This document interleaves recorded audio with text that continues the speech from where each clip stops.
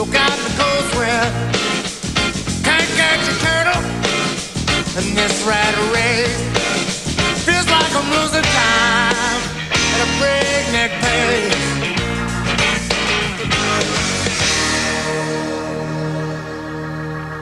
Looking back at the time, the mirror's a grin.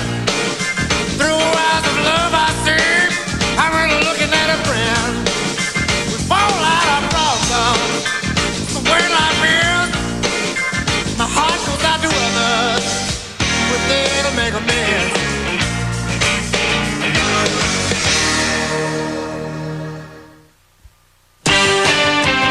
Today the whirlwind comes to Martinsville. TNN Motorsports proudly presents live exclusive coverage of the Miller Genuine Draft 500 from the famed Martinsville Speedway in Virginia. It is a beautiful, perfect day for racing. Scarcely a cloud in the sky. The temperature's going into the 70s, and on the track it's going to get even hotter. Hello everybody, I'm Mike Joy. Today, NASCAR's Busch Grand National Series takes on the toughest, tightest racetrack in the nation.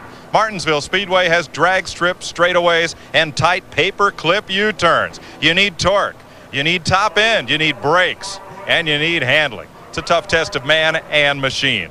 And a man who knows that well stands next to me. One day here in a Winston Cup car, he ran 150 laps side by side with Richard Petty before he ended up in victory lane. Buddy Baker. Well, it was a thrill for me, and I know it's going to be a thrill for whoever wins today. Just to make the field anymore, you have to really have it together. There's a lot of pressure on these guys, and I tell you what, out of the top 20, there's only one previous winner this year. And to make those sponsors happy, that is a tall, tough order, and those other 19 guys are really going to be looking for that today. Interesting front row. Neither of you yet won a race this year. Maybe today. Let's find out. Here's Glen Jarrett.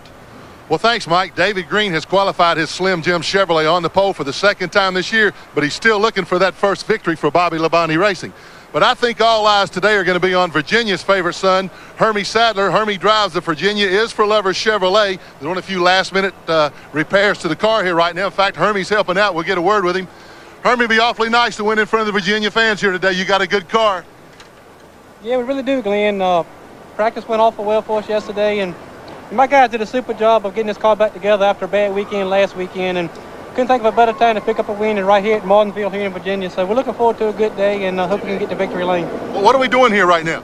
Well, my rear view mirror is a little bit loose, and I got it adjusted. We're trying to tighten it up so I can hopefully see all these guys behind me today and not in front of me. So we'll see what happens. Hey, that's a pretty good outlook, Mike. It sure is, Glenn. And we'll be back to the Martinsville Speedway. Get ready to start this race after this. Exclusive TNN coverage of the Miller Genuine Draft 500 from Martinsville is brought to you by cold-filtered Miller Genuine Draft and Miller Genuine Draft Light, taking the country by storm. By Polaroid. Pick up a Polaroid camera and pick up the fun. And by Split Fire, the patented performance spark plug. It only costs more till you use it. A lot of the talk at Martinsville in pre-race was that first lap incident last week at Atlanta involving this car of the pole sitter at Atlanta, Shauna Robinson, and Mike Wallace, who started third and tried to take the lead in the backstretch of the first lap. Here's what happened at Atlanta going into turn 3. Wallace is right down on the white dashed line. He does not move up the racetrack, but Robinson slides up into Joe Nemechek, sending both cars up into rather heavy damage. We talked to both drivers. Atlanta goes, you know, there's been so many opinions, and I think everybody's valued to those opinions, and just, you know, people that voice them, that's just what they think. I think it's very evident for the people that watch the tape of the race that I did nothing wrong. And that's really all I have to comment on. You know, I was accused of a lot of things that I didn't do. I'm not that type of person. I'm not that type of driver. I'm in this business for a long-term career, and I plan on being here. And if something like that, if I did something like that, it sure wouldn't help my career. And so I'm very careful on what I say, who I talk to about statements of that nature. But as of saying I was going to try to lead the first lap, yes, I did. Well, you see all three cars here. They're very close, and what might have happened here is the two cars on the side deprived the car of the air and took it off the rear spoiler, causing her to go up into Nemechek on the outside there and putting her in a spin here. But we've seen other replays, including an aerial shot, that clearly shows there was no contact between Mike Wallace and Shauna Robinson, and that Wallace did not move up the racetrack. What made Shauna get loose? Here's Glen. Well, Mike, very simply, when the car is going through the air at a fast place like Atlanta, the air rushes around the side of the car as well as along the top. This air coming across the side of the car goes by the rear windshield post here, turns and hits the rear spoiler. That helps to stabilize the car. When you get another car along beside it, that upsets that airflow, keeps it off the rear spoiler, makes the back end of the car very loose. That seems to be what happened to Shauna. Well, for what else happened at Atlanta, let's take a look at this week's Haviland Update. Last Saturday, the Busch Grand National Series was at Atlanta Motor Speedway for the Busch Light 300. Harry Gant led a total of 86 laps to notch his 21st career Busch Series victory, tying him for 5th on the all-time list. His car-owner, Ed Whitaker, scored his 27th career win, moving him up to 2nd all-time, and moving Gant up to 2nd in the points behind Terry Labonte, ahead of Hermie Sadler, Kenny Wallace, and Chad Little. In the Penrose Rookie Challenge standings, Dennis Setzer leads Johnny Benson, Randy Porter, Kurt Shelmerdine, and Mike Garvey. You know, there's a lot said and a lot written in the racing press. There was one very inflammatory article in Racing Paper titled "Sexual Harassment on the Racetrack," and I think now that folks have calmed down and had a chance to see the tapes, I don't feel Mike Wallace caused that accident. I don't either. I don't think he had anything to do with it. Well, now for today, Sears Diehard, with more power when you need it most, presents the starting grid. On the pole, David Green, 3rd career pole and 2nd of 1994. Hermie Sadler, 2nd time he's been on the front row here. Row 2, Terry Labonte, the Busch Series point leader, and Ricky Craven, with 3rd place finishes the last 2 races here. Row 3, ASA champion Johnny Benson, and Doug Hevron, the former modified ace, posts his best qualifying effort of the year. The fastest Ford in the field is Tim Feedaway. He'll start 7th. And Johnny Rumley, last year's Hickory winner, goes 8th. Another modified standout, Mike McLaughlin, has a lot of laps here. He's qualified 9th. And Mike Wallace, 2nd here in 92 in the fall, starts 10th. Dennis Setzer finished 8th at Atlanta last week. He'll start 11th. Bobby Dotter has 4 top 10 finishes here. Row number 7, Jim Bound, his first start here in 2 years. And George Crenshaw graduates from the Dash Series and makes his first start of the season. Rodney Combs in a brand new race car finished up at 5 a.m. yesterday. Starts 15th, and Tracy Leslie, 5th here in 92. Jason Keller ran 10th at Richmond. He'll be in row number 9, along with Tommy Houston, the new driver of the Luxair Ford for this week. Row number 10, Richard Lassiter posts a good qualifying effort, and Tom Peck, who ran 3rd here in 1990. Row 11, Elton Sawyer in a Ford, and Tommy Ellis takes over the drive of Randy McDonald. Row number 12, Robert Presley, runner-up here in 1990, Kenny Wallace, who won here 2 years ago. Shauna Robinson starts in row number 13 with Kevin LePage off the NASCAR North Series. Clay Brown out of Pensacola, Florida, and Larry Pearson, former Busch champ. Michael Rich makes his 3rd Martinsville start. And USAC Midget champ Stevie Reeves. Randy LaJoie comes back to Martinsville for the first time in 5 years with Randy Porter. Chad Little, who finished 3rd at Daytona, and Mike Garvey off the All-Pro Series makes his first Martinsville start. Martinsville Speedway, half a mile around, 800-foot straightaways, 12-degree bank in the turns. Tough place. Mike, it's the last rest they have for 300 laps right now. That's for sure. Very tight racetrack. You're seeing this view inside Tom Peck's Channel Lock Chevrolet. And there's a look at the doggy out the window cam, Gary Clem, our director, likes to call it. That's what he'll see out the right side. We'll also have a face cam in Tom's car. And we've got an under the bumper stealth cam that not only looks out the back of the car, but it'll come all the way around and show you how that car is working in the rear suspension as we get set to go racing at Martinsville. Green flag for the first of 300 laps. And on the brake, it is Hermie Sadler up the outside. David Green, the pole sitter, not going to lead this first lap. You know, all day yesterday, Hermie Sadler had the fastest car in practice and all. I look for great things out of him today.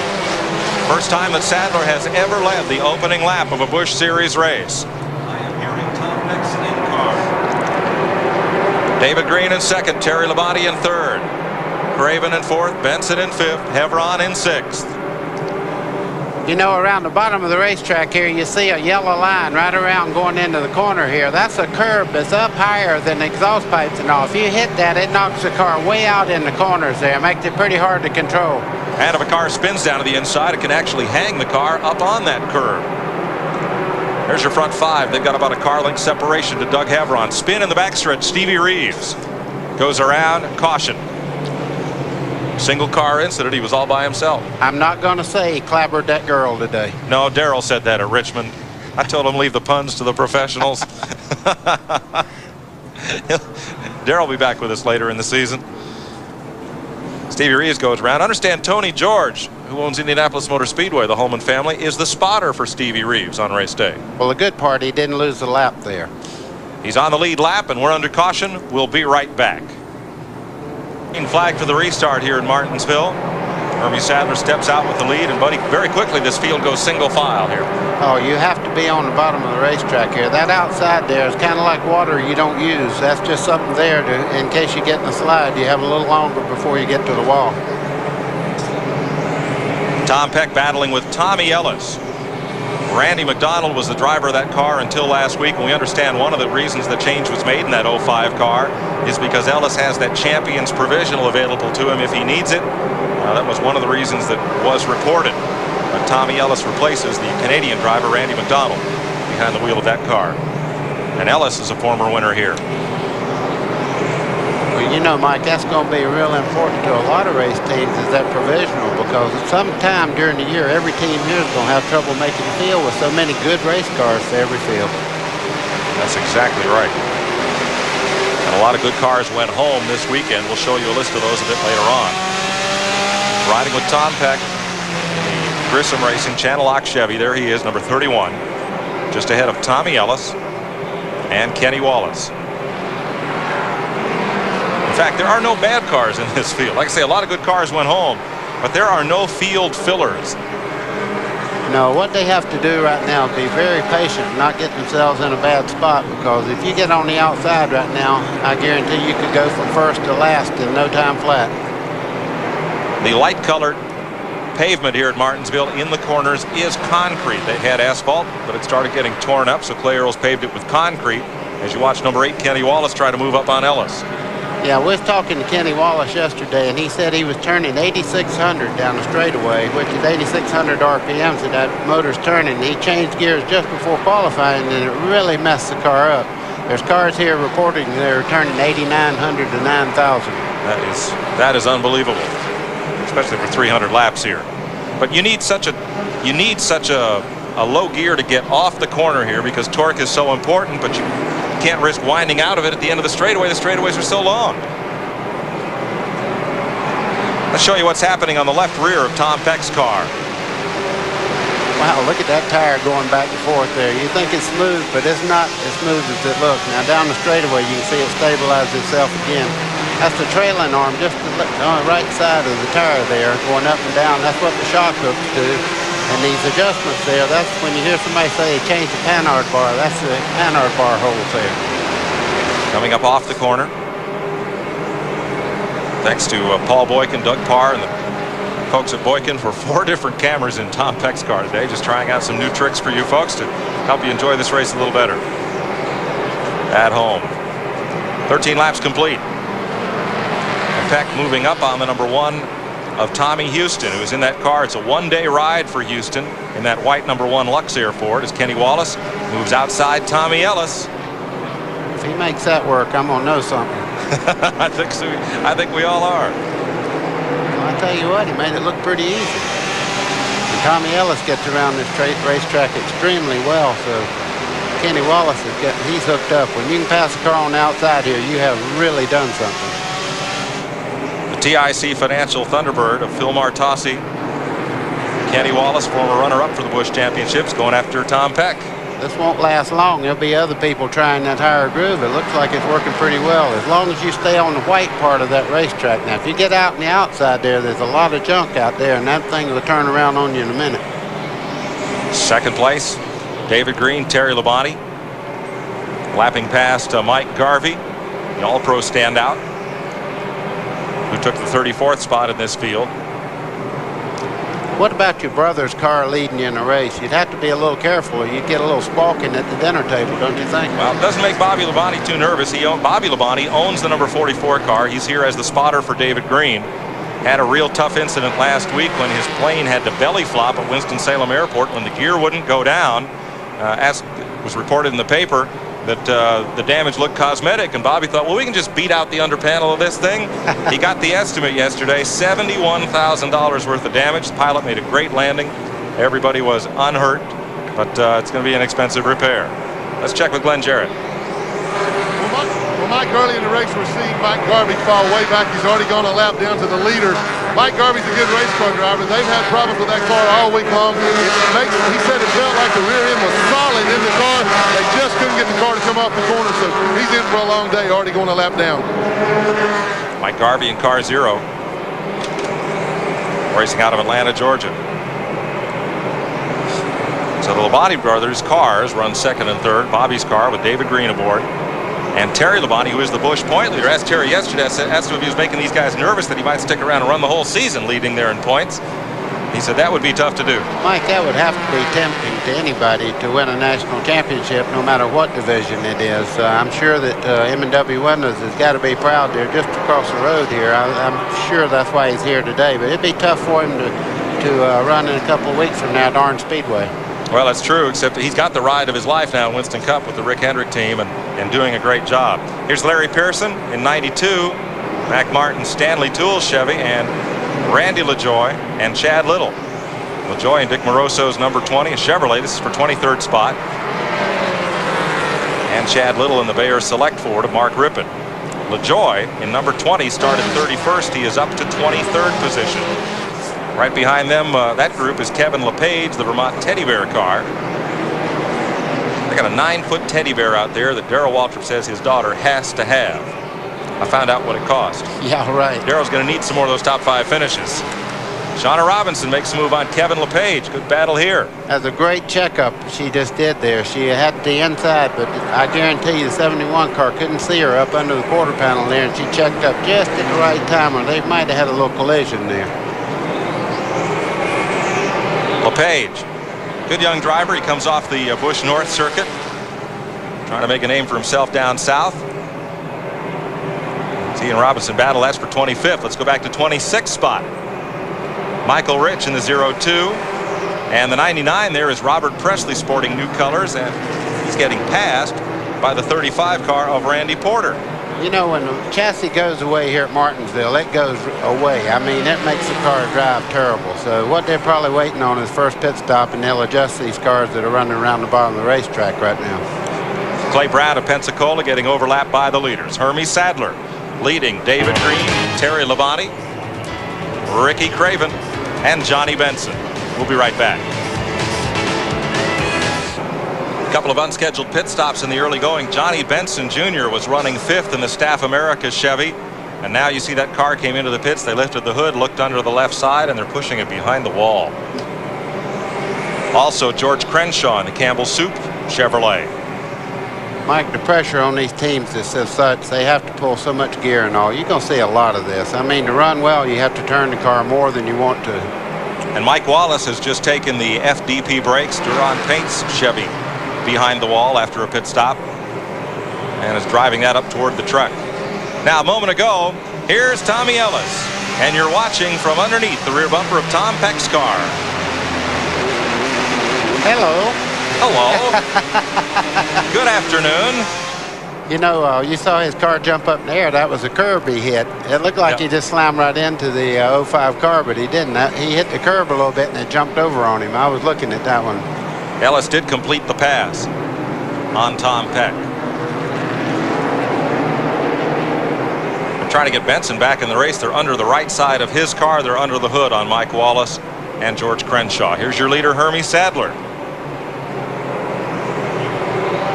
You know, they're using a ignition chip in this car where at 8600, 8700, it quits running. It actually cuts off.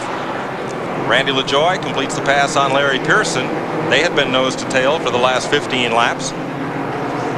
And Chad Little is right there. Interesting that this Moroso, Tina, buddy, you drive a car that looks just like this in some of the Winston Cup races, but it's interesting. Poor Bob Rinaldi, the engine builder, he's got to build Chevy V6s for this car, and he's got to build Ford V8s for you. Well, I tell you what, that car looks a little bit like mine, but the past couple of races, mine's had the nose up over the hood, the tail up over the rear deck lid. I mean, but no, he does a great job, and I tell you, nobody builds a better V6 than Bob Rinaldi does. Tall order. 59 car, Dennis Setzer off the pace, smoke trailing from the Alliance Tractor Trailer Training Chevrolet. Here's Glen. A lot of engine problems early here today. Mike Wallace brought his car in. Work is continuing on it, but they do have an engine problem. Mike had an awfully good run going. Tough luck. Not sure what you said, Glenn, but it appears we must have something going wrong in the motor. You know, burned a piston, broke a rocker arm or something like that. It's a shame. We've had a real good run going up to that point. You know, the FTP brakes, Duron Payne's car ran excellent. And, we're behind the wall at the moment. Hopefully they can tune on it a little bit and we can salvage the finish. Otherwise, we go on to Darlington next week and run our Busch car down there in our new Heilig Myers Ford Thunderbird there. Okay, better luck next week. George Crenshaw's back on the racetrack. And Dennis Setzer continues to run, though he is slowing. There's Shauna Robinson getting overlapped by Hermie Setzer, who is setting quite a pace here. Now David Green is right with him, but they are pretty much running off from the rest of this field. Yeah, I thought he was catching Hermie at a big clip a while ago, but it looks like it kind of stabilized at the moment. What they have to do, they have to be real careful not to abuse the brakes and maybe have the pedal start down on it. Johnny Rumley in 00. The Taco Bell Chevy up on the outside of Tim Fedowa, who was the fastest Ford in this field and is looking for sponsorship. Kenny Wallace, look how far Kenny's moved up. Those are all top 10 qualified cars. Mike McLaughlin and the Fiddle Faddle Chevy right there. 34. He's not worried about brakes. All he wants to do is get up in front, because I tell you, this is an advantage to be up front and not have a whole bunch of traffic around you at this racetrack. Brakes here are so critical, and ducting to the brakes is so important. We saw one car down in the garage area yesterday that actually had a fan inside the ductwork to the brakes to blow cool air through there, just to get more cooling air in there on those brakes. Well, that's what it is, Mike. It's a boat pump. It blows air in, you know, like exhaust. Yeah, bilge blower. Right, that's exactly what it is. And they put them inside the pipe there and blow straight into the brake. Sometimes even that doesn't help. Sometimes. No, you still have to regulate that right foot on it. Yes.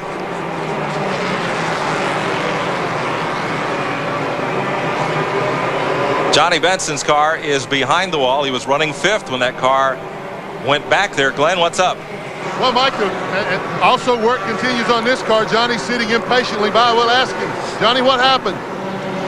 Well, you know, I'm not sure exactly. It looks like we broke rear end yoke out front of the rear end, and, you know, Staff America Chevrolet Lumina was running real good, you know. It's just one of them things that happen. We'll get it fixed. We'll get back out there and run some more laps. Well, all these guys are chasing points, so they're going to repair these cars, get them back out there as quickly as they can. Thanks, Glenn. A little bit of shoving match between Mike McLaughlin battling with Tim Fedowa a lap ago, and they're going to run out of patience here pretty quick, because the lead cars are coming up to put a lap on some really good race cars right now. That's the advantage of not having to fight with traffic. That lead car got an open track, and he is really catching this second bunch here. Kenny Wallace got past this group. McLaughlin had some tough times qualifying on the super speedways, but he's got a lot of laps here at Martinsville in the modified, and posted a top 10 qualifying effort, as did Tim Fedowa in that Ford. Bobby Dotter's car very slow down the front straightaway. Thought it broke, but now it's kind of limping around the DeWalt Tools Chevy. Don't know what happened there. He was running in 9th position, and now he's just limping that car around, trying to get it back to pit road. Uh-oh. I don't believe he's going to make it all the way around. That may be our first caution right there. Tough break for Dotter. They had just changed this car over. It was a 3-link rear suspension, and they just finally gave up on that. They changed it to a truck trailing arm like most of these cars, and had a good qualifying run, but a short day. He did make it down the back straightaway and got into the pits there. I know that makes Hermie and them happy. They're putting laps on some really good race cars right now. Moving around, Robert Presley yet again. That budget gourmet Chevy. That is a 5-race sponsorship, we're told, for Robert Presley. They're still looking for a full season deal, as are many of these teams. You hear people talk about where's the future in racing. You're looking at them right there. Those two good representatives of what's coming up to the Winston Cup division pretty quick here. Sadler and Green now have a pack of tough traffic to get through. Tom Peck just ahead and Johnny Rumley. Then that Chad Little, Randy LaJoie battle. You're in Bobby Dotter's pit. Well, what do you think on that? I think behind the wall. No, he's going back out. Well, what it was, I think maybe the ignition went bad on the car because it was dead in the water when it come by the first time. Well, they've switched it over and he's coming back up to speed. There's our cam car just in front of the leader car fixing to go a lap down there. I know Tom Peck's not happy about this. These flat racetracks, buddy, you either catch the setup or you miss it. There's not a lot of in between, is there? Yeah, and your crew will say, hey, you're fixing to go a lap down. Believe me, he knew that a long time ago. He's seen that car coming. Not a thing he can do about it until they get to adjust on the car. You know, as we saw that shot from the side, a lot of folks, there is a tire battle going on, as you know, Goodyear's versus Hoosiers. And Debbie Bound mentioned in the meeting, there's an easy way to tell them apart if you have a good TV set at home. Yep, you can see the Hoosiers are white walls and the Goodyear's a gold wall. The gold wall's winning right now. Yep, that's the way they're lettered. Yellow lettering on the side of the Goodyear tires. You saw it there as David Green was going past Tom Peck. Easy way to tell who's on what tire. Well, kind of easy way.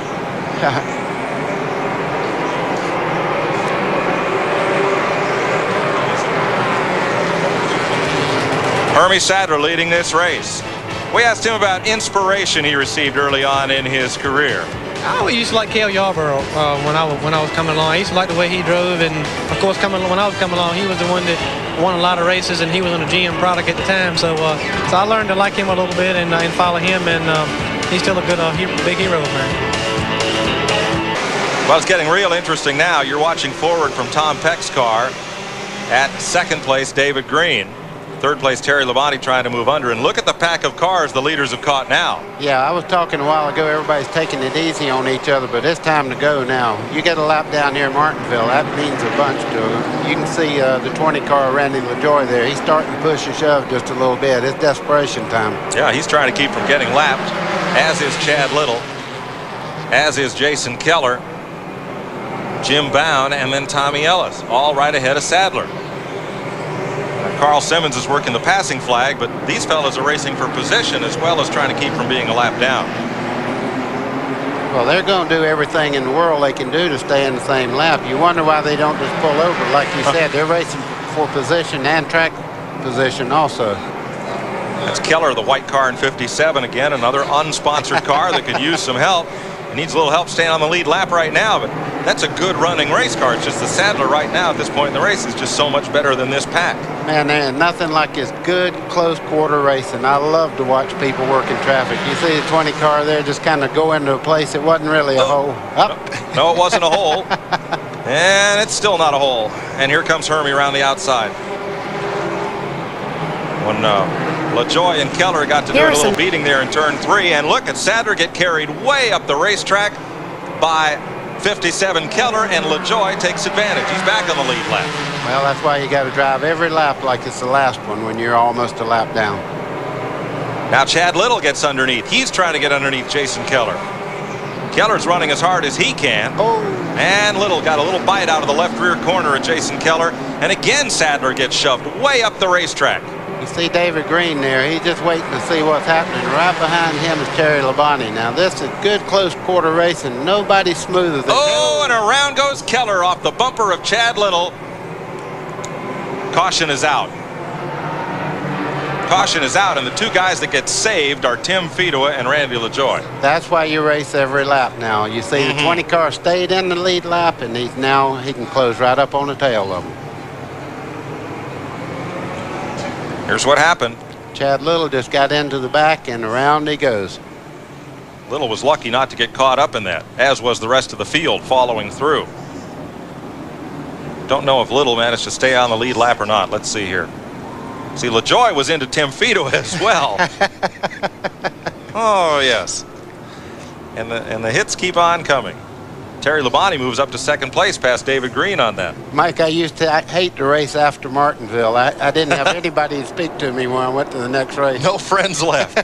Glenn? Mike, we're down in Hermie Sadler's pits. Bobby King. Bobby, first of all, the car is really hooked up, but a lot of anxious moments around that lap traffic. Can't hear a thing you said. I said a lot of anxious moments around all that lap traffic. You're right. We have a whole lot of anxious moments right there. I tell you the truth. We're doing a real good job in that traffic, and I hope he can continue to do a good job and look real good right now, and I hope we'll come home with a win today. We had a bad week last week. What'd you do to that car? That thing is flying. Well, we got it hooked up. We've been good since we got here. You know how that goes. If you're good when you get here, you're good all day. Well, he's been good so far. Thanks, Glenn. Johnny Benson Jr. is coming back into the race after a long stay behind the wall for drive shaft trouble. We'll be right back to Martinsville after this. Miles an hour, that's exciting. These are just flakes. Well, what do you think? These are really good. They're crispy, too. Really? Yeah, they're mighty good even with nothing on them. What are they? Hey, Charlie. Yeah. Kellogg's Corn Flakes? How could I be so dumb? You got 500 miles to think about it. Kellogg's is proud to sponsor NASCAR champion Terry Labonte.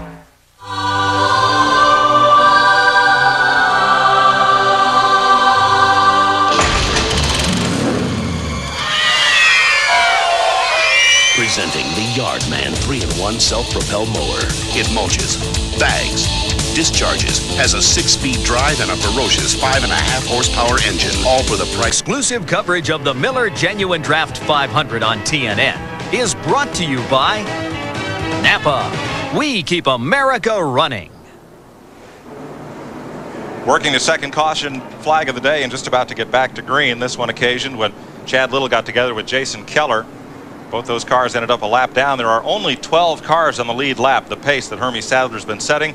Sadler, Terry Labonte, David Green, Ricky Craven, Doug Hevron, Kenny Wallace, Mike McLaughlin, Rodney Combs, Tracy Leslie, Tommy Ellis, Randy LaJoy, and Tim Fedua are the cars on the lead lap.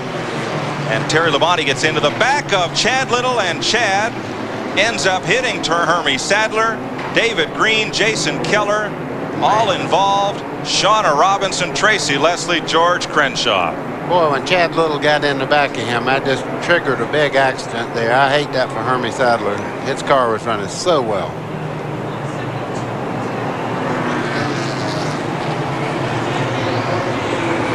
Started when Terry Labonte and Chad Little got together. Chad was trying to get back on the lead lap. That sent Chad Little into the race leader, Hermie Sadler, who now sits parked at turn 2. Okay, you see them going in here. They touch the quarter panel right there. Well, yeah, he got in, and then he got in. Yeah, he got into the rear there, but I'm not sure that Terry caused that. I think he just drove her on in there to make sure he could close the door and got in the back. But look at everybody that piles up afterwards. Chad Little comes to pit lane, and the Busch official is holding him. He is in the penalty box. You could clearly see there that the 23 car just run in the corner just a little bit harder and got in the back of Hermie Sadler's car and turned him there. Terry Labonte he didn't touch him.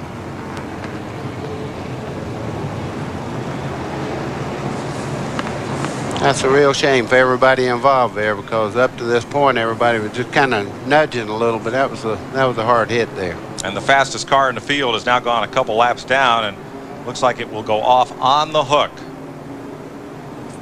Last year's Rookie of the Year from Emporia, Virginia, Hermie Sadler is climbing out. Third caution of the day. We'll be right back. If you think the action's tight and tough at Martinsville, wait 2 weeks when we go to Hickory Motor Speedway, the Sun Drop 400. April 3rd on TNN, 2 p.m. Eastern, 1 p.m. Central Time on the 3rd mile at Hickory, North Carolina. Hermie Sadler has climbed out of his car and is walking back toward the truck. Tough day. Mark Rippon's car, driven by Chad Little, still sits in the penalty box. And after another look at replays during commercial, well, let's show you again down here in turn 1. Well, you see them going in the corner here. It looks like they were just about to touch, and I think the 23 accelerated a little bit there and got into the back of Hermie Sadler's car and turned him in. Now, the rest of this is chain reaction. You see nowhere for the 57 car to go. Shauna Robinson barely got touched on the left rear quarter there. She's the luckiest of all the people in there. Now that's George Crenshaw and Tracy Leslie tied up there.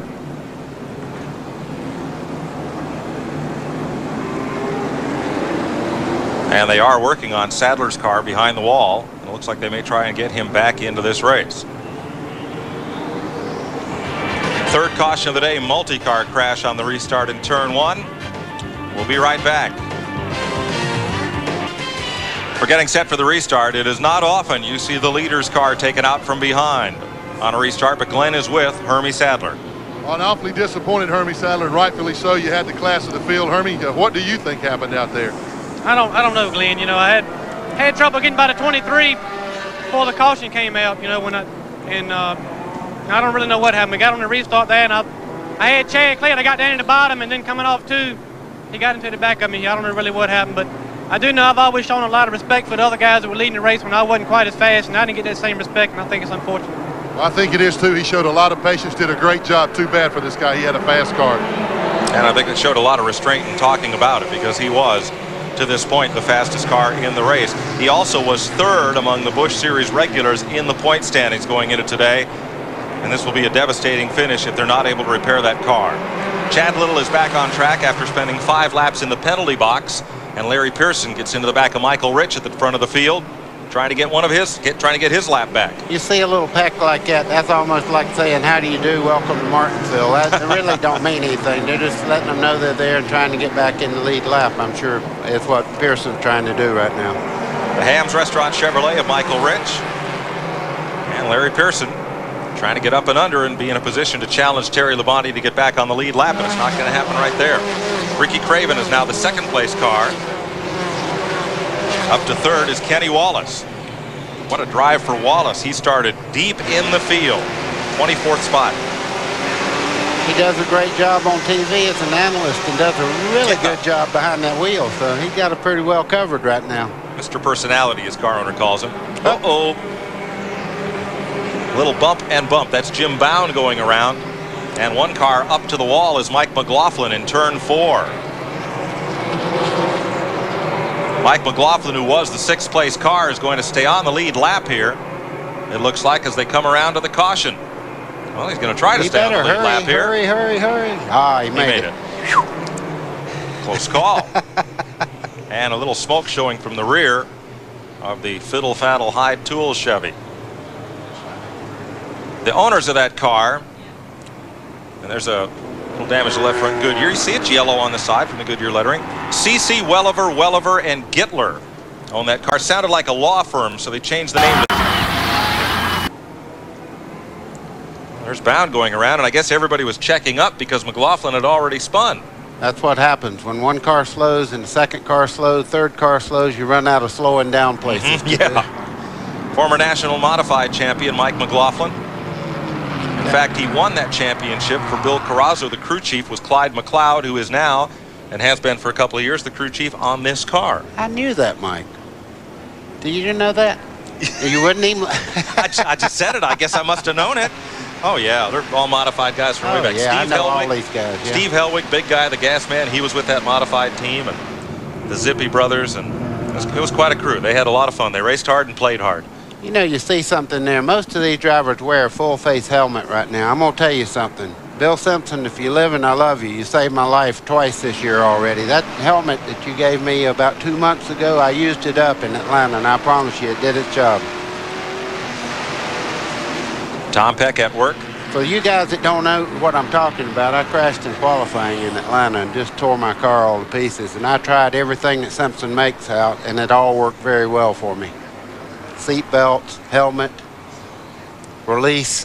What happened there? You had, folks said you had the second or third fastest car off the truck at Atlanta. Well, I had probably the fastest car that I've driven in 4 or 5 years. And I really wanted to try to get the pole, and I run out of talent before I run out of everything else. I got a little sideways, I stood back in the throttle, it turned around and into the wall with me. But, you know, when you have a chance to sit on the pole, you don't worry about the car getting a little loose on you. And maybe I should have checked up, but I never raced like that my whole career. And It got the best of me there, but we're going to run Talladega, and I feel good about it. We'll see you there. Great. We are 84 laps into the Miller Genuine Draft 500, 300 laps of this. Then there'll be a 200-lap late model stock car race. Here's a look at your top 10 as they were running at the caution flag. Lining them up for the restart next time by. It'll be Terry Labonte up front. And here on the short tracks in this series, the cars on the lead lap start in the inside lane. On the super speedway is the outside. Mike McLaughlin, who is the 10th place car right now, has taken that car behind the wall. They're going to pull out the left front fender and have a look under the hood. Labonte the leader, Ricky Craven in second, Kenny Wallace in third, Doug Hevron fourth, Rodney Combs is up to fifth. Sixth is Tommy Ellis, seventh Randy LaJoie, eighth is Tim Fedewa, and ninth is David Green. You see these cars moving around on the straightaway. They're cleaning the rubber, excess rubber off the tires, so when they do start back under green, when you start down in the corner, the car will turn. And with all that buildup, it just goes straight if you didn't wax it off of there. So we're back to green, and Michael Rich will try to get a lap back from Terry Labonte, and will do so at turn 2. Terry don't want part of that car, does he? No. One car, I think it was Tracy Leslie, got a little chunk of the wall on the backstretch there. You see Larry Pearson moving up there. I think Terry's car runs a little bit better after 4 or 5 laps. He don't seem to have a lot of go power right at first. The 00 there, it's good to see. Let me see. Rumley, Johnny Rumley. Johnny Rumley back in here. You know, he won at Hickory last year and did a great job, and here he is up front again this week. And here's Labonte underneath Michael Rich to take that lap back from the Ham's Restaurant car. The MW Windows Chevy. A lot of folks here from that company that backs Labonte's Winston Cup car. As Buddy mentioned, they're located just down the street here from Martinsville Speedway, and they've got a big crowd on hand. Boy, that car is working perfect. He was right on that yellow line all the way through the corner. I guarantee you one thing, he won't make a mistake. He might get outrun, but he won't make a mistake on the racetrack. Terry Labonte is a very talented race car driver. Richard Lassiter there on the right. He got involved in that skirmish down at turn 1. Watch from Tom Peck's car. The new sponsor for Lassiter, a body alarm, and that's his key alert on the side. They said Tanya Harding was carrying one when she got attacked in Oregon, and in that attack, and it scared off her attackers. They said orders went skyrocketing for that car. You look in the mirror and see the nose on that one, it'd scare you too. He don't have anything to lose anymore. All right, now I'm kidding. Okay, first off, I'm kidding, but I wonder if Richard gave one to every driver in the field so they could get warned off when he was coming. Oh. I'm kidding. Oh. Folks. Wonder if Tanya won't drive a stock car. That was from the pro here too. Well, he's running pretty well. He's on the outside of Peck there, and you see David Green trying to make his way back up through there. Richard qualified well, qualified 19th. He's had a pretty good run here. David got caught up in that accident a while ago, and he's moving his way back towards the front again.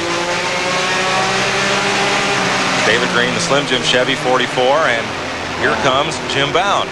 Well, Jim Bound, that was right gutsy little move down that back straightaway there, passing on the outside, going in the corner there. That's impressive. Here we pass Mike Garvey. That cam's getting a little toss there. Yeah, there you see the face cam up in the upper right, next to the rearview mirror. As David Green completes the pass of Tom Peck. There's the view from the face cam.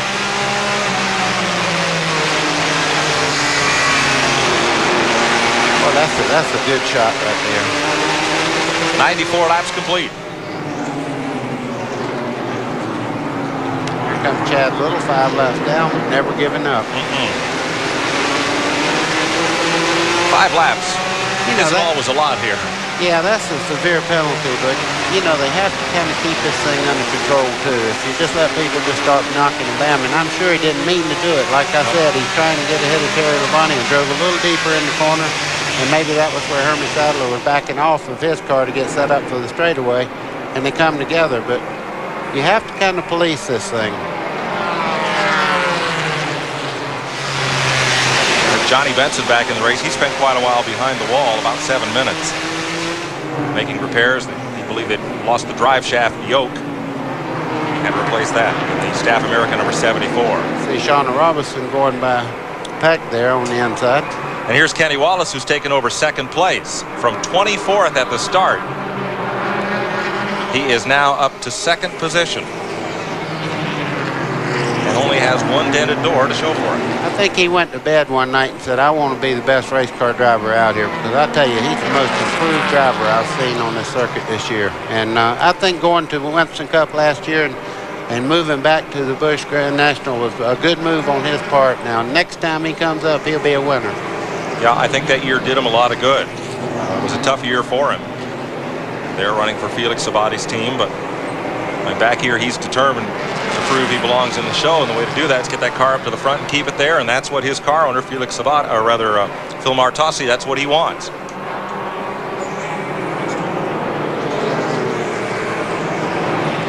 And Tom Peck is slowing. Our coast camera around car. the pits. Hand in the air. He's just barely going to make it.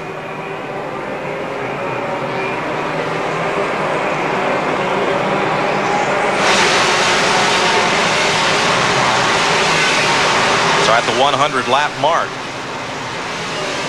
Mike Wallace, Johnny Benson spent a lot of time behind the wall. Tom Peck in trouble here. Dennis Setzer's car smoking heavily. George Crenshaw out of the race. And Hermie Sadler was leading when he was tagged from behind and knocked out of the race. They're still working on the front end of Sadler's car, back behind the pit wall. Kenny Wallace is closing in on the lead car, too. You see Hermie there. He don't look like the happiest camper around. Well, he had a good chance to win it. And now we'll be lucky to salvage some points. Here is your leader, Terry Labonte. The Iceman, they call him.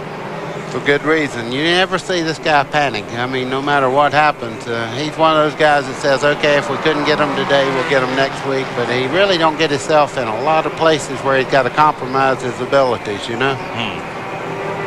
Rarely see him get that car out of shape. And here's the problem with Tom Peck's car beneath the rear end.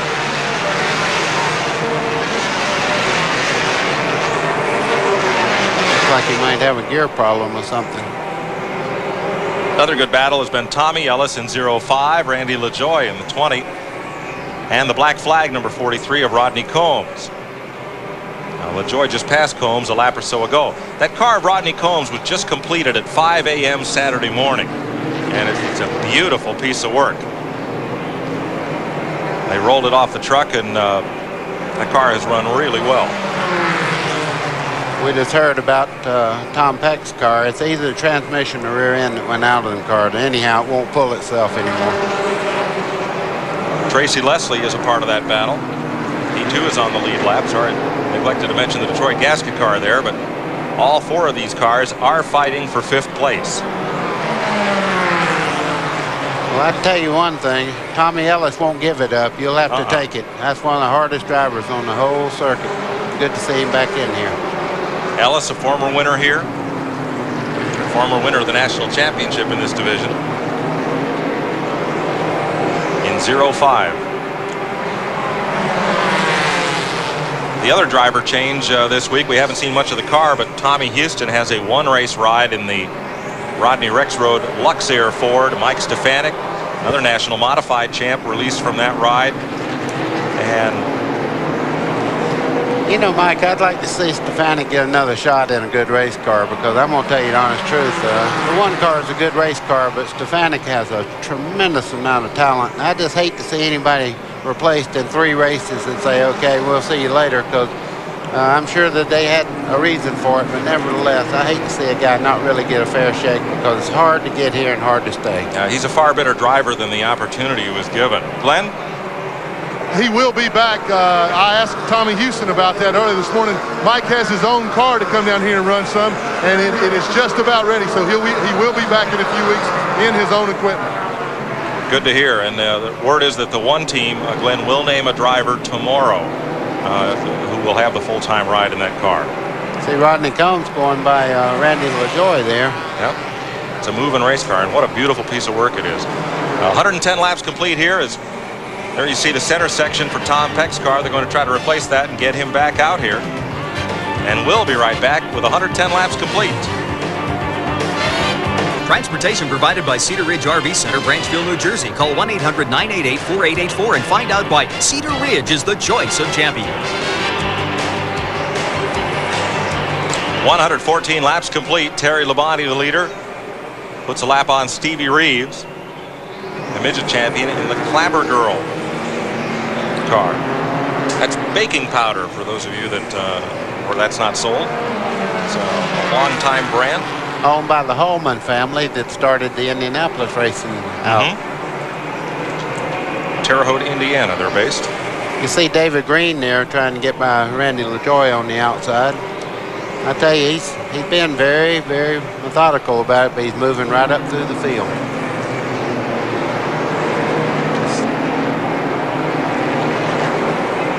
David Green just going past Robert Presley.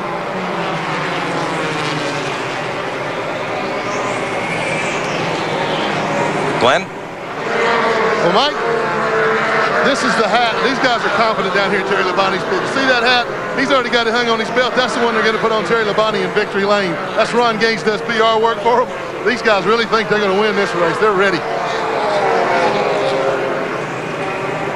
You know, I was always superstitious of that. I've sat in those race cars many a time thinking who I was going to thank and all that. In Victory Circle, 4 or 5 laps to go, the engine brake or something.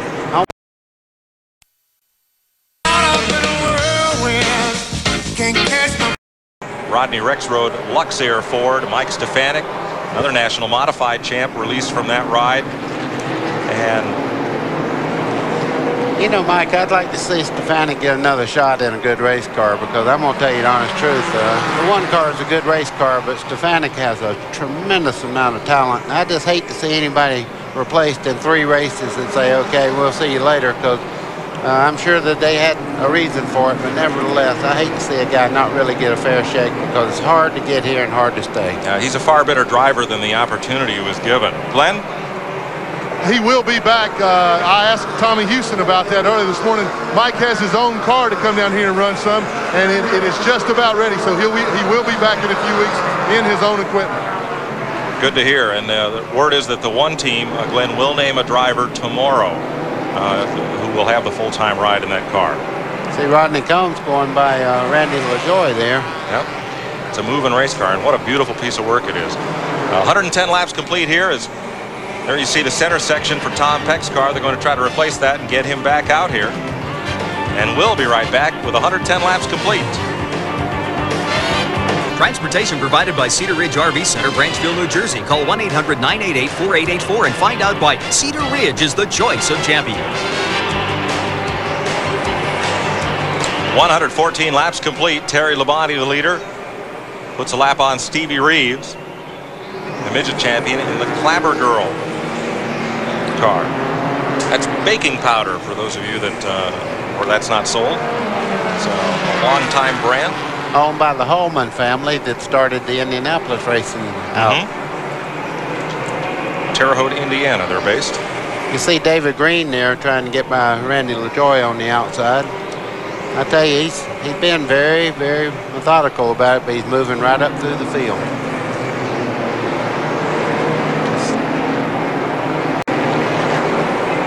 David Green just going past Robert Presley.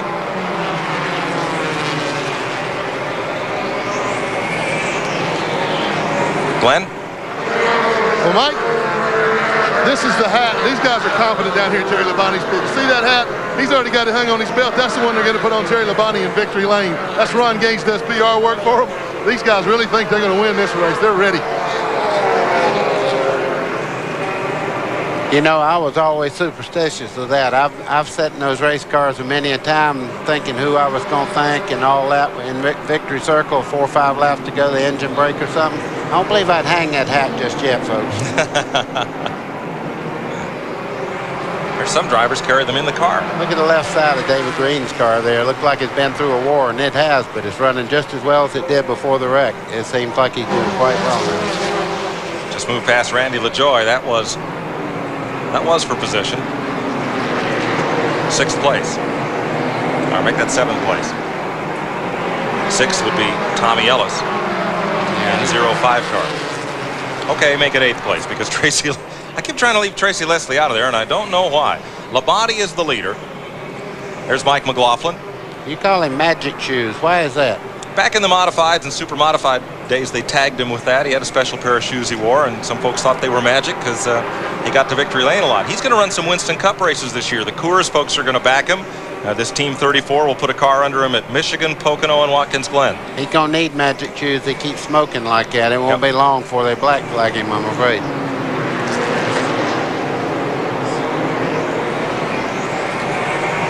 Back up front with Labonte.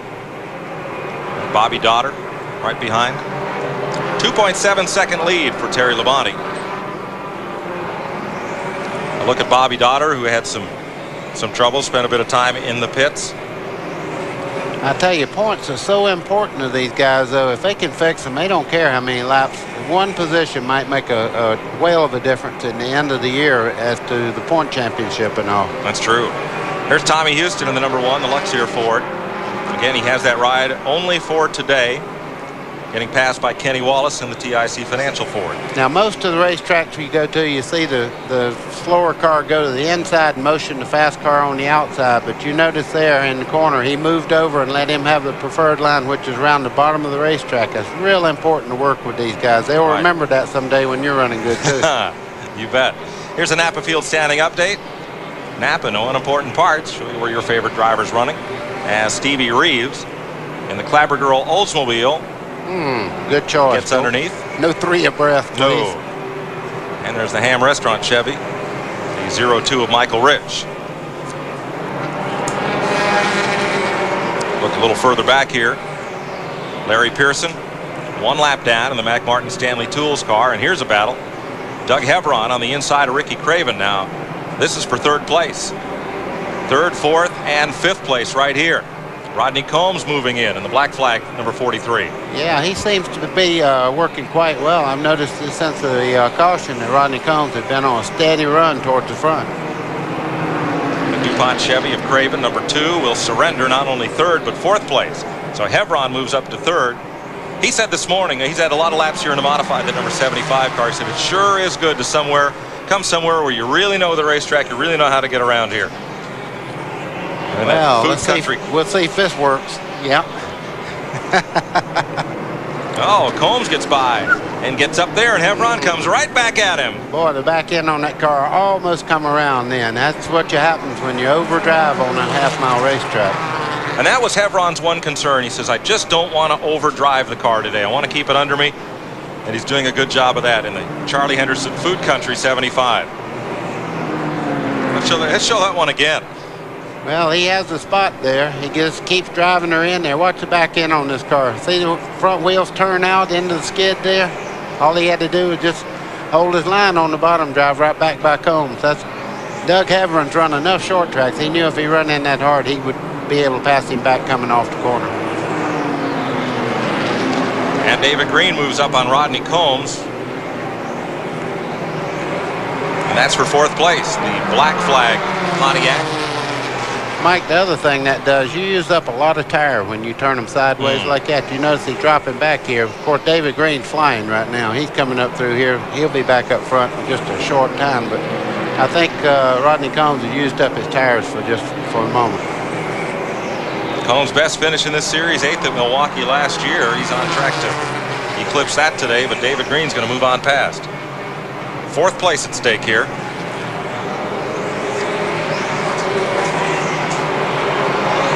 Boy, that 44 is awesome getting in the corner.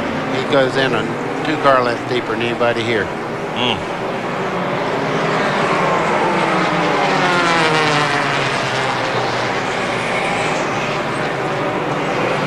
So Green decides that one for fourth place.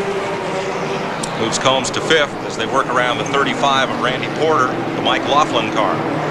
Now, if Rodney Combs can stay with the 44 car and let him make the other cars make mistakes and go up high, he can follow him all the way to the lead. But I think David Green has definitely turned the wick up, as you say. Up to 4th place, headed back toward the front.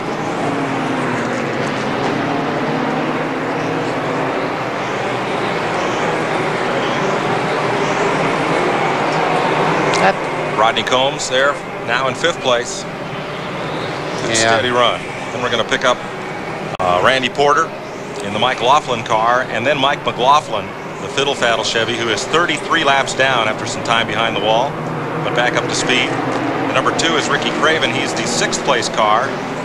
The DuPont number 2 Chevrolet, Craven's own car this year. That's Jim Bound on the outside going by there. Now that's the locally owned Hensley car. Hubert and Jeff Hensley own the 63. Lysol, the sponsor on that car today. I don't even have a pun to say on that. Lysol, come on, you're the pro. Give us something. Can't think of one.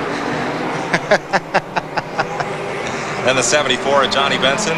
He spent 5.5 minutes, or rather 15 minutes and 50 seconds behind the pit wall. The Staff America Chevy is 42 laps down.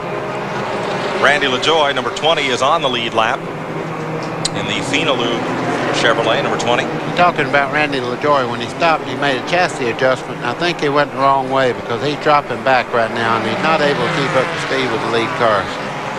He is on the lead lap. Tracy Leslie has just gone by him, the Detroit Gasket Chevy. And Leslie's going after Ricky Craven. This is for 6th place. And it looks like Tracy may take it if Jim Bound stays up there on the high side. There's Randy going up under the Craven car. He's sticking pretty good. I don't know where he's losing his time, but he's not able to run with the Terry Labonte car as far as lap times are right now. Right this minute, the only car that is Kenny Wallace. At the tail end of that pack is Chad Little, the Bayer Select Ford, number 23, and Little spent some time in the NASCAR penalty box, 5 laps. Now Labonte is the leader, but Kenny Wallace is closing in. Work continues behind the wall on Tom Peck's car, replacing the rear end center section, and we'll be right back to Martinsville. Coming up on halfway here at Martinsville, Virginia. Welcome back to our TNN live coverage of Busch Series Racing. Mike Joy with Buddy Baker and Glenn Jarrett today. As Terry Labonte takes over where Hermie Sadler left off, he has not surrendered the lead since he took it over, and Sadler was hit from behind by Chad Little, trying to get himself straightened out after diving into the corner on the restart. But Labonte may not be leading for long. Kenny Wallace has been closing in. Moving up on the Taco Bell 00 of Johnny Rumley. Whoa, a little loose there. Glenn, a couple of cars running real well, and one of those is trouble. Turn 2. Tommy Ellis went around. He and Mike Garvey appear to have been involved in that one. And it'll be the 5th caution of the day. Well, this changes everything.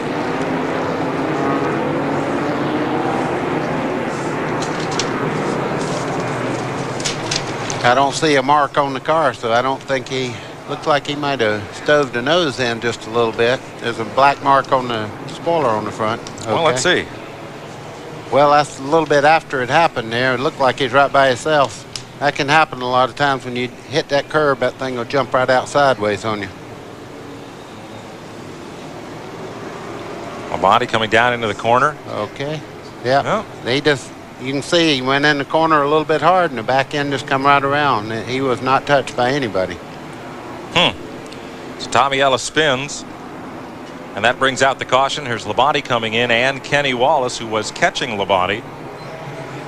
And the car who may have been the fastest on the racetrack prior to the caution, David Green, is coming in right in front of Glenn.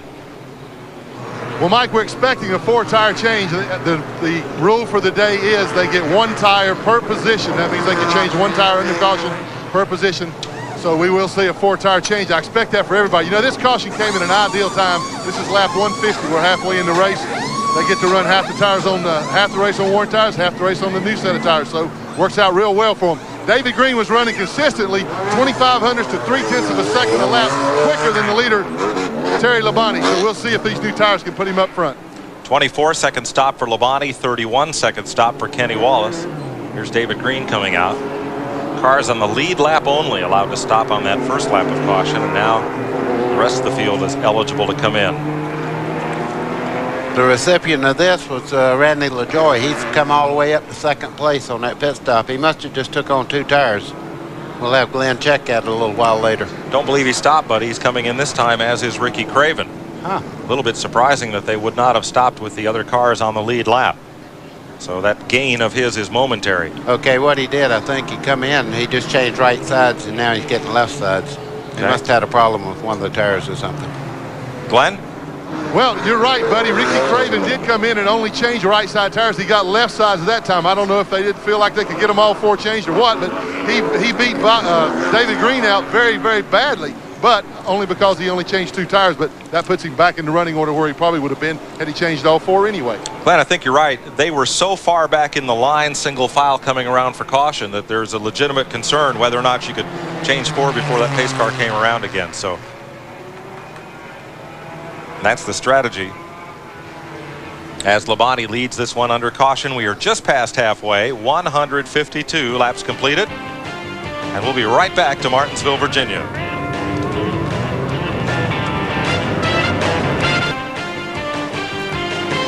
We're back in Martinsville, Virginia, and as you can see, Tom Peck in the Channel Lock Chevy carrying our in-car cameras back in the race. Tune in tonight when TNN brings you Race Day with the update on everything that happened this weekend in motorsports. Same time every week, 8:30 p.m. Sunday nights here on TNN. Work continues on the Hermie Sadler car as you look over the shoulder of the second-year driver. Sophomore Jinx, perhaps, leading this race handily and got tagged on a restart. And the ensuing damage from cars piling in. The bad part is the car's torn up, but the best part is they know they had the best car here, and that's momentum. That always carries you to the next race feeling we got the best car and we can win. Unfortunately, it'll carry him down from 3rd place in the points somewhere southward today. But next week's another race. You know, this time of the year, though, the points, Ernie Irvin said the other day, he wasn't racing for points yet. Right now, he wanted to win races, and I think that's what all the race teams want to do is win races right now. The points will come with the win. Absolutely. Well, you're not racing for points yet, but maybe I think you're racing for them. You're just not counting them yet. Mike Garvey completes a pit stop.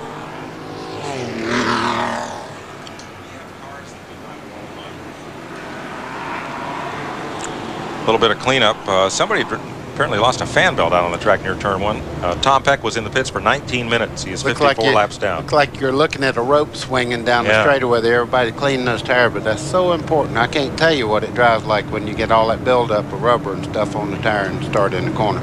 Look at this list of cars that did not qualify. Some very good race cars went home here. And some other good race cars did not even enter. As you look down this list of drivers who missed making the field. Only 1 round of qualifying, which makes it tough. Joe Bessie is not here.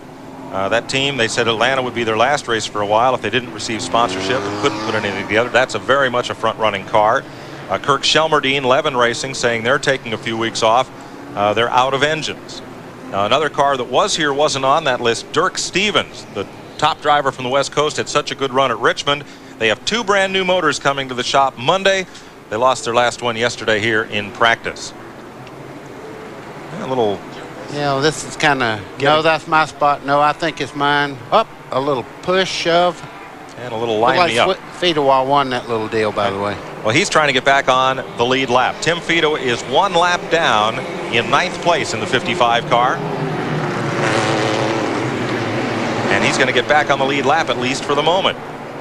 That's what always makes Terry Labonte such a good race car driver. He's just going to take his time, so he got ahead of him. Now he'll let the car do his job, and then he'll try to move up there. He's not worried about Fidois. A lot of bumping and shuffling back in the pack as at least 1 car didn't come up to speed. And Kenny Wallace goes for and takes the lead. Now, I know he didn't plan on that. Wallace is the 3rd driver to lead this race today. Taking over lap 158.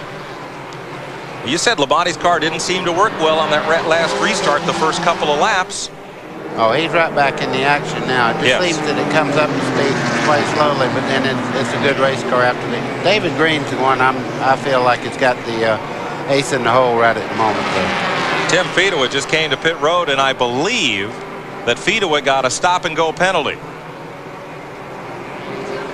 That is correct. stop and go penalty. Apparently he was ahead of the leader coming down on the restart. Here's LaJoie and Hevron battling now. That was over quick enough. Tough break for Tim Fedor. Boy, that feels good when you get 4 new tires under there. Boy, that makes a bad chassis feel great for a few laps. And I think Randy LaJoie's made some more changes. I think his car is as fast as anything here. He's just got to dial her in and make it work. Well, he's up to 5th place. Right behind him, Doug Hevron, having his best run in Busch racing, is 6th. Hevron was kidding today. He says he's always picked the wrong year to move up. When he moved up to Winston Cup, there were a whole bunch of top drivers there running for Rookie of the Year. When he went to Indianapolis, Al Unser Jr. was a rookie, a number of top drivers there. He says he's always picked the wrong year. You see Terry Labonte's run back. He's closing the door in on Kenny Wallace right now. But catching a car here is one thing. Passing them's another. Yep. Hevron did say, he says he thinks he picked the right year for the Busch Series. A lot of tough cars, a lot of tough competition, but he's going to do well. Good battle for the lead. Now what you try to do, Mike, if you're in that second car, is move around enough to keep him looking in that mirror, seeing if you're coming up under him or whether you're going to the outside or not, and try to get his concentration on. We got a yellow flag, Lassiter on the back straightaway. Uh-oh, the alarm went off against the wall in turn 2 there. And we're under the should we bring back Darrell? We're under the 6th caution of the day. 164 laps. Richard Lassiter getting up into the corner, or into the concrete there at turn number 2.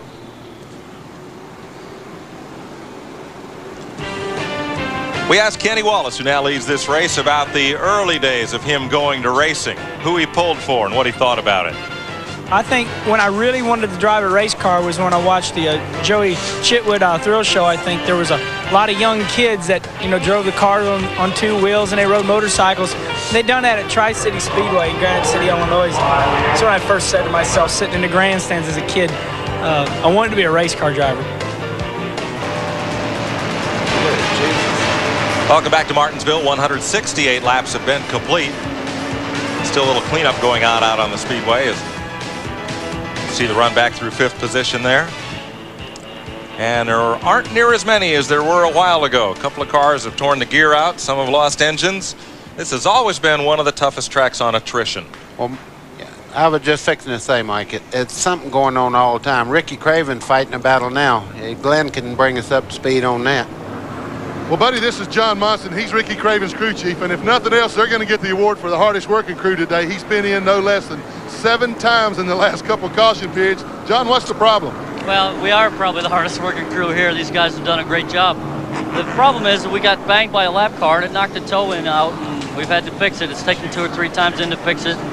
Overall, I think we're in pretty good shape now. We're last on the lead lap. We got fresh tires, and I think we can go the rest of the way without a problem. We had a real good car ever since we've got here, and we just want to put the DuPont Chevrolet up front. Well, I'm going to let this guy catch his breath. He needs a rest. Okay, Glenn. Like Clyde McLeod, John's another transfer from the NASCAR modified division into Busch racing. Tom Peck trying to keep the tires clear here as he, like us, waits for green. Getting ready for the restart here at Martinsville from, well, we call it Elmo Cam, even though Elmo's not driving the pace car. Marlon Wright behind the wheel of the Pontiac safety car in the Busch Series. Kenny Wallace leads this race. He's the 3rd leader of the day over Terry Labonte, David Green, Rodney Combs, Randy LaJoie in 5th. Doug Hevron and Ricky Craven are the 7 cars on the lead lap. As we're back to green. Stevie Reeves on the outside trying to get a lap back. Not going to happen. Ooh, the 8 car got sideways. Kenny Wallace got completely sideways there. And here comes Terry Labonte. Texas Terry underneath Kenny Wallace thinks a little better of it as he squares off coming out of 4. See Chad Little there. He's 5 laps down, but he's going to race every lap. Whoop. Well, he isn't turning that car. He is kicking it. That thing looked like an outlaw sprinter when it cut there at turn 2. That car of Kenny Wallace. David Green has to have made more passes today than anybody on the racetrack trying to get back up to the front. It seems like his pit stops have got him back out behind a bunch of cars every time he makes a stop. Moving up behind Michael Rich, who is 1 lap down, but in the top 10. 02 car. Good run for him today. Well, those are two evenly matched cars. I believe Terry's car is handling just a little bit better on the bottom of the racetrack, though. Oh, trouble in 4. 4 cars crash, and Shauna Robinson takes a hard shot into the outside wall. It was George Crenshaw, Shauna Robinson, Tommy Ellis, as far as we could see. And way back up the racetrack, Johnny Rumley was involved. And did Hermie Sadler, just back on the racetrack, did he get a piece of that too? Ricky Craven got the right rear knocked off of his car. Here's Shauna Robinson's, the Ed Ferree Polaroid Chevy. She seems to be okay. I see her moving around in there. She's checking the steering to see if it'll still move. You see her kick the clutch there. I don't think that one's going anywhere, though. The right front's back in the glove box. Well, let's see what happened there. This was well back in the pack. There's George Crenshaw. The Campbell soup can is dented. Top of your screen. Oh. Rumley got around backwards. Oh, man. Our car shot up the racetrack here. Craven was in it. Ellis. Doug Hebron just missed the wall.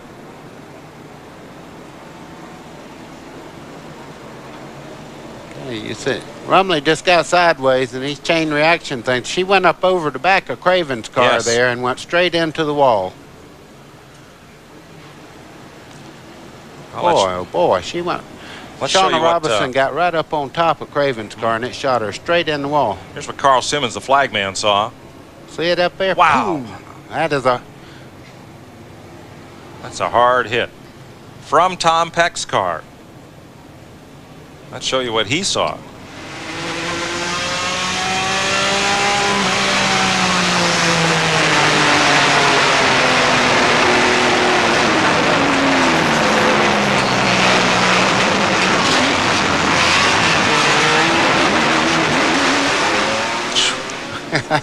What's the old saying, it ain't over till it's over? No.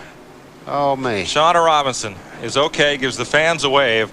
Took a very hard shot into the wall. She was having a good run today. She was in 15th position. You see her holding her ribs there. She'll have to check them things. I'll tell you the honest truth. I don't like those in-car cameras anymore. I'm still hurting on my right side. I know what she's going through. When you get those ribs hit, I'm going to tell you, that's a little painful deal.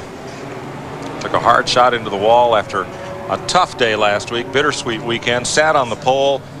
Sports Illustrated was there to do a full-page spread on her, and getting involved in that incident on the first lap at Atlanta and here, running in the top 15, running well, and John Suggs there, where they're getting involved and really going hard into the turn 4 wall. Well, I tell you what. I know it's a short track and you see where they run 70, 80 miles an hour, but that was a full 80 mile an hour contact into a concrete wall, and I tell you, it hurts. Glenn is with Shauna. Glenn?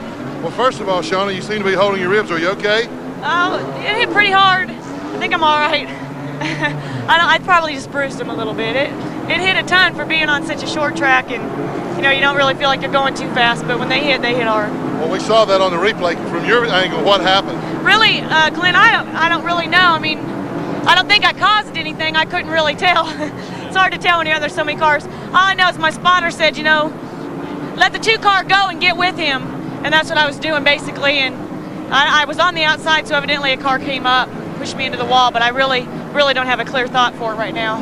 She wants to go get checked out. We're going to let her do that.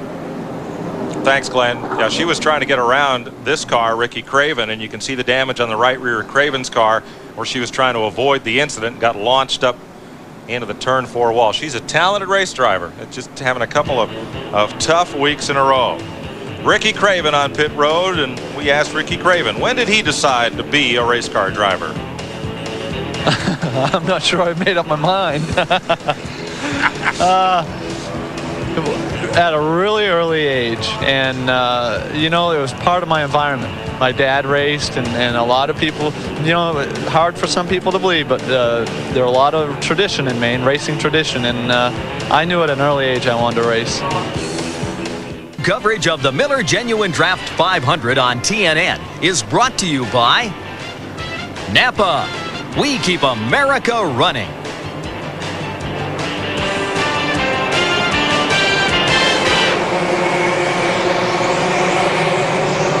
They've just dropped the green flag for the restart. Chad Little trying to get back one of his 5 laps from the leader, Kenny Wallace. That TIC Financial on the side of Wallace's car, they manage fuel purchases and such for truckers, trucking companies. See Jim Bound going there. He's trying to get back on the lead lap here.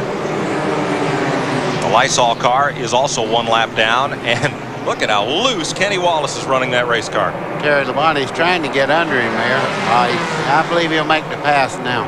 Just waiting to watch Wallace's rear end twitch there, and when it did, Labonte made his move.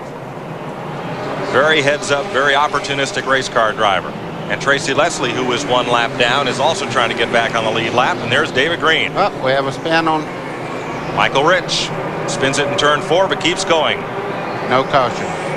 He got the black flag, though. Well, that wasn't for the spin. That was for, he was passing on the left trying to get in the restart lineup and kind of muscled his way in there. So he will get a consultation because of it. Now, Ricky Craven had to start at the end of the longest line because he pitted too early. He is the last car on the lead lap. A lot of tape holding that one together. Glenn? Well, Mike, more problems for Ricky Craven. You're looking at the tire, the right rear tire that came off his car. When Shauna ran over it, you see the big cut in it. Well, he had already changed his 4 tires under caution, but NASCAR did allow him a free change of this tire, but no other. So he's got 1 new rear tire on there. They wanted to change all 4, and NASCAR wouldn't let him. It has upset the handle even further, and the toe-in is knocked out again. They say no tire is as good as a new tire, but I tell you, when you do it and the air pressure's already built up in the other 3 tires, when you put a tire that's cold on there like that, it can really change the handling of the car. So Craven will have to fight his way from the back of the pack, and Michael Rich, who was in 8th place 1 lap down, now is still a lap down after that stop-and-go penalty, but he's at the tail end of being 1 lap down. Jim Bound on the outside of Terry Labonte. Well, Terry's making a move on him right now. He'll go by pretty easily. Terry Labonte is one of the few cars right now that can run right on the yellow line through the corner. Jim Bound in the Lysol number 63. He's just 1 lap down. He's now the 7th place car. Tracy Leslie in 72 is 8th in that same pack. See if Kenny Wallace can stay down. His car seems to be washing out in the center of the corner. See how far out it comes there? It's hard for him to get a good run at the back straightaway like that. A lot of smoke from Jason Keller, number 57, and he will take it to the backstretch pits. Wow. Jim Bound going certainly deep enough in the corner. He drove right up beside of Terry Labonte, but he just don't seem to have the angle off the corner to really make that move. Jim's older brother Chuck drove this car last year. Now he drives in Winston Cup for Bobby Allison, and no busman's holiday for Chuck. He had an 8:30 a.m. tee time this morning. Too bad, huh? Yeah.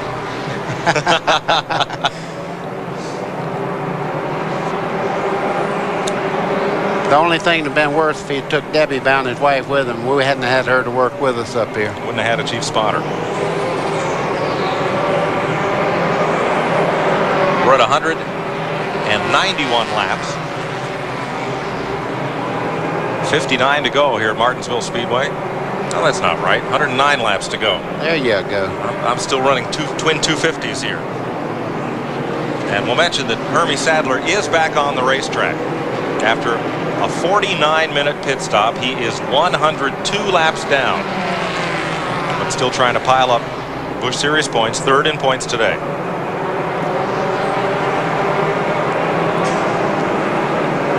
You know, we need to give a call to Rodney Combs. He has worked his way up in the 4th spot, and really, that car seems to be running as well as the lead cars. He just had bad track position up till now, but he's really getting through the racetrack pretty well. Here's David Green in 44. Now, he is the 3rd place car. Now, here is Rodney Combs in 4th place and moving up.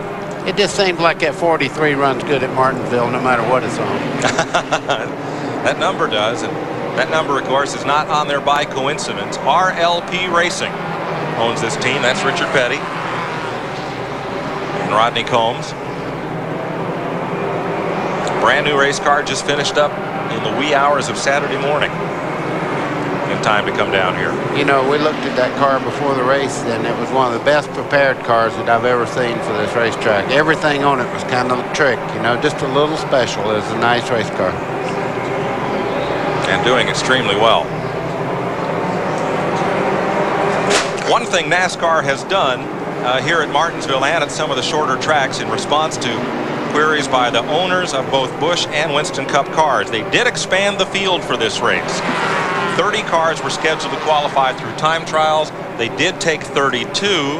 NASCAR had asked for 34 positions, but the pit road length here at Martinsville could not accommodate 34 cars, and that will be changed for April.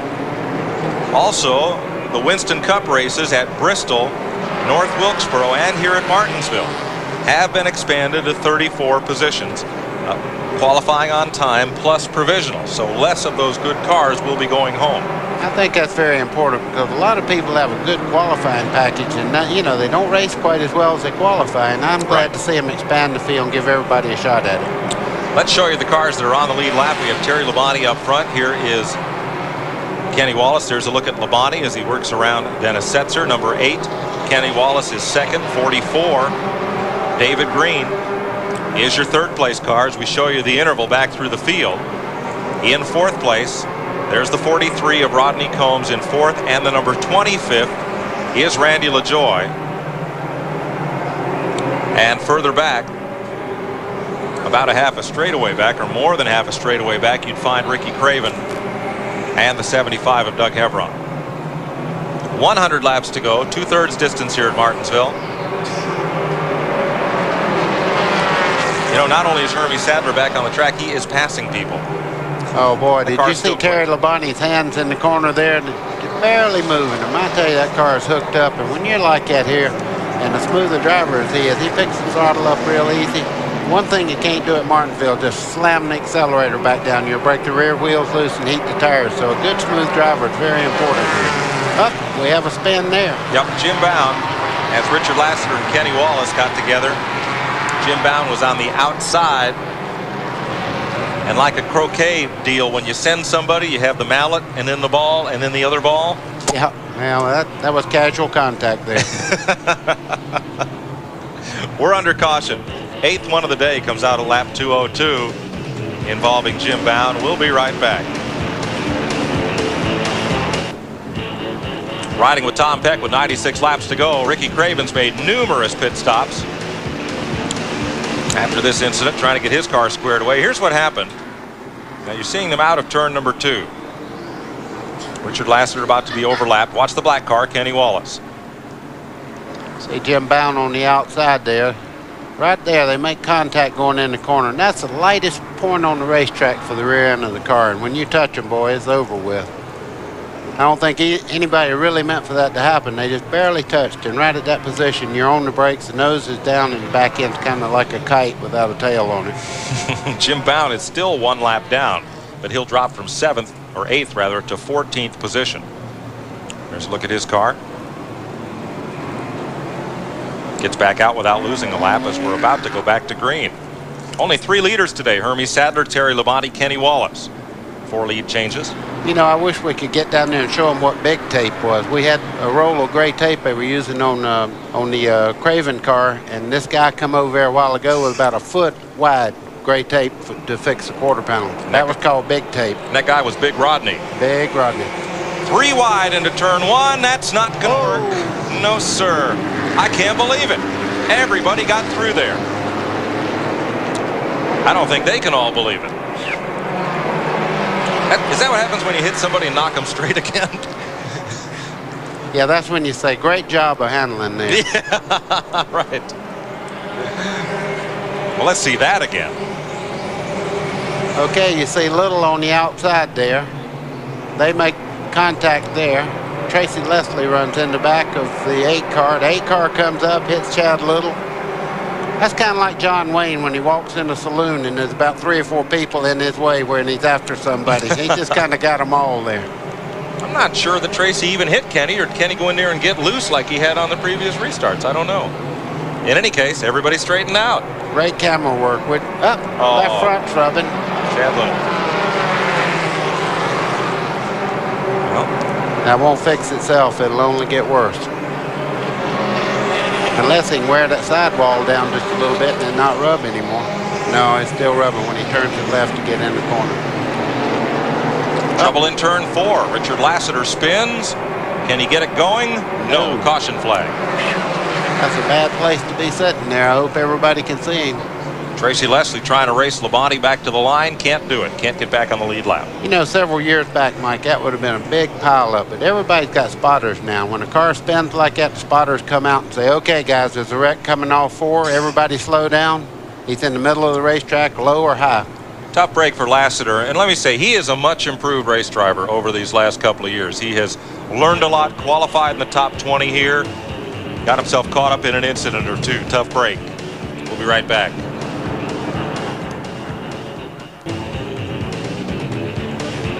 Getting set to go back to racing here at Martinsville, but later this evening on TNN, inside Winston Cup Racing, 8 p.m. Eastern Time. All the inside news of the sport of Winston Cup stock car racing, only here on TNN. Getting ready for the restart with 87 laps to go. 6 cars on the lead lap. We're now showing Ricky Craven 1 lap down after that last spate of green flag racing. See Tracy Leslie on the outside there getting a jump. He's trying to get back in the lead lap. I mean, he got a jump. That was a big jump.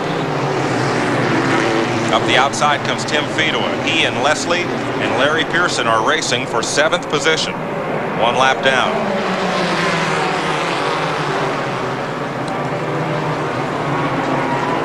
Crash in the backstretch. Tommy Houston got around but got going again. Spun it down to the inside and got going. He's okay. Leslie now on the tail end of the lead lap, as is Fedua. Yeah, Terry didn't start back off very well here. I don't know whether he's having a problem or not. I don't think so, but you see Kenny Wallace moving in also there. Well, Labonte has not been getting great restarts. But once that car comes up to speed and the tires come up to temperature, it's as good as anything here. There's Larry Pearson. See, Larry just turned left there. Yep. I mean, he was really getting a bite off that corner. Left front of Pearson's car there's been in a battle with somebody. You can see his roll back all the way down the hood there. Pearson's the 9th place car. Now they're working the passing flag on him because Kenny Wallace is on the lead lap. So he gives Wallace the outside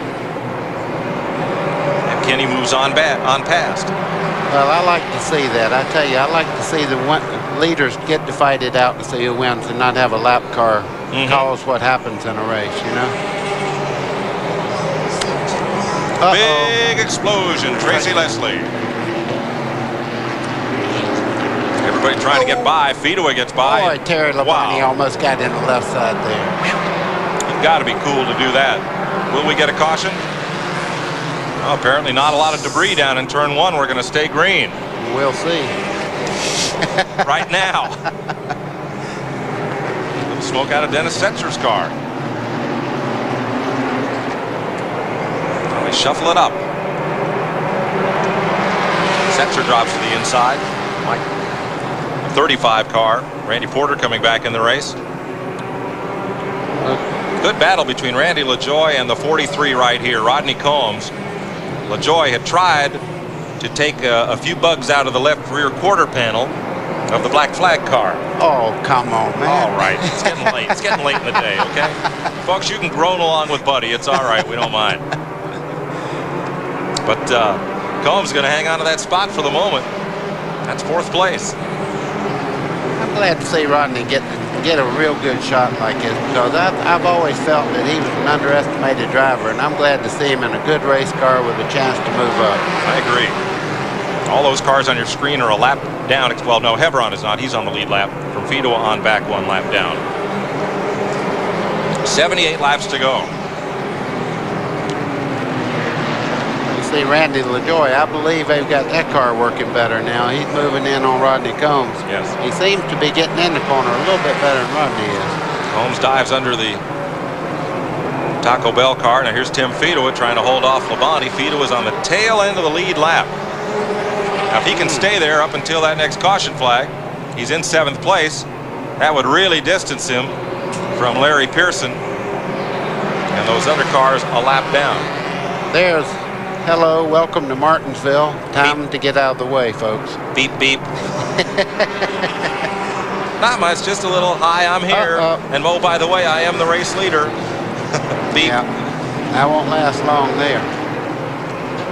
Now, if this were a modified race, they'd all be sitting in the stands yelling, dump him, dump him. That's what they do. Well, he's going to have to make a decision here pretty quick because it looks like Terry's running out of patience. No. And that doesn't often happen. No. Terry's got a rear view mirror filled up with Kenny Wallace, and Kenny's coming. Vito is running well, though. I mean, you can't take anything away from him. That car's running well. Well, you said a mouthful right there. He can't just roll over and play dead either. He's got to run as hard as he possibly can and try to, keep himself in that lap. Lap car coming up, Mike Garvey. Can Vito use it as a pick? Is that what you call the pick? Nope. Terry used that spot up.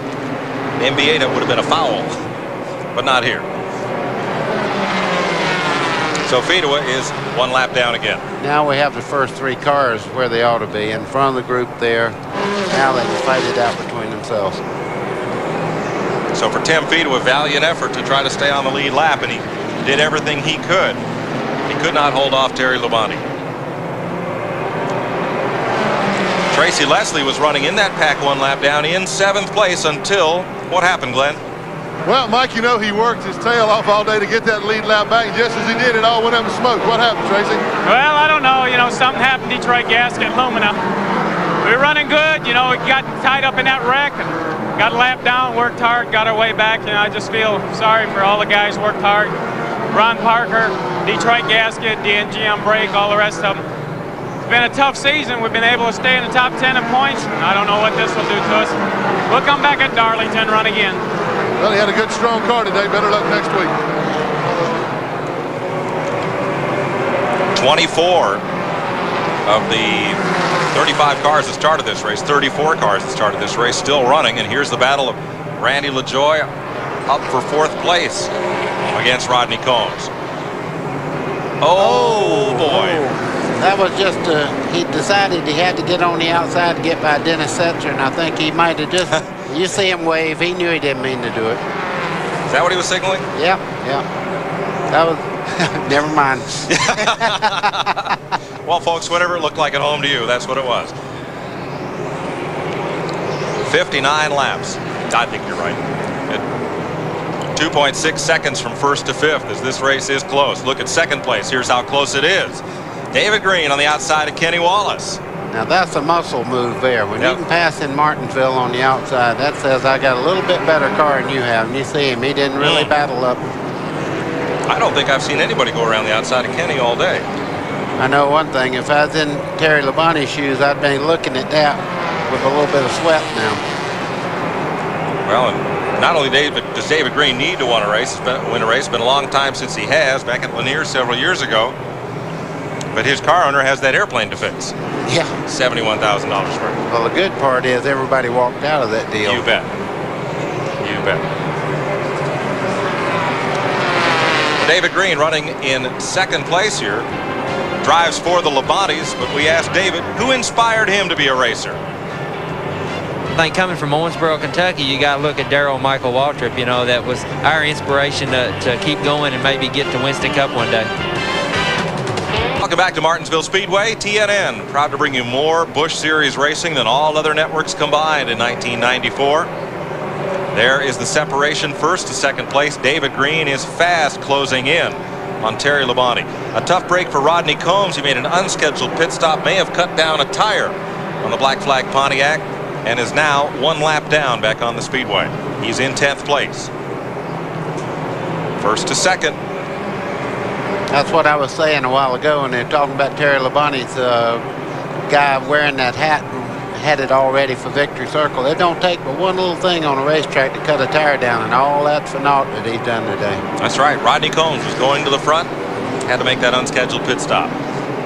That leaves us just 5 cars on the lead lap. David Green in 2nd place behind Terry Labonte as Mike McLaughlin takes the Fiddle Faddle Chevy behind the wall and out of the race. Kenny Wallace in 3rd. Randy LaJoie and Doug Hevron are on the lead lap. So there's Labonte, and David Green is closing right in. He's only about 3 car lengths back now. There's Kenny Wallace in 3rd. Let's check with Glen. you're looking at Bob Labonte there, the crew chief on his son Terry's car, and my curiosity got the best of me. I asked him, I said, Bob, why is it that after every restart it takes Terry's car a few laps to get going? He looked at me and said, I don't know, and if I did, I wouldn't tell you the truth.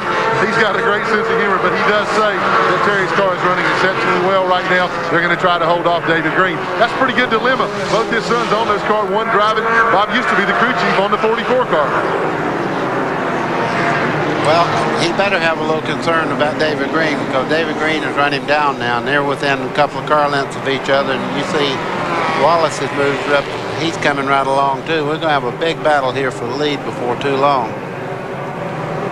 Stevie Reeves makes a pit stop in the Clabber Girl Oldsmobile. No comment? No puns. And down the stretch they come. 56 laps to go as we master the obvious here at Martinsville. There's your lead battle. 1-2. Terry Labonte and David Green. Top of your picture is Kenny Wallace. 2 Chevrolets and a Ford. 55 laps left to go. Now what you have to do if you're in that second place car, you've run Terry down, but he's got a little bit fresher tires because he hadn't leaned on them quite as much to catch up. So what you have to do is kind of pace yourself, and instead of trying to make up 10 car lengths every lap, you start making it up by inches now. So you got a fresh set of tires on there as the guy you're racing with. Used up his tires and probably used up a good bit of brake on that car too, or heated up a good bit of brakes. Yep. I tell you though, it looks to me like, you know, this car set on the pole of Green's, and it has an advantage, I think, in the corner. It seems to be a little bit stronger through the center part of the corner than Terry Labonte is. A look back to the 4th place car, Randy LaJoie, and now we're back up front. Let's show you the separation back through those front 4. Here's Labonte and Green. They are tied together in 1st and 2nd place. Kenny Wallace is only about a dozen car lengths back, and at the end of that straightaway is Randy LaJoie, the 4th place car.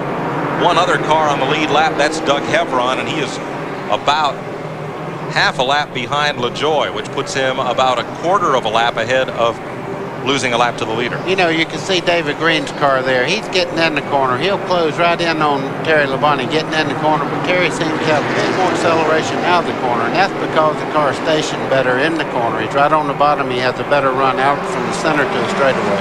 So where do you beat somebody here, going into the corner or coming out of the corner? Listen, it's good to beat him anywhere if you can. From Tom Peck, looking at leader Terry Labonte.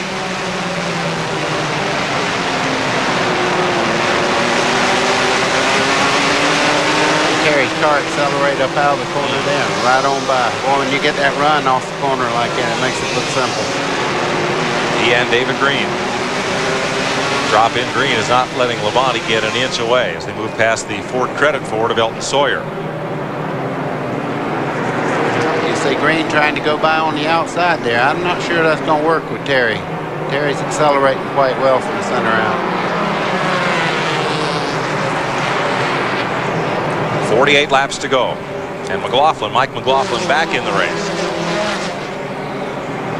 That car's had how many laps do you figure? Well, that goes by hour now, don't it? How many hours has he spent in the pits? Right. Ricky Craven just ahead. Craven is 1 lap down. You can see Ricky Craven in there telling them go by on the outside. He give them a hand signal. They all remember this because someday Ricky Craven might be beating them, and they'll get out of the way for him too. So Craven goes 2 laps down. He is in 11th place.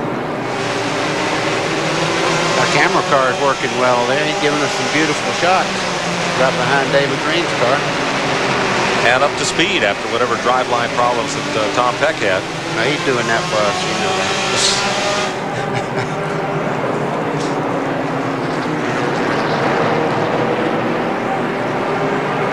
Now Labonte pulling up a little edge there. Now he has to duck underneath Randy Porter and comes up to Tommy Ellis in the 05.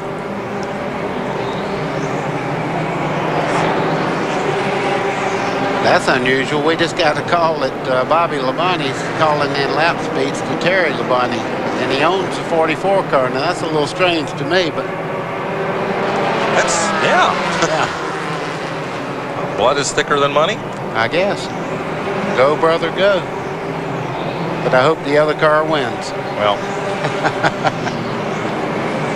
David Green could use a win. See, Lassiter's back out there. Whatever his problem was, they fixed it. And he's back out on the racetrack.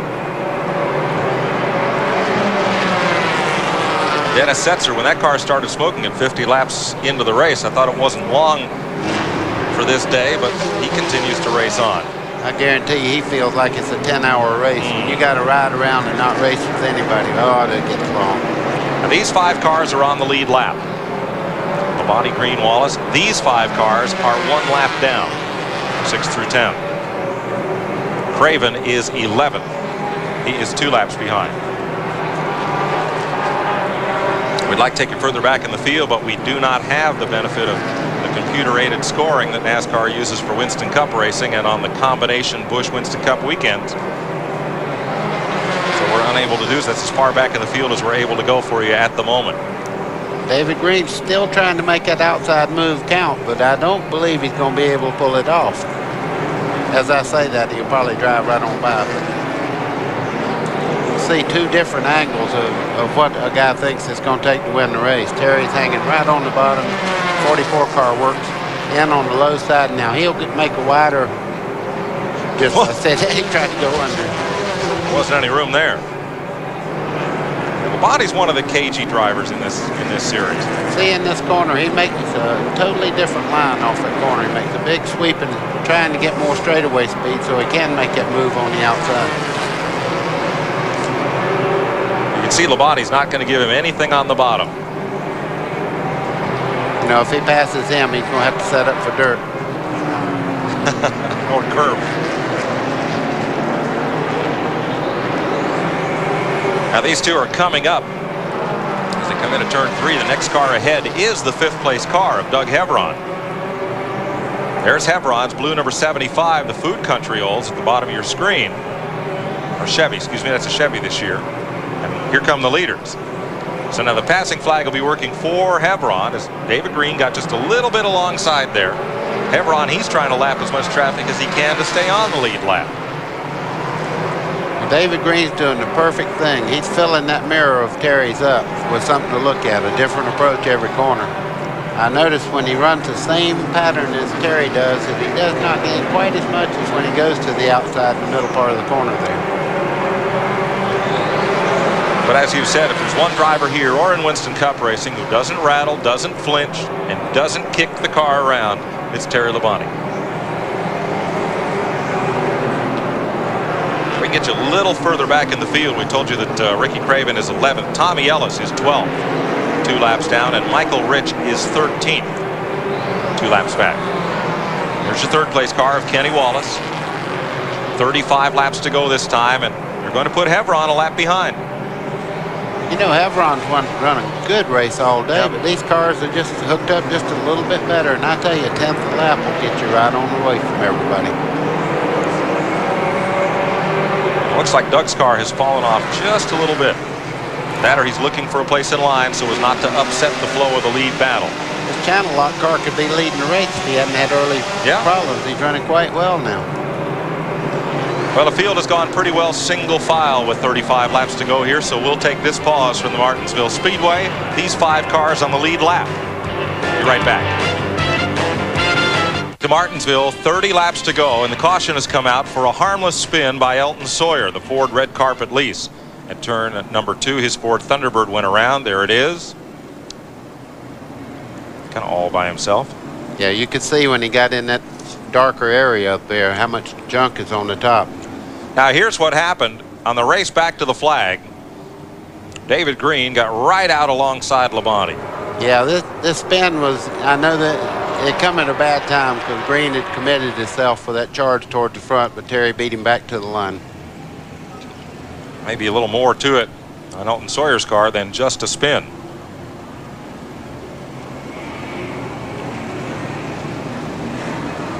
And Randy LaJoie is on pit road. Are they taking air out of the tires? Yeah, it looks like they're changing the air pressure in the right side tires there. As the last car on the lead lap, LaJoie had little to lose by pitting.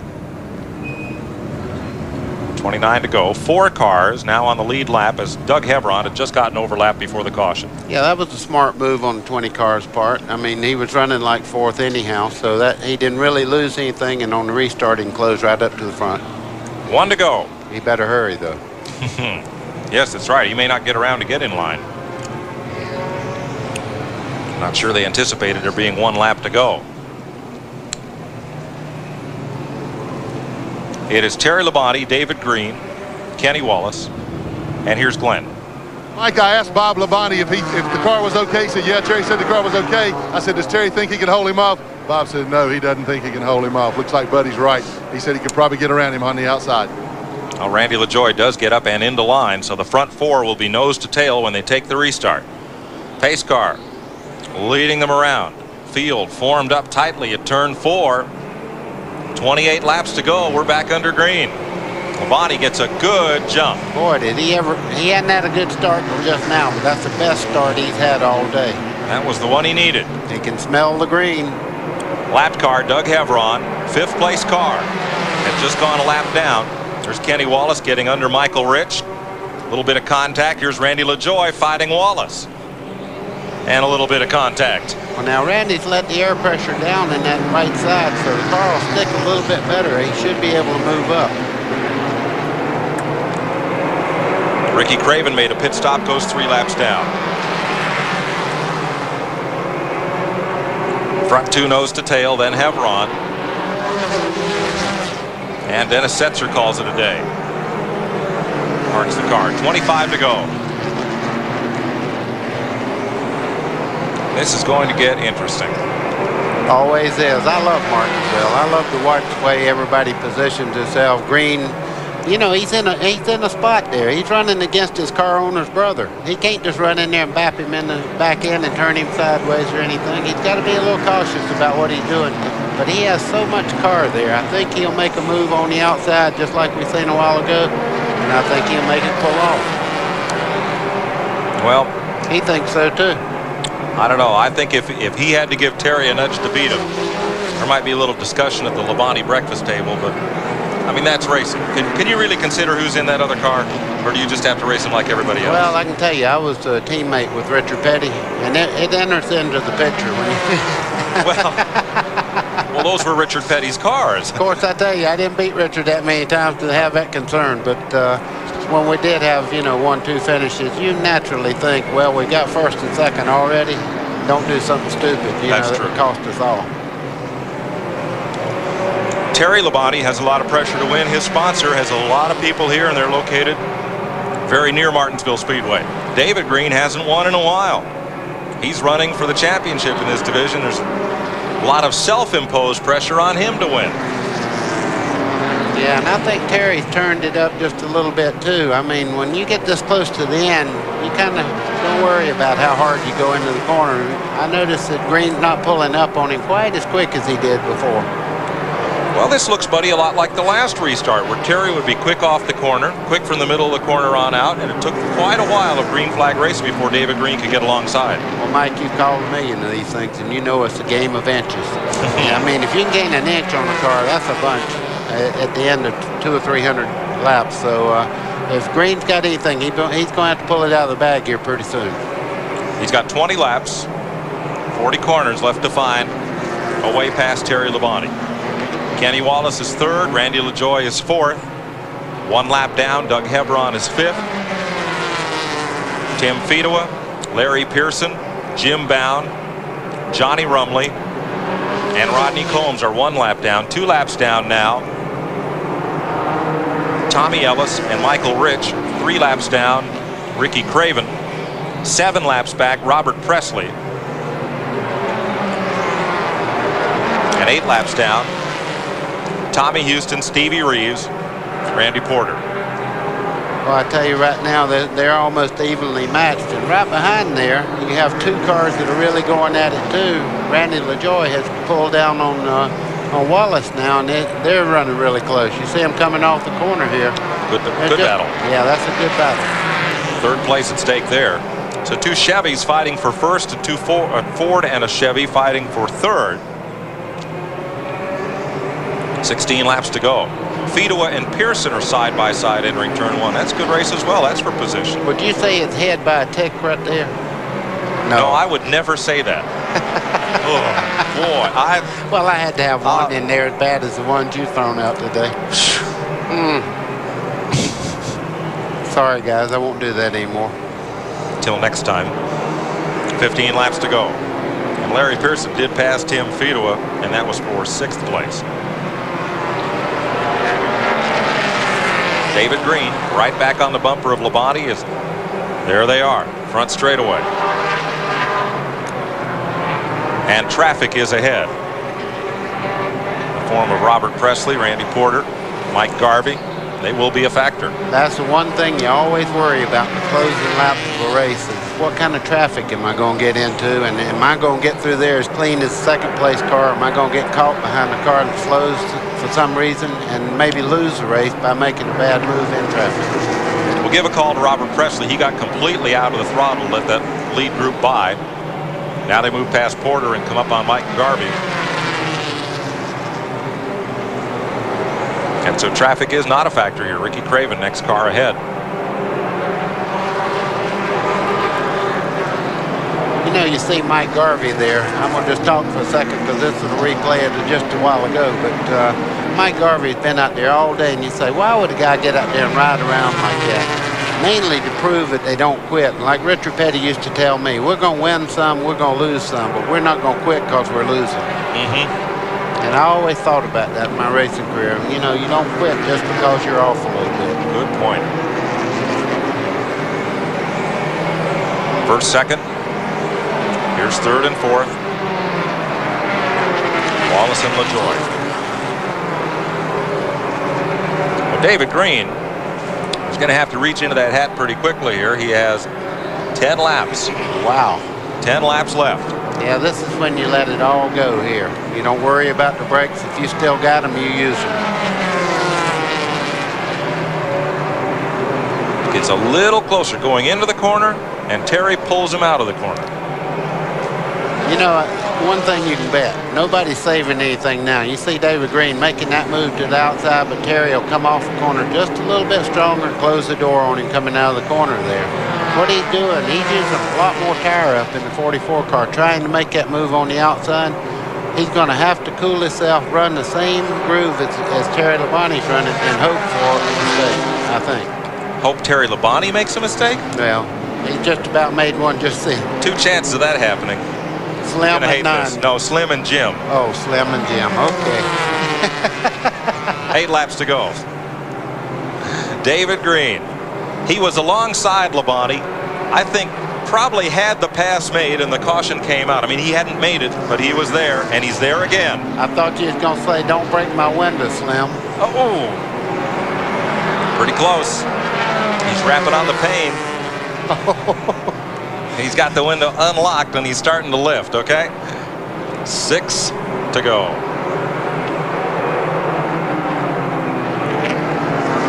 Green is so good going into the corner, and right there, Labonte shows his strength. Yeah, he's going to have to run a duplicate lap to the 14 and hope for a mistake, I believe. So Terry's not the type that's going to let him get the jump on him. Terry's not the type to make a mistake. 5 laps to go. Bob Labonte up there. Bob's the winner either way. That's right.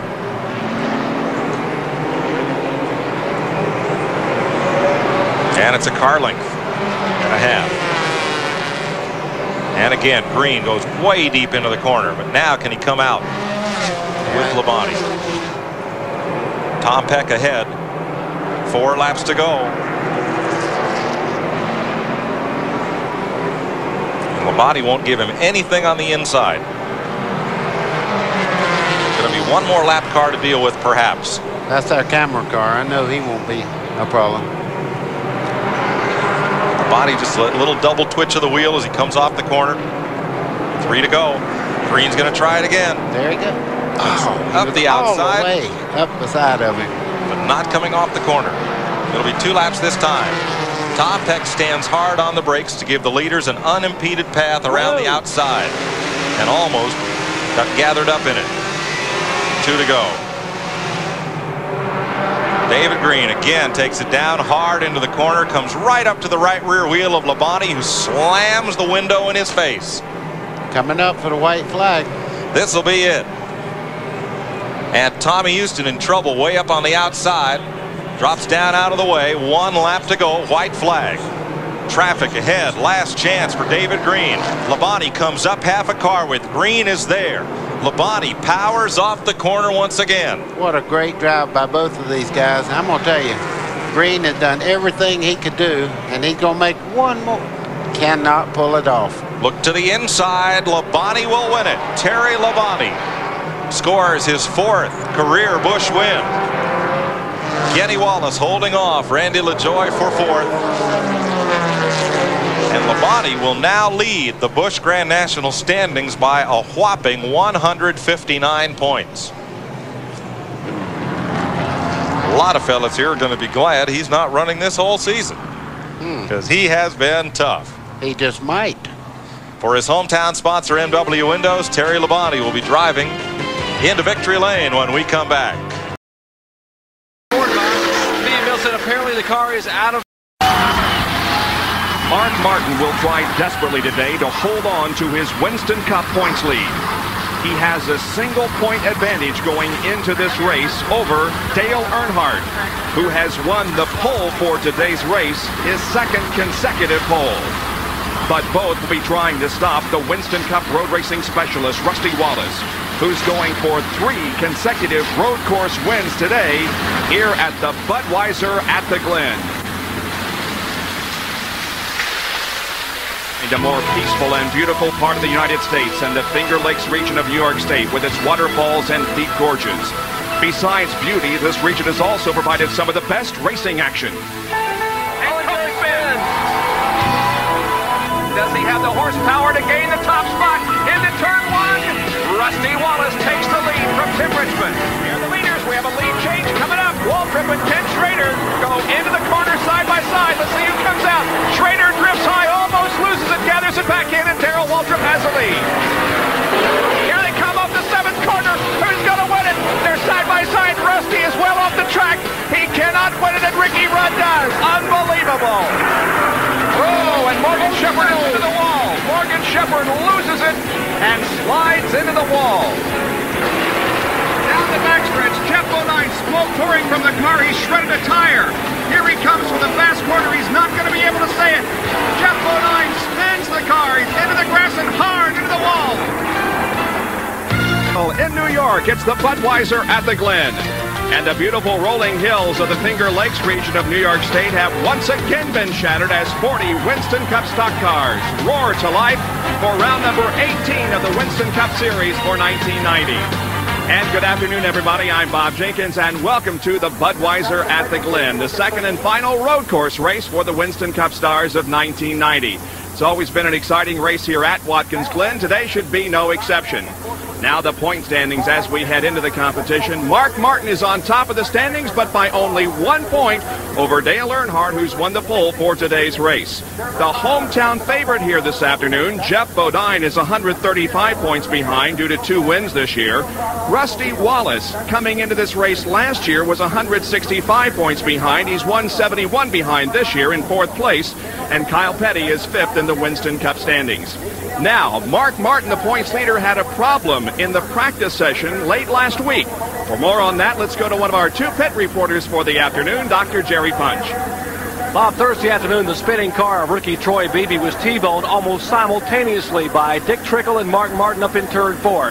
Now, Troy Beebe will not start today. He is recovering at a hospital in Sarah, Pennsylvania. Dick Trickle's car totally destroyed. He will start a backup Trop Arctic Pontiac and have relief driver help from Dorsey Schrader. Mark Martin's car also destroyed. He brought a backup brand new road course car out and qualified 3rd. So he will follow arch rival Dale Earnhardt in turn 1 when they drop the green flag. Let's go up pit road to John Kernan. Jerry, they made a couple of improvements on pit road. First of all, they have added some pits. It's allowed them to extend the pit area. Now, that gives the teams more room to service their cars. They've also put up a new and extended pit road wall. Now, you will all recall last year, Dale Earnhardt accelerating out of turn 7.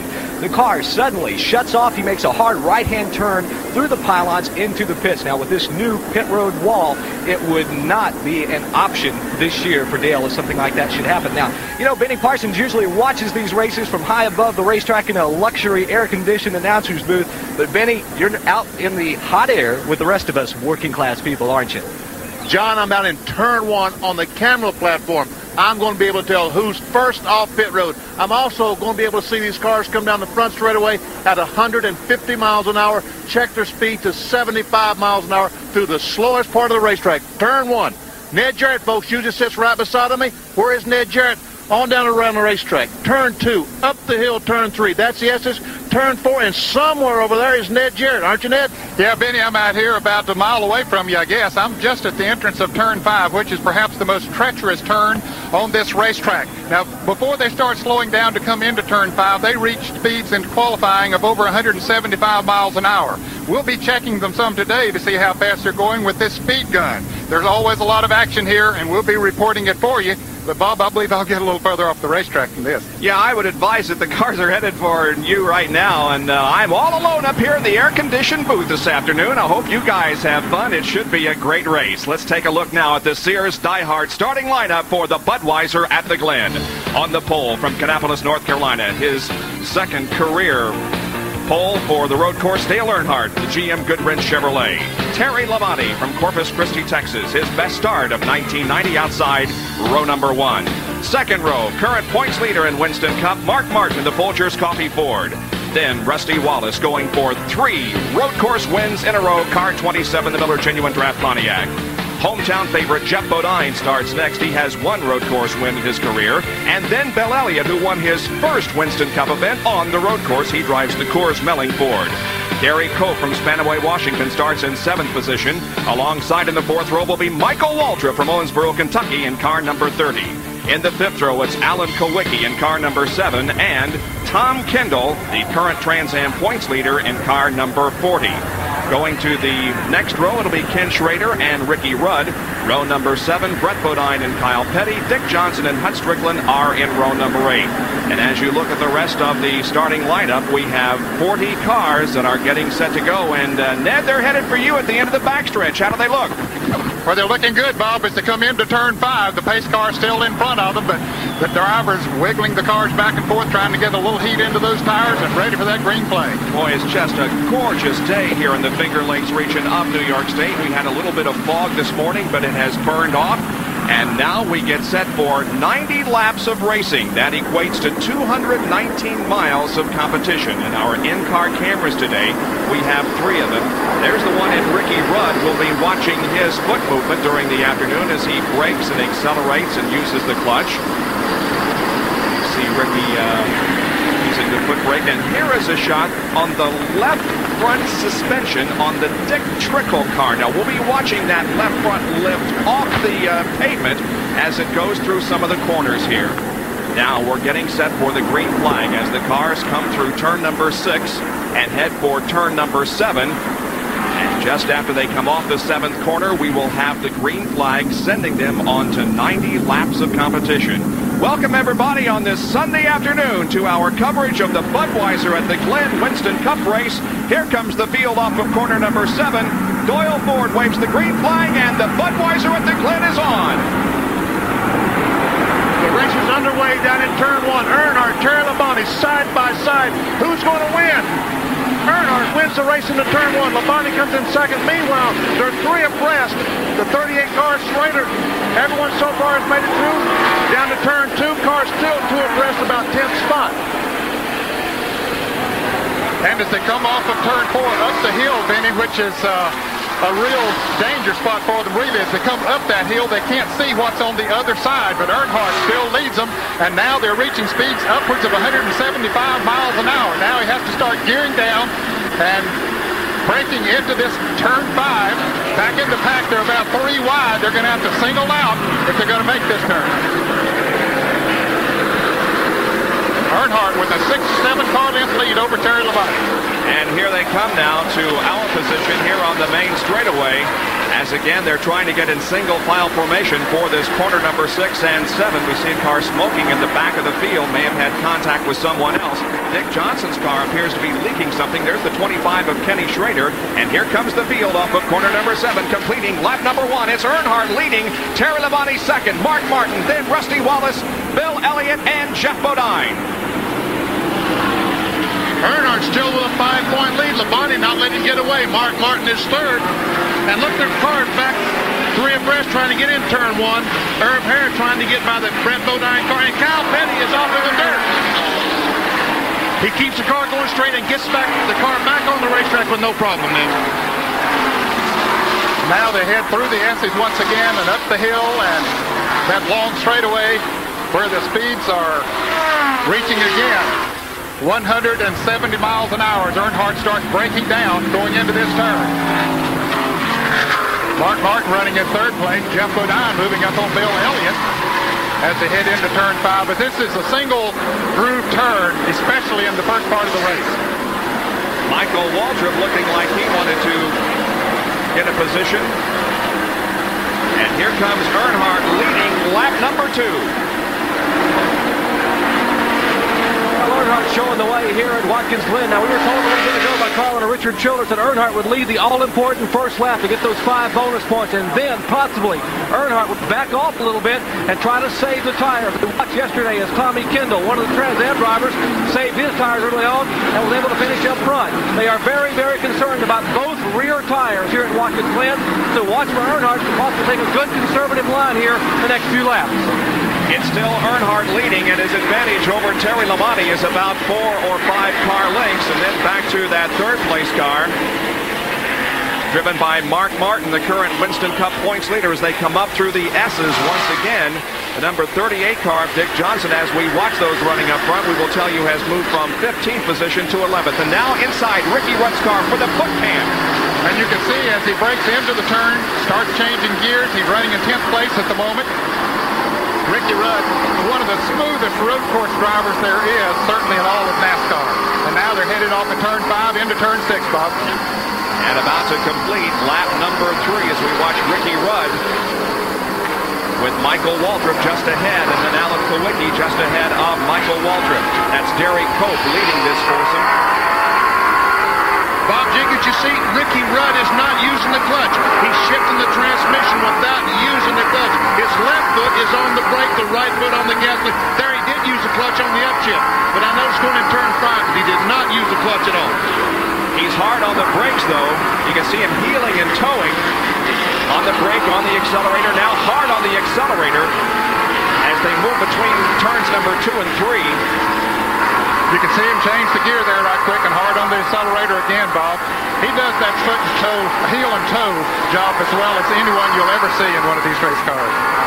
Now he starts gearing down, or he put it into 4th gear there, and he'll start gearing down in just a moment as he heads into turn 5.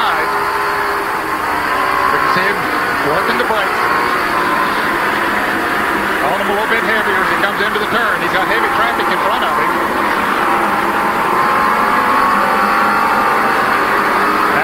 Shifting up on the gears as he heads out of turn 5 into turn 6. And there's Ricky Rudd getting slightly off course as he went into the grass to try to pick up that position on Michael Waltrip. He was able to do so, and now he's situated just behind Derek Cope in the Purelator car number 10. And just ahead of Derek Cope is Alan Kulwicki.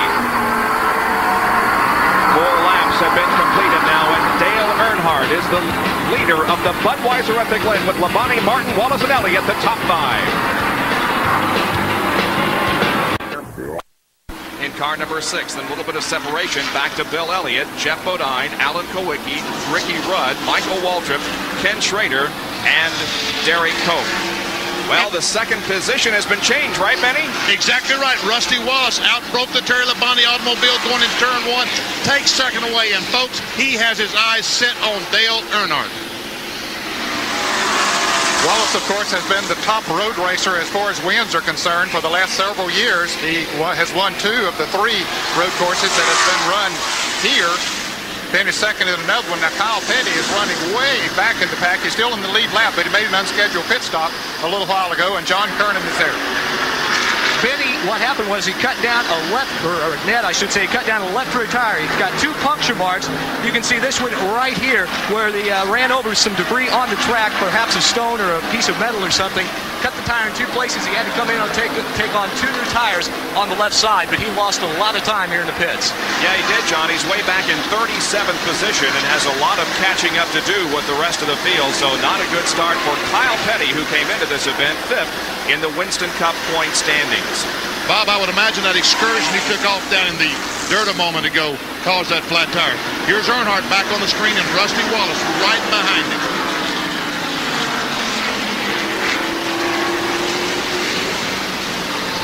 Now, another place, Benny, that a driver can outbrake the other one is coming into turn 5, but it's not the best place in the world to do it as they come through the S's here, because, as we mentioned, they're running over 170 miles an hour as they approach turn 5, and trying to outbrake someone going into that turn can be disastrous for you if you miss.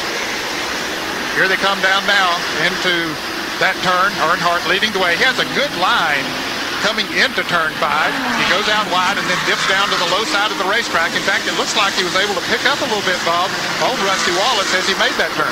Now, Ned, you mentioned they're running about 175 miles an hour at the end of the backstretch, but how much do they brake? What's their speed through that corner number 5 where you are? They get down to about 75 to 90 miles an hour. It depends a great deal on how old their tires are. As the tires get older and heated up, they don't adhere quite as well, so they'll get down to 75 or 80 miles an hour then. Running in 4th position is Mark Martin from Batesville, Arkansas, on the number 6 Folgers Ford, prepared by Jack Rouse. Just a single-point lead in the battle for the Winston Cup as they come into this event. Rusty Wallace now tucked right on the rear deck of Dale Earnhardt. Terry Labonte is 3rd. Then here comes this second group of cars being led by Bill Elliott.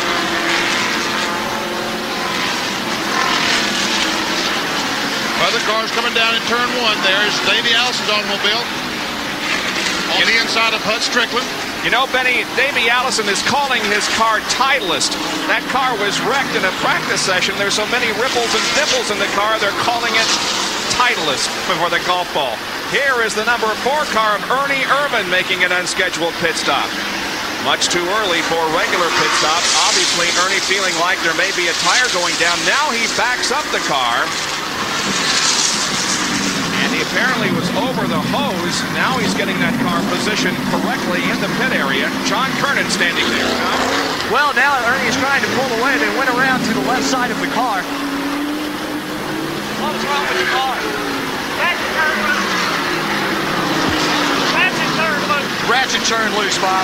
Okay, well, it was a quick stop for Ernie Irvan, but as you see, he lost a lot of positions. He comes out on the racetrack behind Kyle Petty, who earlier made an unscheduled pit stop. Uh-oh! It looks like Rusty Wallace is ready to take the lead. He's got it! Bob, it looks like that Rusty Wallace is getting down in this corner unbelievably well, because he does take the lead on Earnhardt, trying to stretch away on turn 2 through the S's as they go up the hill. Here's the spot on Thursday afternoon where Dick Trickle and Mark Martin had their actual Troy Beebe right there at about 160, 70 miles an hour. And Benny, look at Earnhardt close back up on Rusty Wallace as they come up that hill. He has a lot of horsepower coming up there, but he'd have to get up beside of him as they go into turn 5 if he's going to make a pass here, and I don't think he'll be able to do it this time. Rusty Wallace has won 5 of the last 7 road course races dating back to the middle of '87. Here's how Rusty got the lead. Benny, in your corner. This is down the front straightaway. Just simply outbreaks Dale Earnhardt. That's the move we're going to see all day. When the guy wants a position, just drive it in there, hope that you can outbrake and stay on the racetrack. If you don't stay on the racetrack, possibly you could have a flat tire, as we saw Kyle Petty. Now here's that camera we have looking at the left front suspension on the Dick Trickle car. We're looking for some daylight under the tire, as it will undoubtedly lift off the pavement as he goes around some of the fast corners here at Watkins Glen. Dick Trickle driving car number 66, and he told us earlier in the day that he was going to try to go to the first pit stop and then turn the car over to Dorsey Schrader. Well, I think he was hoping for an early caution so that they could make that driver change. He is continually dropping back. He's running a pretty good pace out there, and there's problems. Ricky Rudd involved in a crash. Also Jeff Bodine, possibly. Ricky Rudd trying to get the car headed in the right direction, but the car has sustained some damage. He comes back onto the racetrack just ahead of the number 13 car driven by Oma Kimbrough. There was some contact between the 11 and the 5. Both cars spun and all kinds of cars through the dirt trying to avoid the trouble, but both cars are underway. We'll have to find out if there is any damage to either Jeff Bodine or Ricky Rowe. Well, Benny, I'm looking at Jeff Bodine's car as he comes into turn 5. It looks okay from our position here. There is something dragging from it. It looks like just a piece of wire or small hose or something like that. And the car number 5 looked okay as he went around turn 5 as well. The 22 car, Rick Ware, got off the course there momentarily, but now he's back in good shape. Meanwhile, back up front. And we can see that Rusty Wallace is now leading, but Terry Labonte has taken over the second spot from Dale Earnhardt. Look, Earnhardt several car lengths behind these two leaders. Yeah, he's fallen to 4th position as Mark Martin has now moved to 3rd. So Dale Earnhardt, who led the first few laps of this race, goes from 1st to 4th in about 3 laps as Rusty Wallace is now followed by Terry Labonte. Well, we'd like to remind you that you can get some inside information on everything that's going on in Winston Cup racing, our Sports 1-900 number. And the new number to dial is 1-900-SPORTS-1. Now, we're changing the format of this a little bit. You'll be able to get some race highlights, some news, and you hear some close-up and personal comments from Darrell Waltrip, Rusty Wallace, Bill Elliott, Jeff Bodine, Harry Gant. All you have to do after dialing the Sports 1-900 number is punch in the car number of that particular driver, and you'll be able to hear some personal comments from that particular individual. We're live at the Budweiser at the Glen, and we'll be right back. 11 of 90 laps completed in the Budweiser at the Glen. Rusty Wallace is the leader, followed by Terry Labonte. Mark Martin is 3rd, Dale Earnhardt runs 4th, and Bill Elliott is 5th. Showing the racing here at the Budweiser at the Glen as Rusty Wallace has moved into the lead now. As we have completed 13 laps, Mark Martin running in 2nd position. The true road racers, Rusty Wallace, one of the best that NASCAR has. Jack Roush, the owner of Mark Martin's automobile, one of the best road racing car builders in the country. Those two cars running 1-2, and Rusty Wallace had a few, about a 20 car length on Mark Martin. And Jerry Punch has a report from pit road. We're standing in the Rusty Wallace pit. We're trying to get a word with Barry Dodson. Now, Richard Childress has told us that Childress said that Earnhardt's strategy was possibly to lead a few laps and then lay back and save the tires. Are you concerned about Rusty's pace now? Not really, Jerry. 2 laps ago he called and told us he was going to take it easy. He knows you need to save the brakes here, and he knows you need to save the tires. So we just seem to be in good shape right now. Rusty Wallace content to take it easy, but try to lead here at Watkins Glen. Bob? All right, Rusty Wallace now out in front of the Budweiser at the Glen. And just a few minutes ago, we did have a driver change as Dick Trickle came in, and Dorsey Schrader, who's the reigning Trans Am champion, was standing by, ready to take over the controls of the Trop Arctic Pontiac. There's Trickle exiting the car, being assisted, and in fact being carried away by one of those pit crew members, and Dorsey Schrader goes in. Dick was injured in that accident that Jerry spoke of, and also has sent Troy Beebe to the hospital. Now our best wishes for a speedy recovery to Troy Beebe. Inside now, the Dick Trickle car being handled by Dorsey Schrader.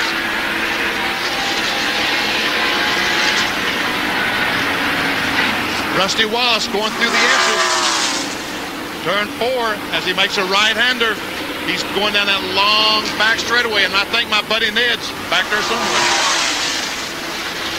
Well, Benny, he makes those turns so easy. We're going to put the speed gun on him and see what he's turning as he comes down the straightaway. About 168 miles an hour that time. Slows her down to about 70 miles an hour in the center of the turn.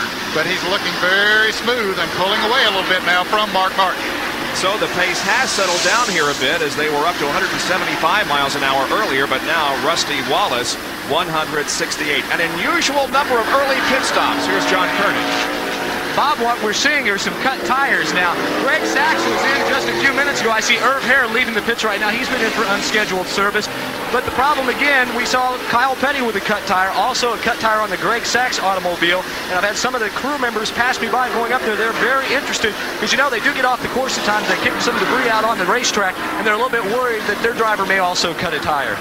You know, we talked about in Pocono how there are a lot of cut tires there because of drivers getting off the corners and kicking up some dust. Well, it happens all over the place on a road course. It sure does, and there's where it almost happens as Bill Elliott tries to go on the outside of the Dale Jarrett Sitco Ford, not able to get by, has to follow through the essence of this racetrack because it is just, if you get outside to abreast, not only is it dangerous, but you may, in fact, cut a tire.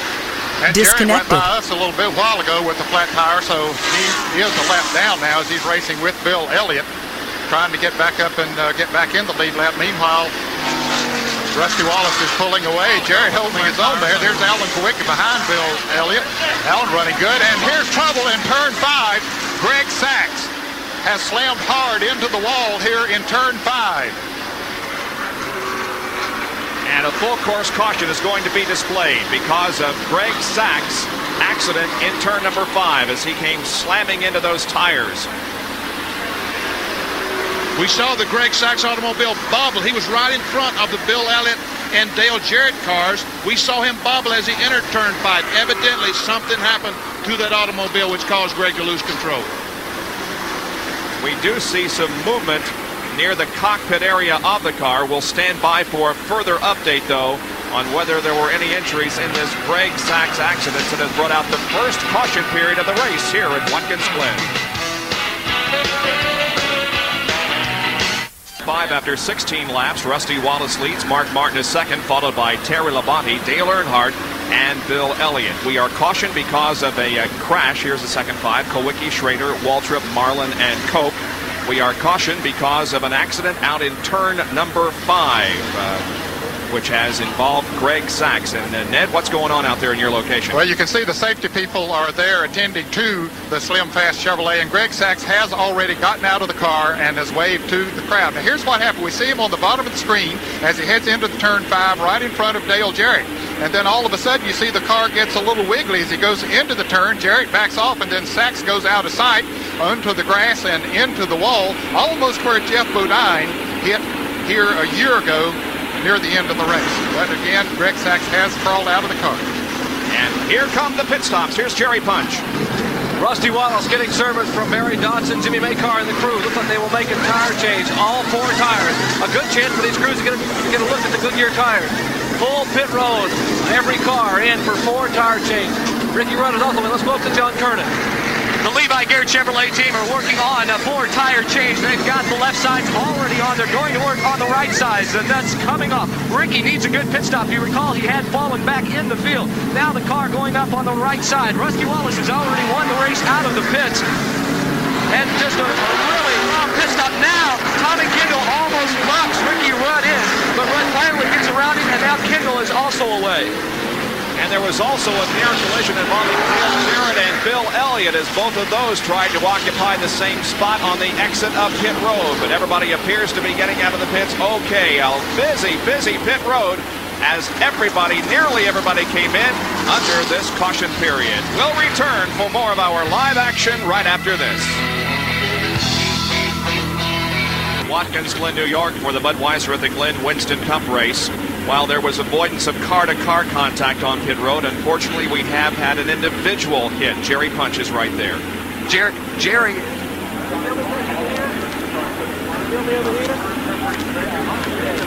Okay, John Kernan. Jerry is leaning over, treating Barry Swift. He's the rear tire changer on Michael Waltrip's team. Now, no one here in the pits, apparently they didn't see what happened, but he did get hit either by a car or maybe by a tire that someone had thrown off. He is lying on the ground. Jerry is looking over him, and I don't think we should speculate on his condition right now. And I tell you what, Bob, we'll get back to you as soon as we find out more. But it's Barry Swift, the rear tire changer for Michael Waltrip's car. All right, thank you, John. We'll stand by for your update on that situation as an incident in the pit area has felled one of the pit crew members, and Dr. Jerry Punch now relinquishes his position as pit reporter and goes to work as a physician. And there is the very badly damaged car of Greg Sachs, which went into the tire barrier very hard in turn number 5. It's going to be a few minutes, I guess, Ned, before we can restart this race because of damage to the wall. Yes, there was quite a bit of damage done to it, Bob, because he hit it hard with the left side of the Ultra Slim Fast Chevrolet. and he bounced back off the wall because there are a tremendous amount of tires there that helps to cushion before you would hit the guardrail, and then there is a wire fence with cable on it behind the railing. But there was damage done to all of that. The workers are there now making repairs, so it will take a little bit to get that repaired before they'll restart the race.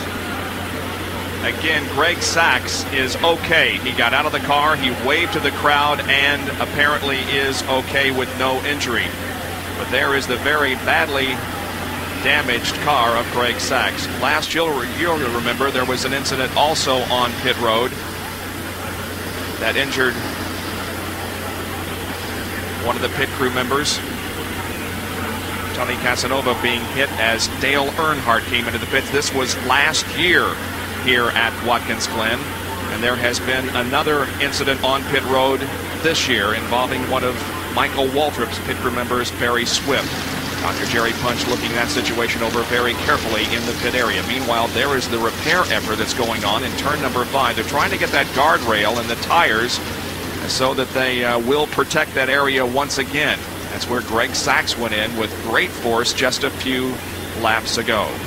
There was, of course, also an incident in Talladega a few weeks ago on pit road, as Stanley Smith was tagged from behind as he was exiting the pits and went slamming into the car, driven by Tracy Leslie, and knocking his pit crew members. Nobody in that incident was seriously injured, and it's an absolute miracle that nobody was, because 4 of them were knocked down and sent flying, but no serious injuries in that incident. But you can see perhaps the situation is a little more serious here at the Glen, as Dr. Jerry Punch, again, you can see, is the attending physician in this situation. So we'll take another break and be back with more at Watkins Glen. Is still behind the pace car, under caution here at Watkins Glen. They're approaching turn number 5, near where the accident occurred, and Ned Jarrett is right there. Well, Bob, we noticed a moment ago that the workmen were here trying to make repairs on the fence where Greg Sachs finally wound up.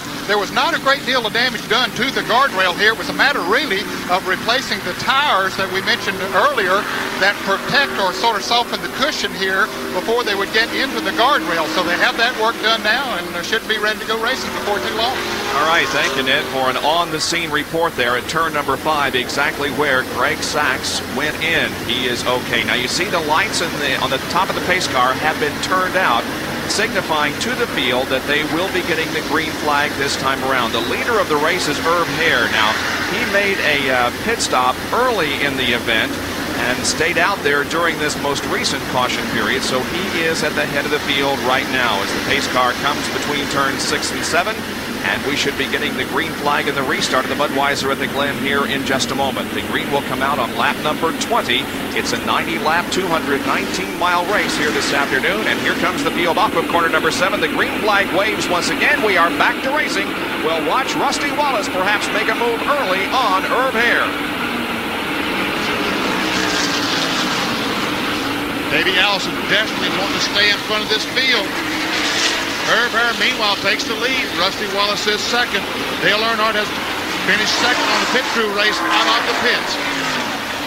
Alan Kowicki off course there as they came through turn number 1. He's back and okay as they head through the S's and up the hill once again onto the long backstretch. Let's go to John Kernan for an update on the injury on pit road.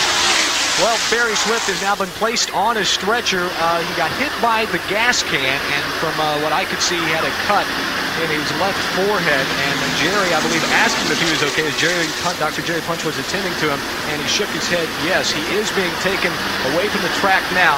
And now let's go for an update with Dr. Jerry Punch. Actually, what happened with him, I didn't hear what you said. I had to headset off for a minute, John. I apologize. But he was a rear tire changer, Barry Swift. Apparently, as he was coming back across behind the car, he was struck by the gas can. Gas can came across the wall, hit him in the left side of the head. He has a laceration about 1.5 to 2 inches on the left side of his head. He was awake and alert, talking to us. They're going to take him in for some x-rays, complaining of a little bit of neck pain, but otherwise he moved everything. Hopefully that's all it is. Maybe a little minor bump on the head and a cut, and he should be okay. Hopefully that's all it is. All right, thank you, Jerry, for your report and for your work down there on that incident. Now, here's the situation. Rusty Wallace Well, he passed Davey Allison and put him a lap down, and now Davey comes fighting back and goes back ahead of Rusty Wallace. But in any case, Rusty Wallace is the leader, and Davey Allison is at the tail end of the lead lap as Herb Hare runs second and Dale Earnhardt is in third position. And here is our Big A Auto Parts pit stop performance report on Rusty Wallace. Look at this, 13.8 seconds to get in and out of the pits by Rusty Wallace. It took the crew 26.6, a total of 41.4 seconds for that most recent pit stop by Rusty Wallace.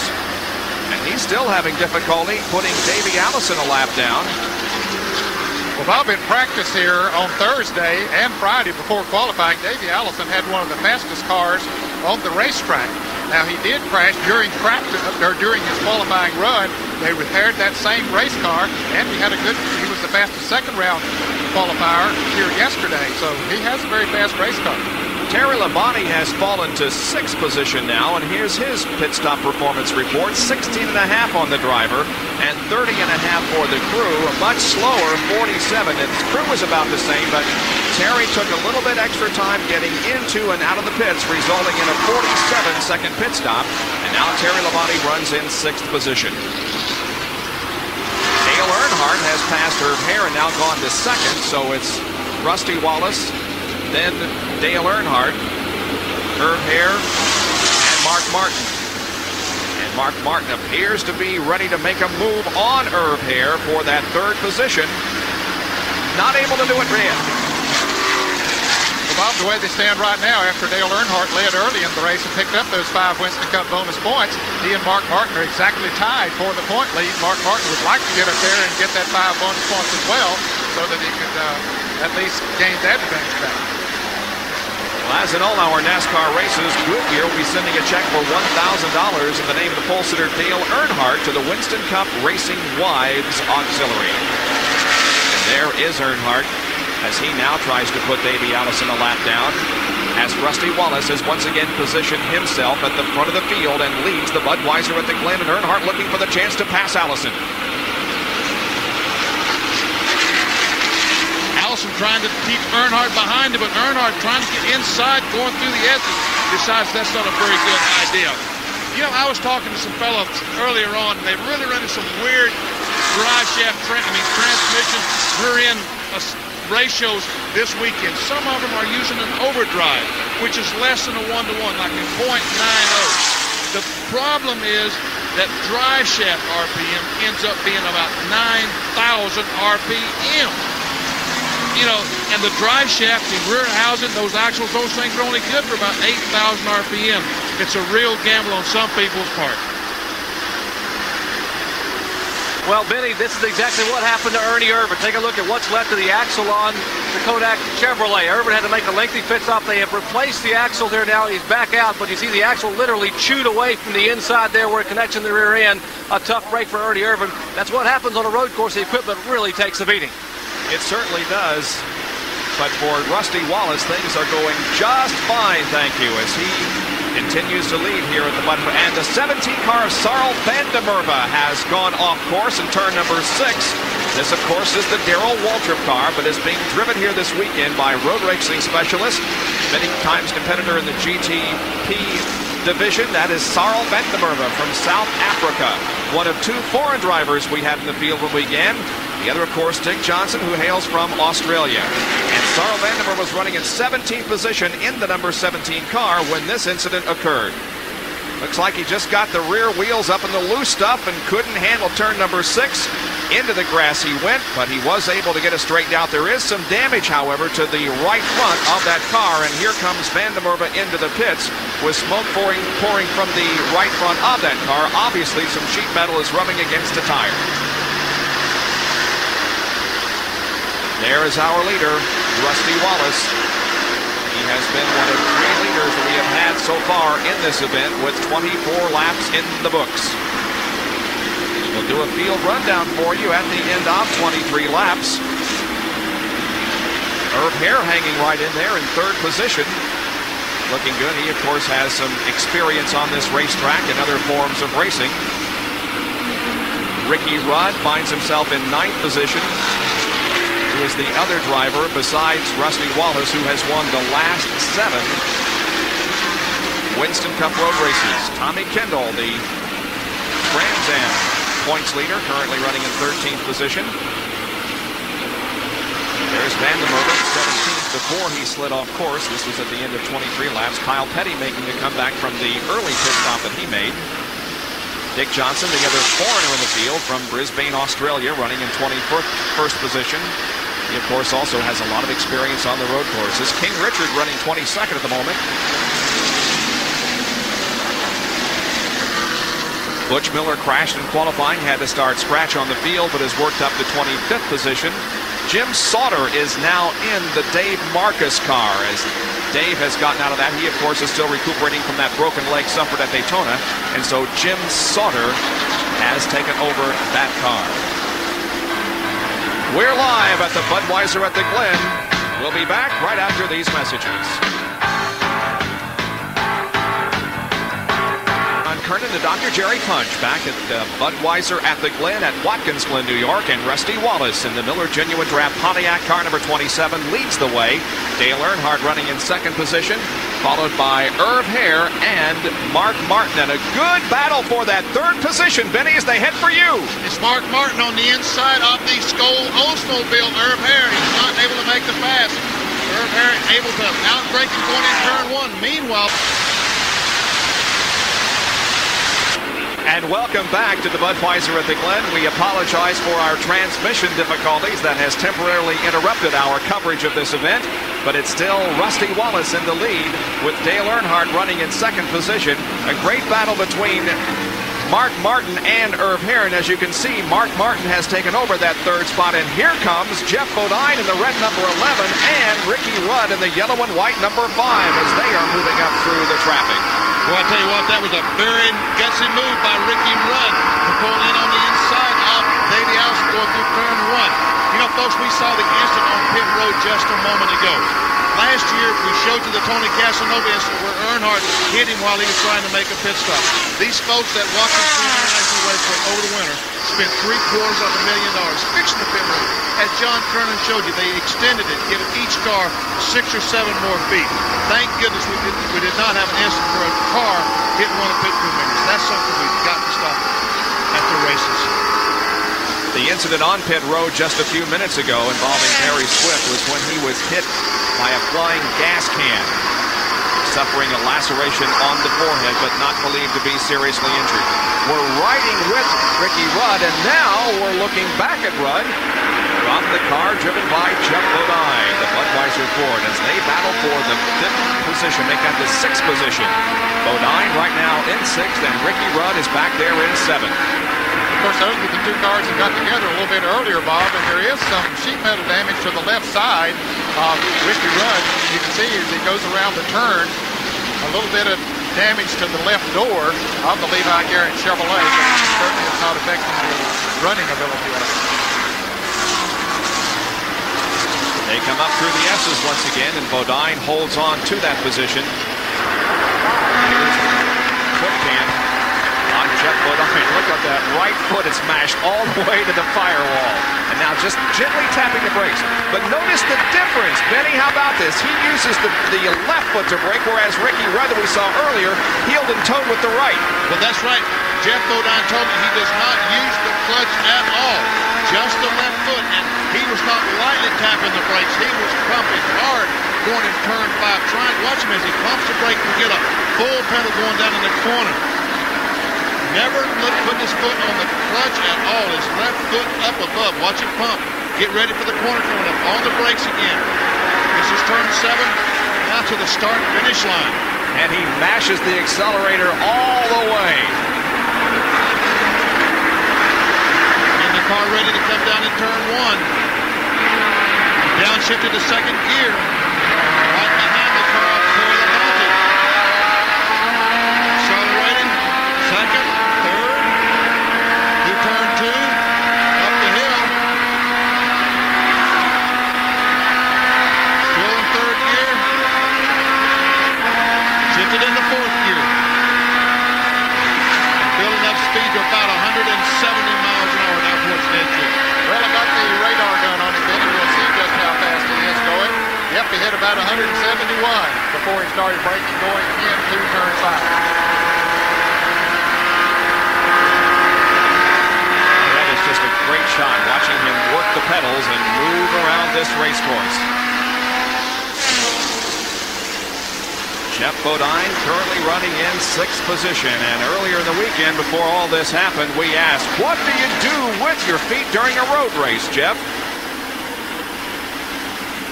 What I do with my feet? Well, I don't look down at them. I use the right one for the gas and the left for the brake. I don't use a clutch. Transmission we have now, we don't need a clutch, only to get going. And so I just use 2 feet, brake and gas. That's exactly what he showed us just a few minutes ago with the foot cam. And that battle continuing now. Bodine is closing in on Terry Labonte in car number 1. Boy, did Jeff Bodine just chop off Ricky Rudd going out in turn 1. Rudd was almost alongside Jeff, but not quite. Had to get on the brakes heavy because Bodine came down in the groove. Unfortunately, Rudd almost there. Of course, Bodine racing in front of the hometown folks. He grew up not too far from this racetrack, now trying to make the pass on Terry Labonte coming into turn 5, and he does it. Gets down on the inside on this right-hand turn and moves around Terry Labonte. So Jeff Bodine moving into 5th position, and while we look back on Terry Labonte, we can tell you that the number 10 car, driven by Gary Cope, has had some problems and is smoking badly, and the number 0 car of Irv Hare also reported to be in trouble. And up on pit road, I see Ernie Irvin standing out in the middle of pit road with Bill Elliott's pit force. So I wonder if that means that Bill Elliott has an unscheduled stop coming.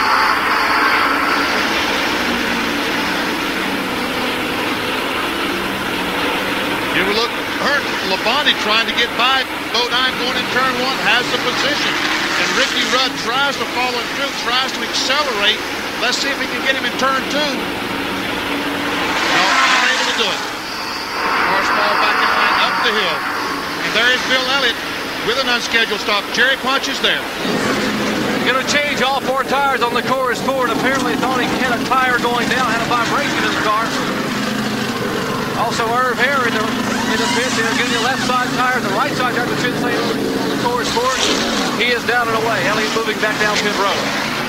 Bill Elliott comes back out on the racetrack, relinquishing his 11th position, and here is Irv Hare, who is still in. John Kernan.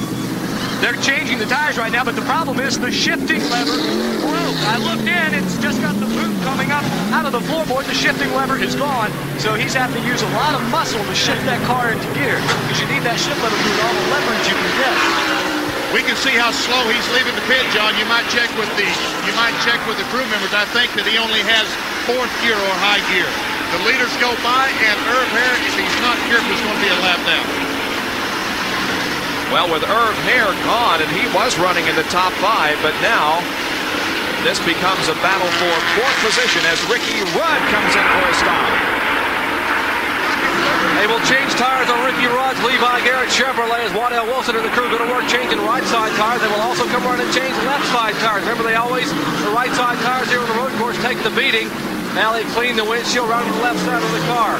It's Lumina now going up on the jacks. And Jim Sauter brings Dave Ross's car by. Still in the pits here under the green. Ricky Rudd getting an unscheduled stop. 4 tires. He is down and away. He should be able to stay in the lead lap because Rusty Wallace is just now heading into turn 6, and he did indeed put a lap on Irv Hare. Jeff Bodine has gotten back around number 1 on Terry Labonte, so a lot of switching going on among positions here. And there is Rusty Wallace, who remains at the front of the field. As you can see, he has passed the 0 car of Irv Hare and put him a lap down. But Rusty Wallace continues to lead this race with Dale Earnhardt running in 2nd, followed by Mark Martin, then Jeff Bodine, and Terry Labonte. You can see just how important that 4 fresh tires are because Irv Hare able to stay right on the back. No, he falls off the 27th car, not going through turn 2. Here's Ken Schrader in the pits. John Kernan, do you see him? Ken Schrader pulls the Kodiak Chevrolet Lumina into the pits. He's had a tire go down, so they're going to change all 4 tires while they've got him in here. And they're working now on the left side of the car. The lug nut's coming off on the right side. They need to really really good pit stop under green. All he'll lose is track position. He should not lose a lap, I don't believe. Now the right side tires going on. They're taking a long time on this pit stop. The front lugs are tight, rear lugs tight, and now Schrader is down and away. Ken Schrader roaring back into action, relinquishing his 6th place position. But when you feel a tire going down, you gotta get it off. And there is the leader, Rusty Wallace, at the end of 34 laps here at the Budweiser at the Glen. So we're more than a third of the way through this race already. The top 5, Wallace, Earnhardt, Martin, Bodine, and Terry Labonte. We'll be right back. Left you, there was a car and several feet between the leader, Rusty Wallace, and second place Dale Earnhardt.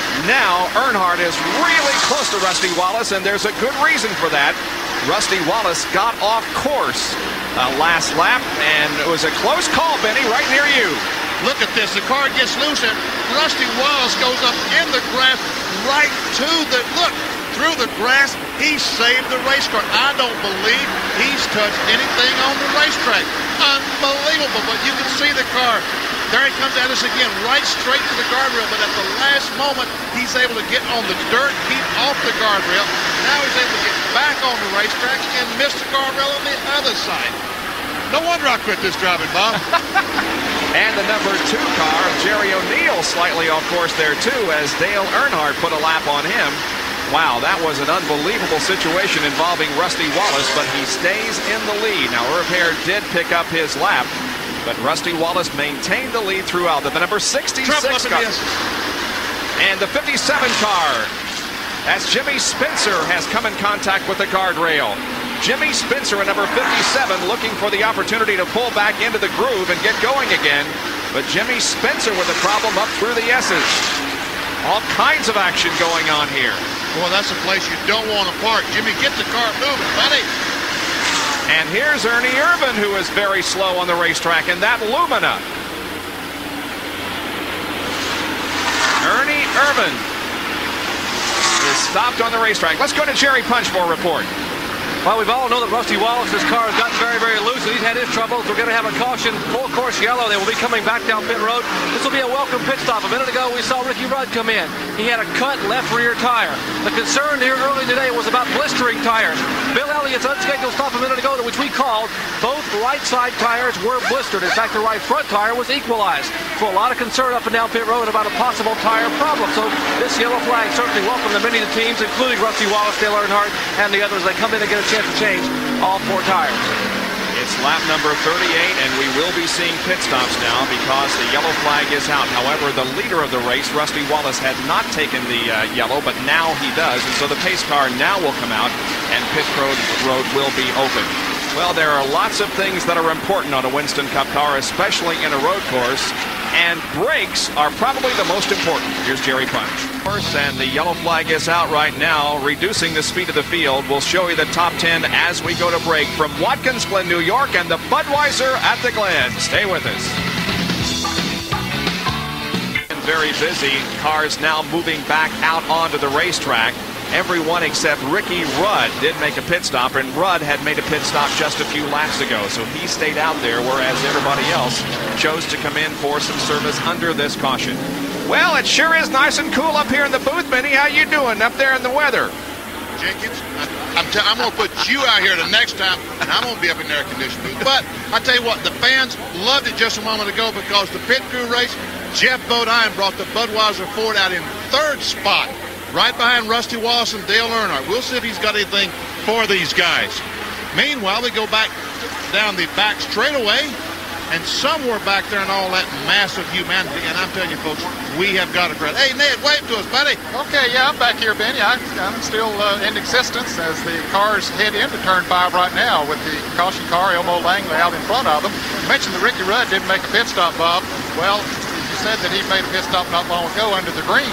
So the caution really was somewhat of a blessing for him because it gives him good track position.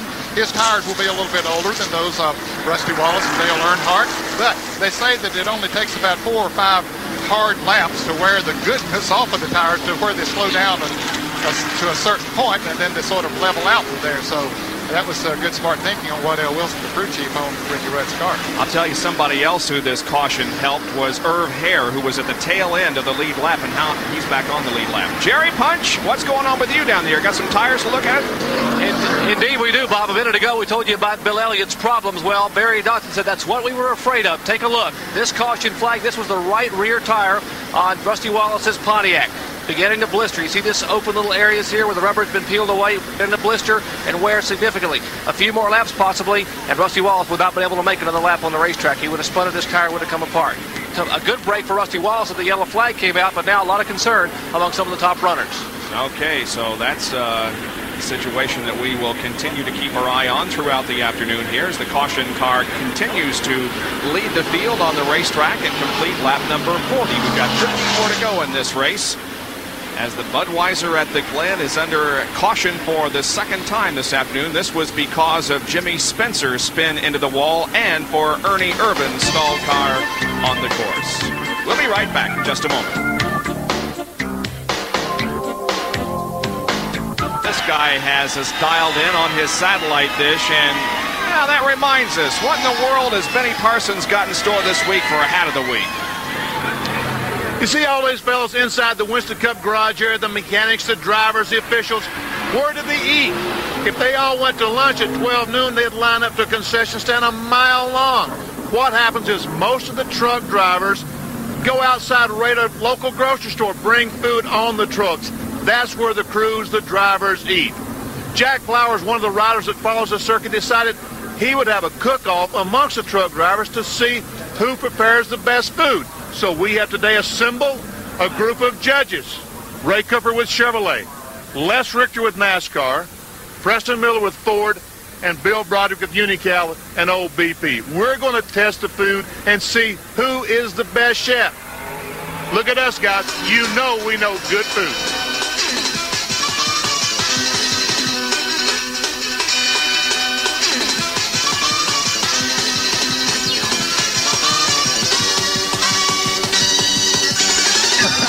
This is great, and this is the hat of the week. The aprons, the hats are going to Kirkwood, New York, September the 30th, 10 a.m., the Sea Galley Restaurant on Route 11. They're going to have an auction sale to raise money for a young man whose leg was cut off at a local racetrack this spring.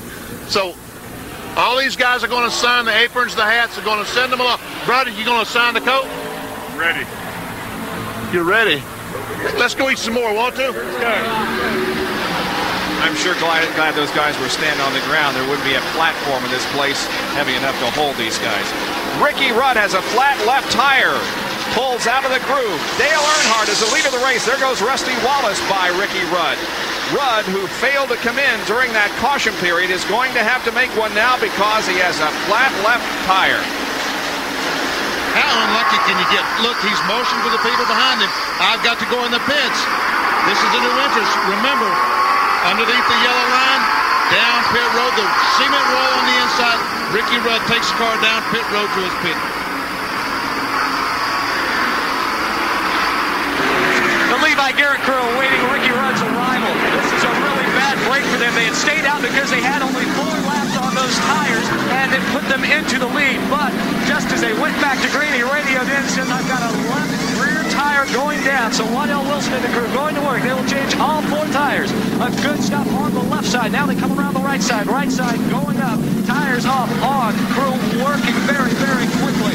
Ricky sitting in the car, awaiting now. It's front up to right, and Ricky is down and away. The 1988 winner of the race here at Watkins Glen goes back out onto the race course.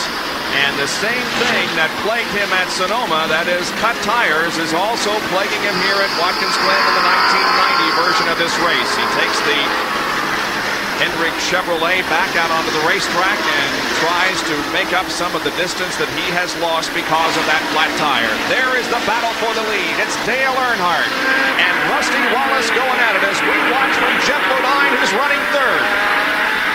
If things work out the way they have been working out, Rusty Wallace is going to try to outbreak Dale Earnhardt coming down in turn 1. Let's see. Wallace takes a look, but not able to do it. Earnhardt holds the lead going through turn 1. Meanwhile, Jeff Bodine has a Budweiser Ford right on the back of these 2 cars. At any rate, Ricky Rudd did not lose a lap. He is way behind those cars. There's a lot of distance between he and the front-running cars, but he does have a lot of daylight out there as we watch Jeff Bodine trying to make up some ground as they head through the S's and now down towards turn 5. And coming into this turn at about 172 miles an hour is Dale Earnhardt as he starts gearing down. The Goodwrench Chevrolet sweeps wide into the turn, dips down to the inside, and Wallace follows right on the same groove. So does Jeff Bodine. Mark Martin not too far behind in the 4th position. Now, Bob, there's one place on the track where we've seen a lot of dust kicked up, and that's when they're coming off of turn 5. That might be where some of those flat tires are coming from, because a number of cars have gotten off of the track over there, and I'm sure that they've kicked some debris up on the track. All right, thank you very much for that observation. There is Mark Martin, who is running in 4th position. Got Bodine there in 3rd. Bodine, of course, grew up about 25 miles from this particular location. Let's go to the pits and report from John Kernan. Bob, this is the left rear tire off of Ricky Rudd's car. Now, you can see right here, you can't see where it was actually cut, but they have marked it, and there's now a spin out on the racetrack. Caution is, they're expecting caution to come out down here in the pits. Bob? Contact between the 27 car of Rusty Wallace and Dale Earnhardt. Rusty Wallace on the right side, Earnhardt going in turn 1. And look, Earnhardt almost pulls out in front of the traffic. He thinks better of it. He waits for the traffic to get by. Meanwhile, every car on the lead lap practically is going to go by as he gets the car righted. So Dale Earnhardt, who was leading the race, now finds himself at the tail end of the field as there's contact between himself and Rusty Wallace. Wallace gets the lead, and Earnhardt, well... Nope, Jeff Bodine gets the lead. Jeff Bodine has gone around Rusty Wallace. In fact, Wallace has dropped back to 3rd. Mark Martin moved up into 2nd, and as Rusty Wallace went by turn 5 here, there was damage on the left side of his Miller Pontiac. We see Rusty Wallace. This is where he's been making the passes all day. Earnhardt just does not realize he's there. The two cars make contact, and around goes Earnhardt. He's unable to save the car. There we see both Bodine and Mark Martin get by. Here's another angle. Just a little bit of a touch is all that Earnhardt needed. And he hits the left rear of Rusty Wallace's car. Maybe some damage to that left rear. Maybe some sheet metal rubbing that left rear. We'll have to check.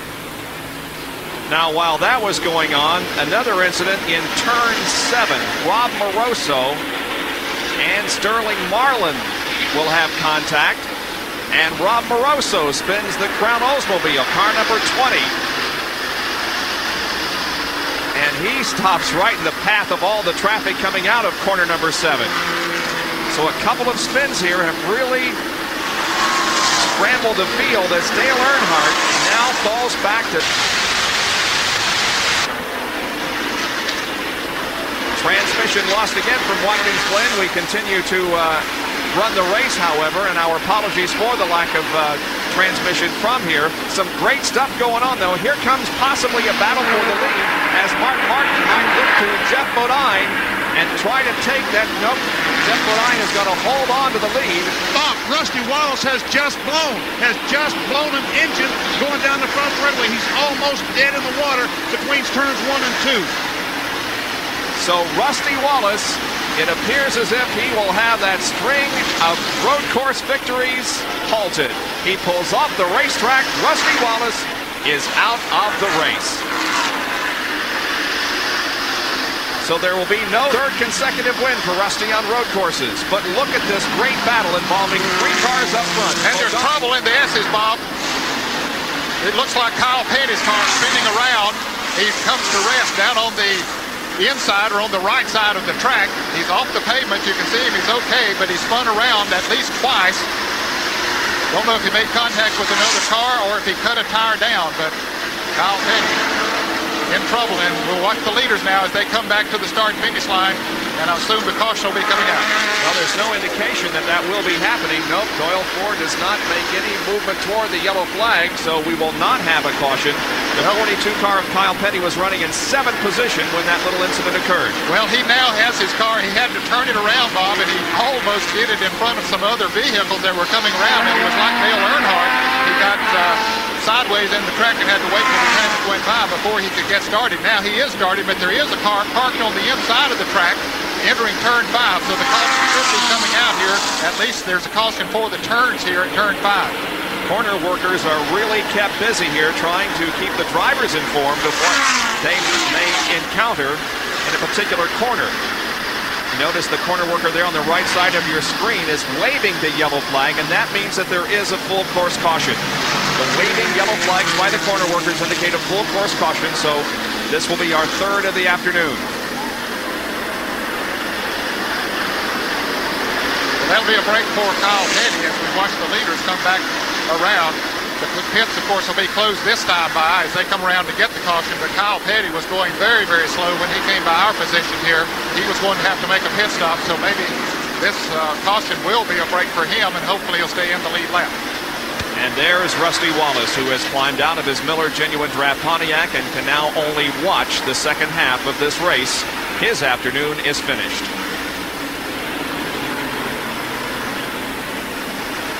Inside Jeff Bodine's car. Now the pace car will be picking up the field here in this lap, and then the pits will be open this coming lap. We'll be back with more from Watkins Glen after this.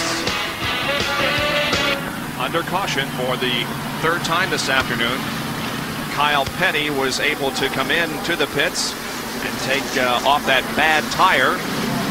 And Jerry Punch will now be with Barry Dotson. Jerry? Well, Barry Dotson talking to one of the NASCAR officials here. Barry, a tough break for you. What looked like the engine came apart? Evidently, he said it quit over there and something happened to it, so he pulled it off, I think. What about down in turn 1 a few laps back between he and Earnhardt? What happened there? That was our fault. We got in down too hard, and as you could see early in the race, that's where we do most of our passing. We got in too hard, got into him.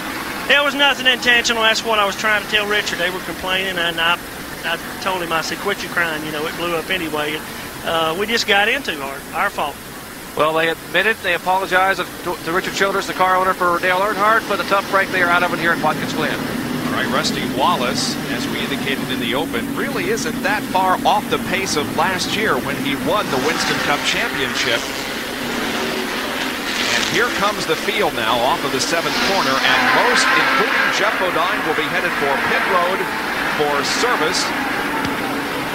Jeff Bodine looking for the number 11. He spies it and now drops into his assigned pit position. And look at the action behind him.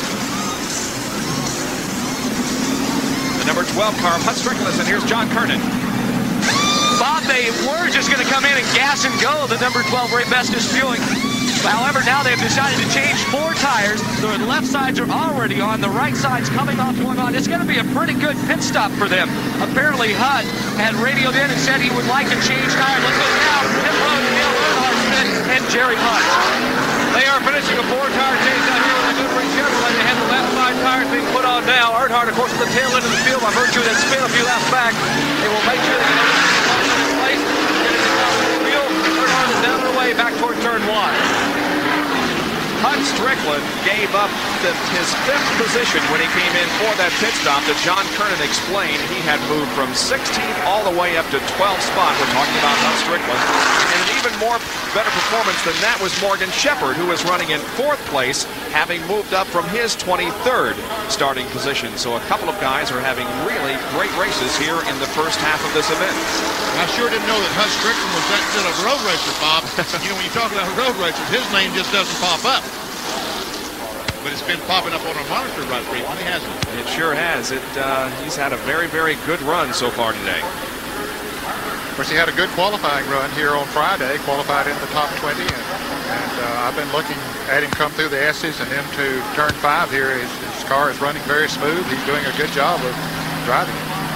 You notice that the Mark Martin car did not come in for the pit stop, so he is going to be the leader of the race. There's Barry Dotson, the crew chief on Rusty Wallace's car, as he has moved behind the wall and is now taking it easy for the rest of the afternoon. This event marks the first year of the death of Tim Richmond. A year ago today, Tim passed away, and Barry Dotson was one of his very best friends.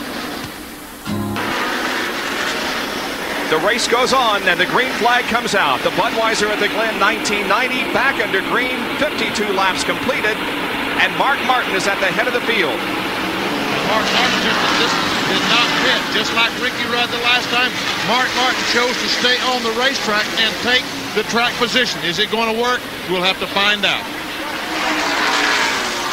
There's Ricky Rudd in the yellow 5 going by Brett Bodine, the green 26. There's Dale Jarrett, and then comes Jeff Bodine. Well, Benny, they're heading up through the S's now, that long straight before they get into turn 5. And Mark Martin now does have those 5 bonus points that we talked about a little bit earlier, so he's back even with Dale Earnhardt. He's actually ahead of him now on the racetrack, and there'll be quite a few points difference in them. Earnhardt's in the middle of the pack, trying to make his way up through there. One car smoking quite badly is Tommy Riggins as he comes into turn 5. We had mentioned, Bob, while I have it, that there was a red car that had stalled, and perhaps the reason for the caution after Kyle Petty spun out, that was Oma Kimbrough from Tyrone, Pennsylvania, who had stalled on the backstretch, and they since have pulled his car to an off-track position here. Oma made his Winston Cup debut a year ago here at Watkins Glen. We're riding at 4th place, Jeff Bodine. The leader is Mark Martin. 2nd place is Ricky Rudd. 3rd is Brett Bodine, and then Jeff Bodine. So the Bodine brothers are 3rd and 4th. I'm sure this is a moment they've dreamed about in front of the hometown people, being able to run right together. Unfortunately, they always dreamed about 1-2. This is a race for 3rd and 4th. Well, they had such a race at Pennsylvania a few weeks ago for 3rd and 4th. And now they're in that position again. And you're right, Benny. They wanted to be 1st and 2nd, and there would be no better place to do it than here at the Glen, where they grew up in Chemung County. Those trees that you see lining the course, well, Jeff Bodine used to climb into those trees in the 60s when he was a boy growing up in the Chemung, New York area and watching the Formula One race from here. There's the number 10 car of Derek Cope, which is very slow on the racetrack, and Derek Cope is having trouble. Here is Jeff Bodine trying to take the position away from Brett, and Jeff has it. Jeff moves to 3rd. Boy, that was a courageous move on the outside going in turn 5. I bet you he would not have done that had it been anyone but his little brother on the inside. That's 3rd, 4th, and 5th right there. Bodine, and then Labonte. And Terry Labonte will go to the left of your screen and try to pick up the position on Brett Bodine. And Terry Labonte does have it. Meanwhile, Alan Kowicki in the Xerox Ford is back trying to get by cars. He's on the inside trying to get by the Morgan Shepherd car. And Morgan right behind Michael Waltrip in the Country Time final. And not too far behind them, of course, is Dale Earnhardt into car number 3, and we have a full course yellow. Once again, our 4th of the day, the 4th time that a full course caution has come out, maybe for that 10 car of Derek Cope that stalled. Yeah, there's a car, it's either the 10 or the 17, Bob, that stalled just coming out of turn 4. Both of those cars brightly painted. It is the car number 10 that is stalled over there. Meanwhile, they're racing back to the line. There's Earnhardt trying to get by Kowicki on the outside. That's for the 11th position, so Dale Earnhardt, who dropped way back to 20th. Hey, they're banging on each other out there. And Schrader trying to follow Earnhardt through. Let's see. This is turn 6. They're still banging on each other. Here they come. Side by side, Bob. Off the 7th corner as they come by me, I'll be able to see who wins the race back here, and it is going to be Earnhardt. Well, it was Kowicki, then Earnhardt, and then Schrader. Wow.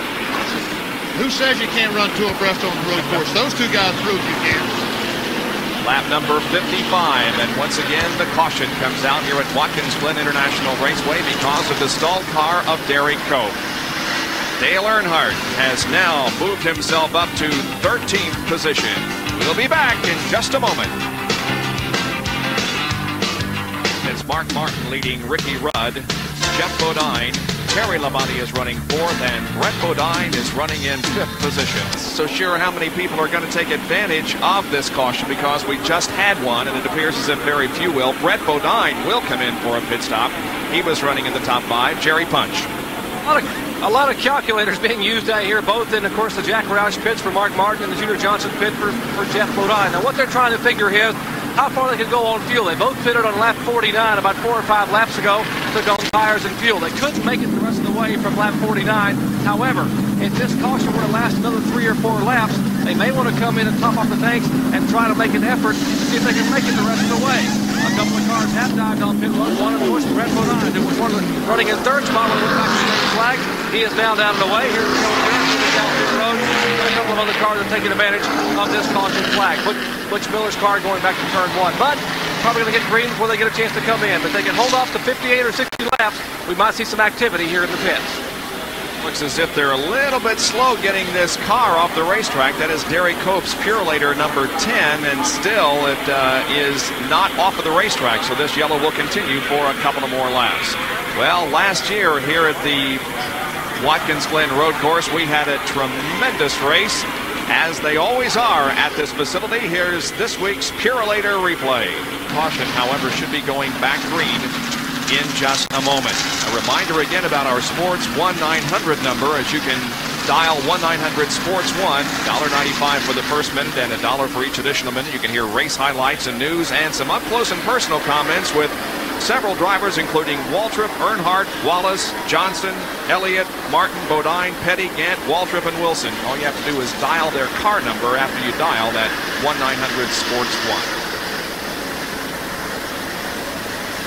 Well, here's the situation on the racetrack. As you can see, the lights atop the pace car are out, and so we will be going back green. It's Mark Martin, the current Winston Cup points leader, showing the way. There's Ricky Rudd second. Jeff Bodine is third, followed by Terry Labonte, Hut Strickland. Then the 38 car of Dick Johnson, the Australian, making a good run here this afternoon, being shown in sixth position. The field going through your screen now. You can watch for your favorite driver and know where he is in relation to the front of the field. There's Herb Hare and Kyle Petty bringing up the tail of the field. The green flag waves, and look at this!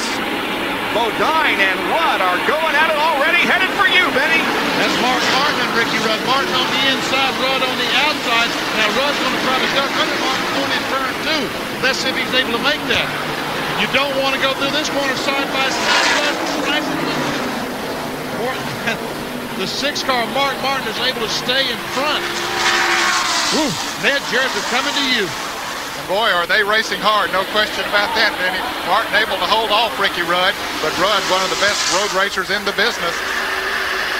Very determined to get out front in the Levi Garrett Chevrolet as they approach number 5 now. The gear down and breakdown coming into that turn. They were running about 172 when they came to that turn before they started braking, so they're really turning the wick up now. And Jeff Bodine has lost a couple of positions. Terry Labonte is now third. Hut Strickland has moved to fourth, and then comes Jeff Bodine and then the number 11 Budweiser car. There is Hut Strickland. Boy, you got to take your hat off to Hut this afternoon in that Bobby Allison car, as he has moved all the way up to fourth and is showing some real road racing prowess despite some damage on the left side of that race car.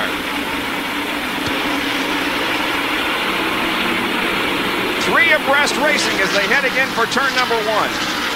They're going to have to get back inside because that's not the hot setup.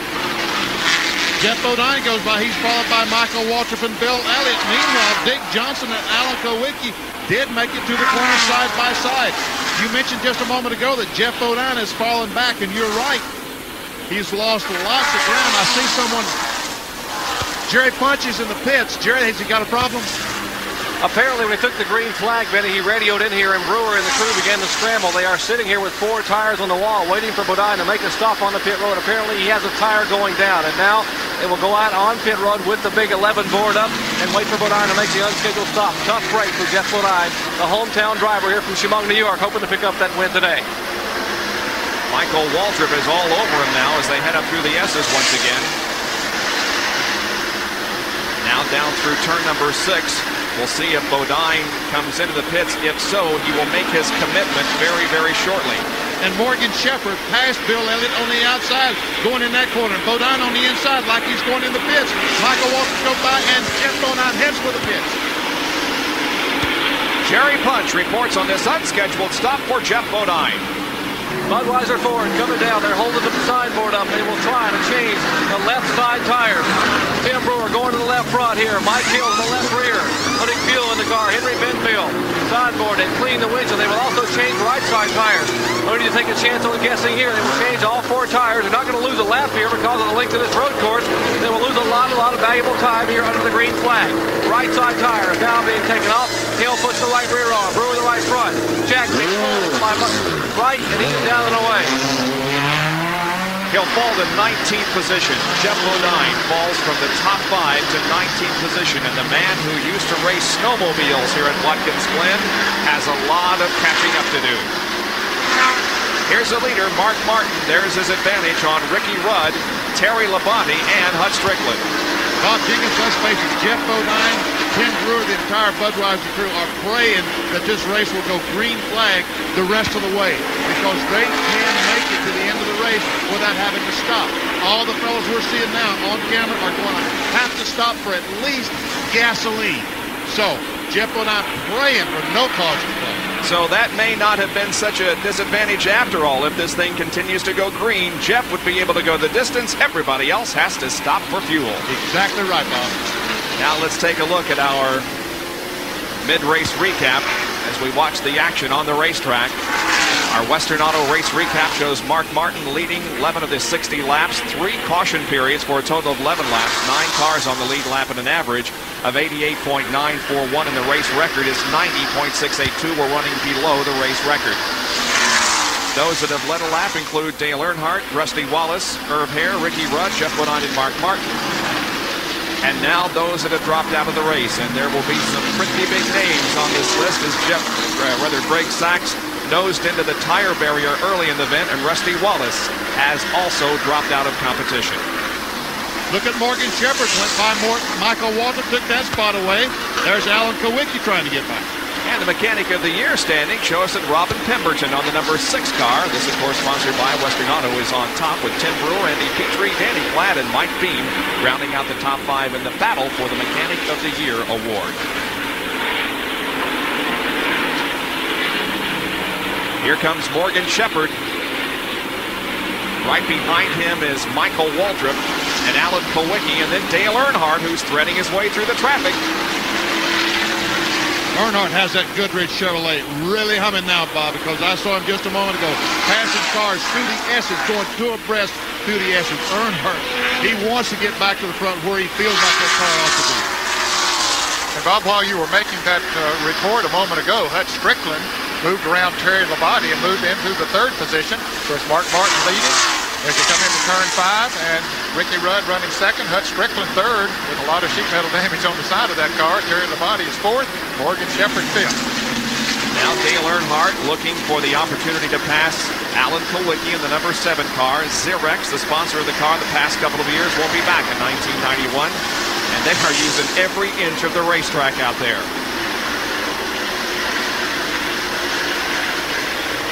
Well, this is by far the best race on the racetrack. Just a few car lengths separated, and Morgan Shepherd gets off in the dirt. That's where you get flat tires, Morgan. Be careful.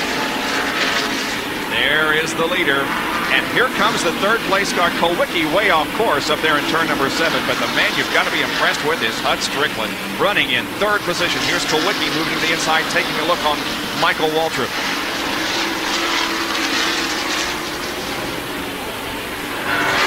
So Martin continues to show the way in the Budweiser at the Glen Winston Cup race from Watkins Glen, New York. Coming into this race, here are the point standings and how they are running. Mark Martin, the leader in points, is the leader of the race. Dale Earnhardt has currently moved up to 8th position. Jeff Bodine is back to 17th, but don't count him out yet. Rusty Wallace is out of the race, and Kyle Petty is running in 30th spot. So Mark Martin, if he continues to lead and if he should win this race, will add to his points lead over Dale Earnhardt. There's Ricky Rudd running in 2nd spot. We understand that perhaps there might be a fuel pickup problem on that number 6 car that's leading. Jerry, what can you tell us about that? We are standing here with Jack Roush, and Jack, what's the problem? Well, he just said he had to come next time. We're not sure if it's tires or fuel. We think we have 3 laps left on our fuel. He says he can get 1 more, but we're bringing him on in. Okay, so apparently it is fuel, and the car was sputtering as it came by. Steve Meal jumped off the perch and said, here comes the Motocraft Ford car. Steve Meal said apparently the car is out of fuel. They could have gone about 3 more laps, they thought, on the fuel that they had, but the car began to sputter, and then Mark Martin ready and said, I'm coming in next time by. The crew, the Folgers crew, standing here, shaking their head, waiting for their driver to come down pit road and bring the Ford Thunderbird here in the pits. Here comes Mark Martin down the road.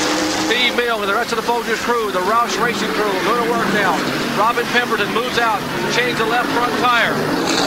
Steve Mill will change the left rear tire. They'll clean the windshield, but the all-important fuel now going in this car. It will change all 4 tires. First can of fuel going in, second can of fuel going in. Left side tires are on. We'll run around to the right side of the car. Now, right side lug nuts coming off the front. Robin Pemberton had a little trouble getting the right front tire off. Now the right rear going back on. Tires are on. Back in gear, he is down and away. Mark Martin roars back out in competition, and as you mentioned, Jerry, the number 15 car of Morgan Shepherd, the Motorcraft Ford, also made a pit stop, relinquishing his 5th position to make what will undoubtedly be his final stop of the afternoon. Bob Jenkins, Mark Martin was smart to make that pit stop. The Roush team, they were smart to make that pit stop because as he exited the pit, he was just about a quarter of the front straightaway in front of Jeff Bodine. Remember, Jeff stayed out there a couple of laps with the car going slow. Mark Martin able to come in as soon as he felt like he had a problem. That was a smart move. So that could be where our emphasis shifts later in the race to those 2 guys. Oh, and the number 30 car of Michael Waltrip is off course, trying to get back on, and does. Michael Waltrip, who is running up in 6th position, gets off the track. And he falls in right behind Ernie Irvan.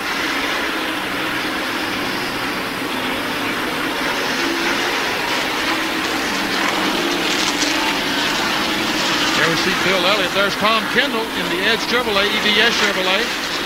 He's running 11th, by the way. Here's Terry Labonte, who is in the pits. He was running in 4th spot. They have changed left side tires only on Labonte. Left side tires filled it up. No right side tire change. He is down and away. And there's Mark Martin. Watch. As Terry Labonte comes out of the pits, Mark Martin goes by. Who's going to have the spot? Labonte is in front of Mark Martin, but he has only 2 tires. Is that going to be enough to stay in front of Mark Martin? We'll just have to wait and see.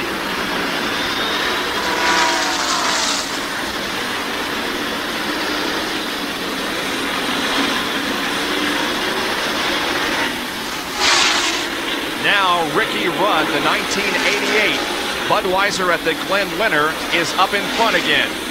Ricky Rudd is leading this race, and now running in 2nd position is the number 12 car of Hut Strickland.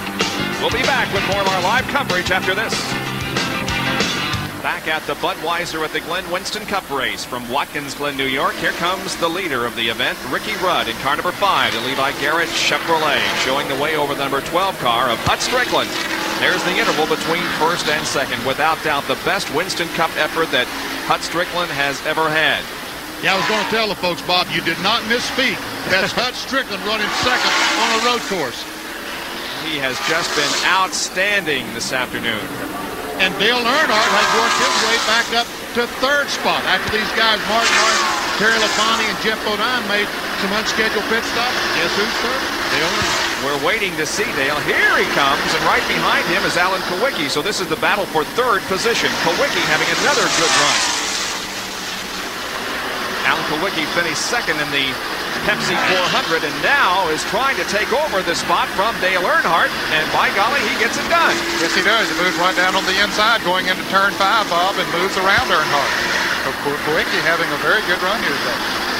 There's another guy that can't spell road course either. There's Ken Schrader, number 25. He's running 5th.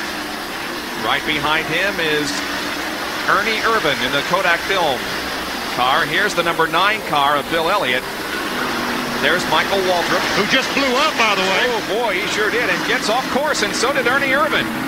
Flame coming from underneath the Michael Waltrip car as he gets it back on the track, and Ernie Irvan also pulls back on course. I guess that was Ernie that spun out with the blue smoke we saw. I thought Michael had blown up. Sure looked like it. Appears as if they're both okay, though. They stay out there.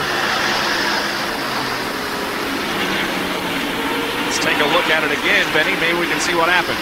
Yeah, here comes Ernie in the corner. He loses control, and I guess that's the smoke that we saw. I thought, oh, that's Michael Waltrip blocking the brakes up to try to avoid Ernie. And all that fuel got down in the exhaust while he was off the throttle, and when he hit the gas, the flames shot out. So a little off-course excursion, but all is well as we go back up front and take a look at the leader of the race, Ricky Rudd, check his advantage over second place Hut Strickland. We'll let this field go by again for you. There goes the number 2 car, which is now being driven by Greg Sachs, by the way. There's Kowicki, Earnhardt, and Schrader coming through. Schrader's got a pretty good run going. He finished 3rd in the Pepsi Firecracker 400 at Daytona in July. Here's the number 9 car, Bill Elliott. He's in 6th spot. He comes off of corner number 7. And behind Bill Elliott is Tom Kendall, who yesterday finished 2nd to his teammate Chris Neifel in Trans Am race here at the Glen. There's Sterling Marlin right behind him. The number 94 machine. He's finishing, or rather running in 8th spot at the moment. So it's Kendall in 7th and then Sterling Marlin in 8th. And there comes one of the Skoll cars. I think that was Labonte. Now that was Irv Hare. I believe he's running 9th. Okay, then followed by Ernie Irvin. Then went Kyle Petty. Davey Allison goes by. Davey Allison, he's not on the lead lap, but he's still out there.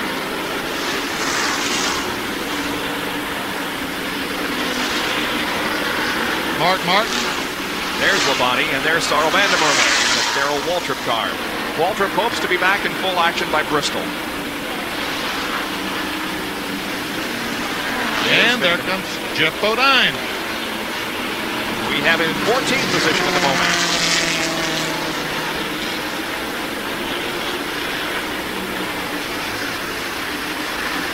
There's Mark Martin. Most recent Big A Auto Parts pit stop performance report on Mark shows it took him 16.4 seconds to enter and exit the pits, and it took the crew 23 seconds to do service on the car for a total of 39.4. Let's compare that now to the performance on Terry Labonte. There it is, 16.1 for the driver and 18.7, much better for the crew. Total of 34.8 seconds for Terry Labonte. See, Bob, now I told you, who's going to look after you? Labonte only changed 2 tires. Yep, you're and right. You're saying he was... Well, now, I just said that it didn't take it took the crew less time, but that's because they only changed 2 tires. Oh, you were going to say that, weren't you? Well, you did. So.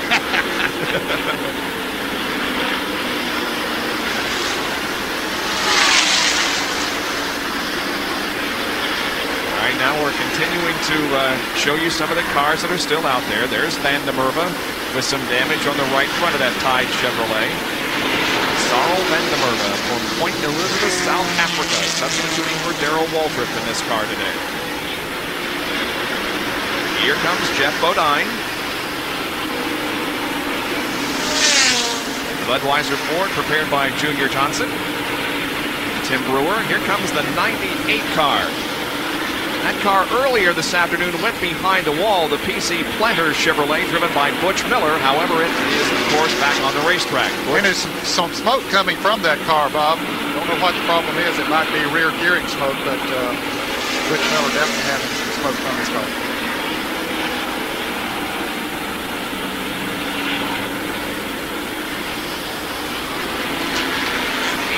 Butch had his best finish at Pocono not too long ago. Here comes Bobby Hillen in the number 8 car.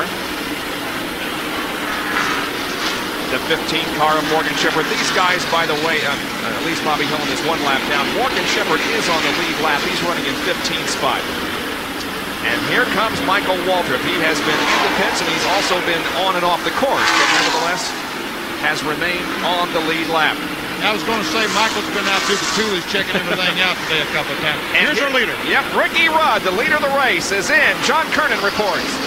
Ricky Rudd pulls the Levi Garrett Chevrolet close to the pit wall. This will be a 2-tire change as they go to work on the left side, making what will be his final pit stop. 1 can of fuel going in, the rest going in for good measure. Left side lugs being tightened. Ricky is down and away. 12.7 seconds. A good pit stop for the Levi Garrett crew. And we watch the foot cam as he exits the pits. On the brakes, on the accelerator. Up through the gears. He uses the clutch to upshift. He's in 3rd gear going through turn 2, up the hill turn 3. Now back towards turn 4. Into 4th gear. Down the long, fast straightaway to turn 5.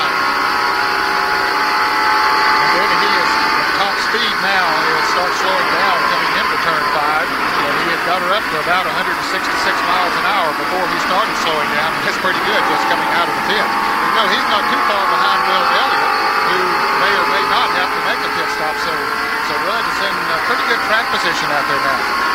I tell you, Hut Strickland is the leader of the race, but he is due for a pit stop before too long. Hut Strickland picks up 5 bonus Winston Cup points for leading the Budweiser at the Glen. We'll be back right after this. Welcome back to the Budweiser at the Glen, where Alan Kowicki is now leading this race.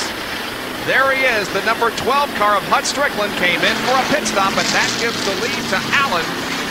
And Kowicki has really began to turn his season around here in the second half. He was second at Daytona. He was 17th at Pocono. He was 4th at Talladega just a couple of weeks ago. And now Alan Kowicki finds himself leading this race.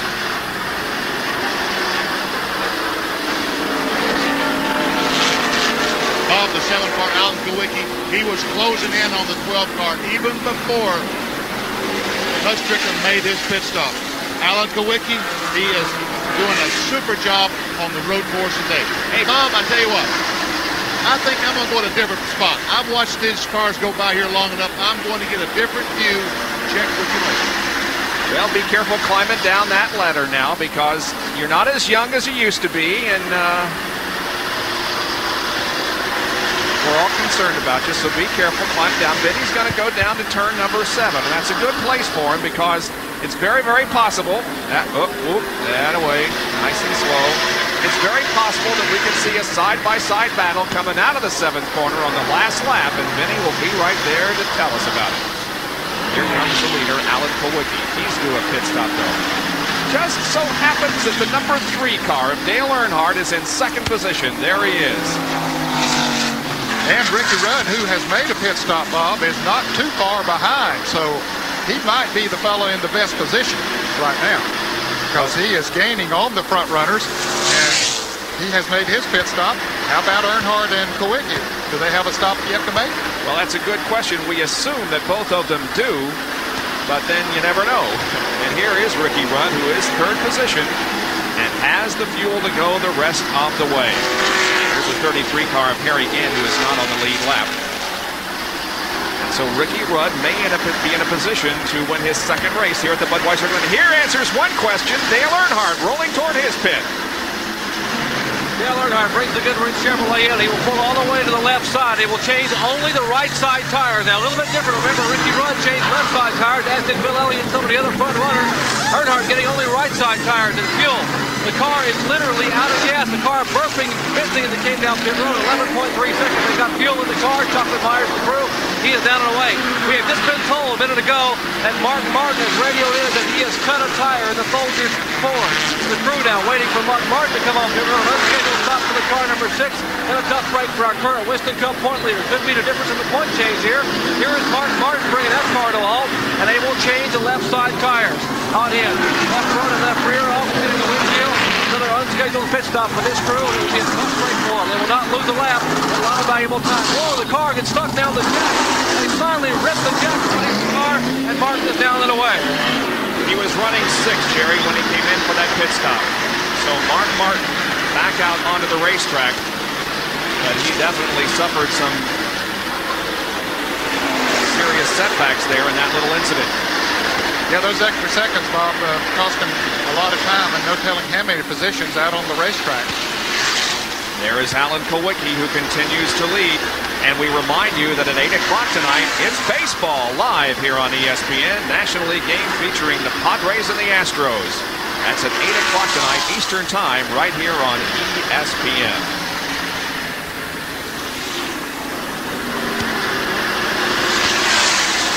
Kowicki continuing to lead. Last year here at the Glen, he finished in 39th position. A great run going this afternoon, but he does need a pit stop. Ricky Rudd now has moved into 2nd place after Earnhardt made his pit stop. And he is closing in a little bit. That's Strickland back to third now after making his pit stop, so he's still up there in the thick of the battle. Earnhardt coming in at turn 5 now, running in 4th place. And Terry Labonte, the way we see it here, in 5th place. Our Sports 1-900 number offers information on the race. This race on news from the Winston Cup scene and close-up and personal comments from drivers. 1-900-SPORTS-1 is the number. $1.95 for the first minute and $1 for each additional minute. Now, Alan Kulwicki last pitted on lap number 49. We have completed 79 laps of this race, and word is that he will be in next time around on lap number 80, 10 laps from the finish. Well, that's about as far as you want to stretch it on a road course, Bob. Certainly you don't want to run out of gas unless you could be lucky enough to do it just coming into turn 7. Because if you run out of gas going into turn 1 or even up through the S's, you can't even coast back around. They'd have to come and get you with a tow truck. You are history, and Alan Kulwicki is approaching turn number 7. The crew is waiting for him, getting set to give that car some gas and put fresh tires on it. He's in turn number 6 right now. We'll be going to the inside of the track for the pit entrance right here at corner number 7. And here it is. He's on his way to pit road. Alan Kulwicki, the leader, is coming in, and John Kernan will tell us about this. The Xerox Ford crew, Paul Andrews and company, awaiting Alan Kulwicki's arrival. This will be a very quick gas and go. Ricky Rudd goes by to assume the lead. The fuel going into Kulwicki's tank. And now Alan is away in only 4.3 seconds, but Rudd has taken the lead. Ricky Rudd, and we're riding with him right now, is less than 10 laps from victory in the Budweiser at the Glen. Can he hang on for the win? Well, we'll tell you in about 10 laps. You're watching live coverage of the Budweiser at the Glen Winston Cup race. Jenkins, Benny Parsons. For the Budweiser at the Glen Winston Cup race, which now has 9 laps to go. The leader is number 5. Ricky Rudd. Now the number 6 car of Mark Martin is not on the lead lap. He's trying to get the lap back. He just lost it with another pit stop. And now he does get the lap back. So Mark Martin is now on the lead lap, and there are 14 machines on the lead lap. But Ricky Rudd is the leader at Herb Hare in the number 0 car, just ahead of Mark Martin. Bob, I don't think Ricky Rudd put up too much resistance to Mark Martin getting back in the lead lap. He has a pretty good lead himself. Alan Kulwicki came back out in 2nd place. Herb Strickland remains in 3rd place. But Ricky knows, that Mark has no chance of catching up to him. So why not let him go and rather than have somebody back there on your back bumper pressure you. Well, this battle right here is for 14th position between the 0 and the number 6 car, but our main concern is Ricky Rudd. Of the last 7 road races in Winston Cup competition, 5 have been won by Rusty Wallace, and the other 2 have been won by Ricky Rudd. And he appears to be on his way to victory here this afternoon. Waddell Wilson is our Western Auto mechanic of the race. Waddell, we just learned you've been named the Western Auto Mechanic of the race. Congratulations. Well, I really appreciate this, and I appreciate Western Auto, and, this has been a gambling day, and so far everything's went well, this part of it. The first part, I felt like we wasn't even going to finish the same lap, but Rick is a super road racer, and we're just trying to help him right now. The pit stop work, a quick pit stop on that last one really helped you out. Well, again, that was a gamble, but I felt like it was the only chance we really had. And, we need to win, and that's what we're trying to do. Waddell Wilson trying to gamble a little bit and win one for his driver, and right now it looks like they are in great position to do just that. Indeed, 83 laps have been completed. There are less than 7 to go. While we have the opportunity, we want to mention a couple of things. Wendell Scott, very ill in Danville, Virginia. Bob Jenkins, we have a crash in turn 7. Sarl Vandermerve, isn't it, Benny? And Hus Strickland also made contact coming through turn 7, and both of them heavy into the guardrail. It looks like a full course caution, is it, Bob? Yes, it is. The yellow flag is waving from Doyle Ford. Full course. You just got there, right, Benny? Can't you tell I'm out of breath? Well, let's hope that everything is okay down there in turn number 7. We're watching this from our camera at the end of turn number 1, and here's a replay of what happened. Ned, can you see this? It looks like the car number 17 maybe had a flat, Bob. I don't know. And then he came down into the inside barrier there, and I couldn't really tell what happened from there. And there's trouble up off the S's as well. So, you okay? Yeah, I'm fine. What happened, you know? That guy just came in there and took me out, I don't know. Hut Strickland just came in and hit him, he said. Let's go down and check with Hut Strickland.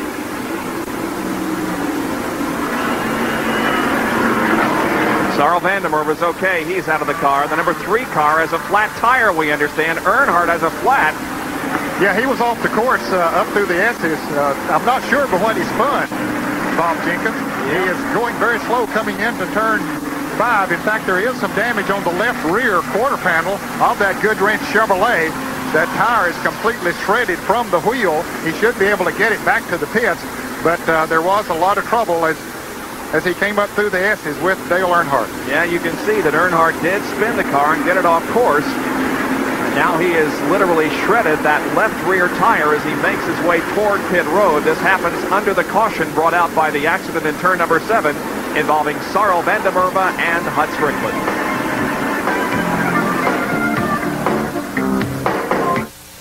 At the Glen, under caution, Ricky Rudd is the leader, followed by Alan Kowicki, Terry Labonte, Jeff Bodine, and Bill Elliott.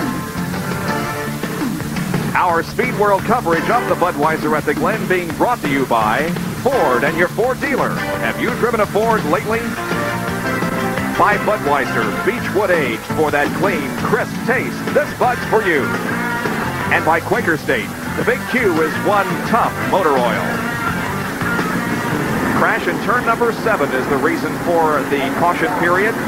That involved Sarl Vandermerve in number 17, the Darrell Waltrip car, and Hut Strickland, who was running in the top 5.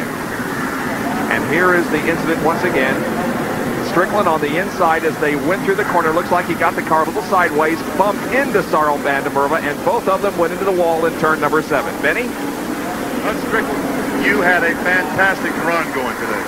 Well, Benny, you know, it really was. I'll tell you, it's you know, we kind of surprised a few people, including myself there, I'll tell you, on these road courses. You know, I hadn't got a whole lot of experience, but it was a good run for us, the whole Ray Bestis Buick team. You know, all the guys done a super job all day long. And you know, it's just an unfortunate deal right there at the end of the race. You know, he come down lap car right there, and, you know, I drove down under him, and I thought he saw me, and when he come down, I just, you know, that late in the race, you don't have a full brake pedal like you need to have. And, you know, just couldn't get stopped fast enough. You know, just hit him. It was one of them deals. You're not going to try to fix the car, are you? No, I don't think so, Benny. I think it's beyond repair. Well, okay, why don't you ride over to the ambulance, walk over to the ambulance. I'm going to check over here and see the car. Thanks, Hut. Let me go over here and just see how much damage there is to this Red Bestis Buick. Bob, let me tell you, there's some serious damage. The left front tire is pointing straight towards me, and the car is pointing straight towards you. Well, it's not going to be able to go back to the pit area without the aid of a hook, and it is there, and we'll be getting the car off the track momentarily here, and there are only 5 laps to go. Jerry Punch on pit road. Have any idea why Dale Earnhardt might have spun over in the S's? Well, take a look. This was his left rear tire that came off the car. When he finally made his way back to pit road, this tire completely shredded away, including the inner liner, which they use on a road course to try to get the drivers back to pit road. This is part of the inner liner inside. It took a beating too, having been cut down, of course. He had 3 flat tires, left rear, left front, and right front when he came in for this pit stop. It's now at the tail of the field. Bob? All right, Jerry, there are 3 guys that very definitely benefited because of this yellow, namely Mark Martin, Herb Hare, and Morgan Shepherd. All of those guys were running at the tail end of the lead lap, but they're right back up there in the thick of things now. Still under caution as they try to remove the wreckage from turn number 7. We'll take another break from Watkins Glen, New York.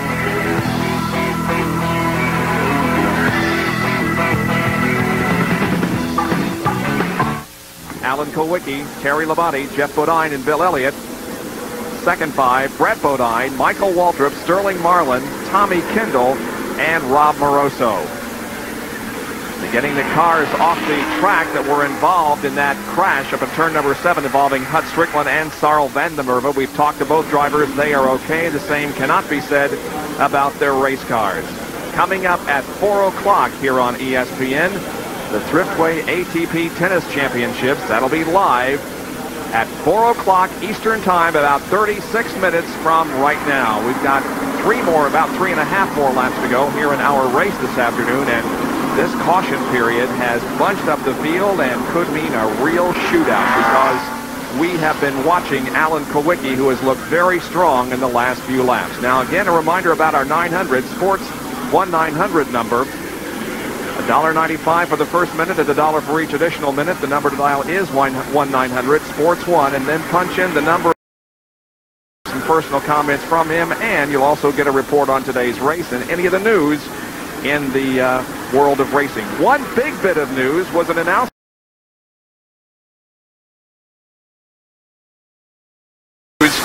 in the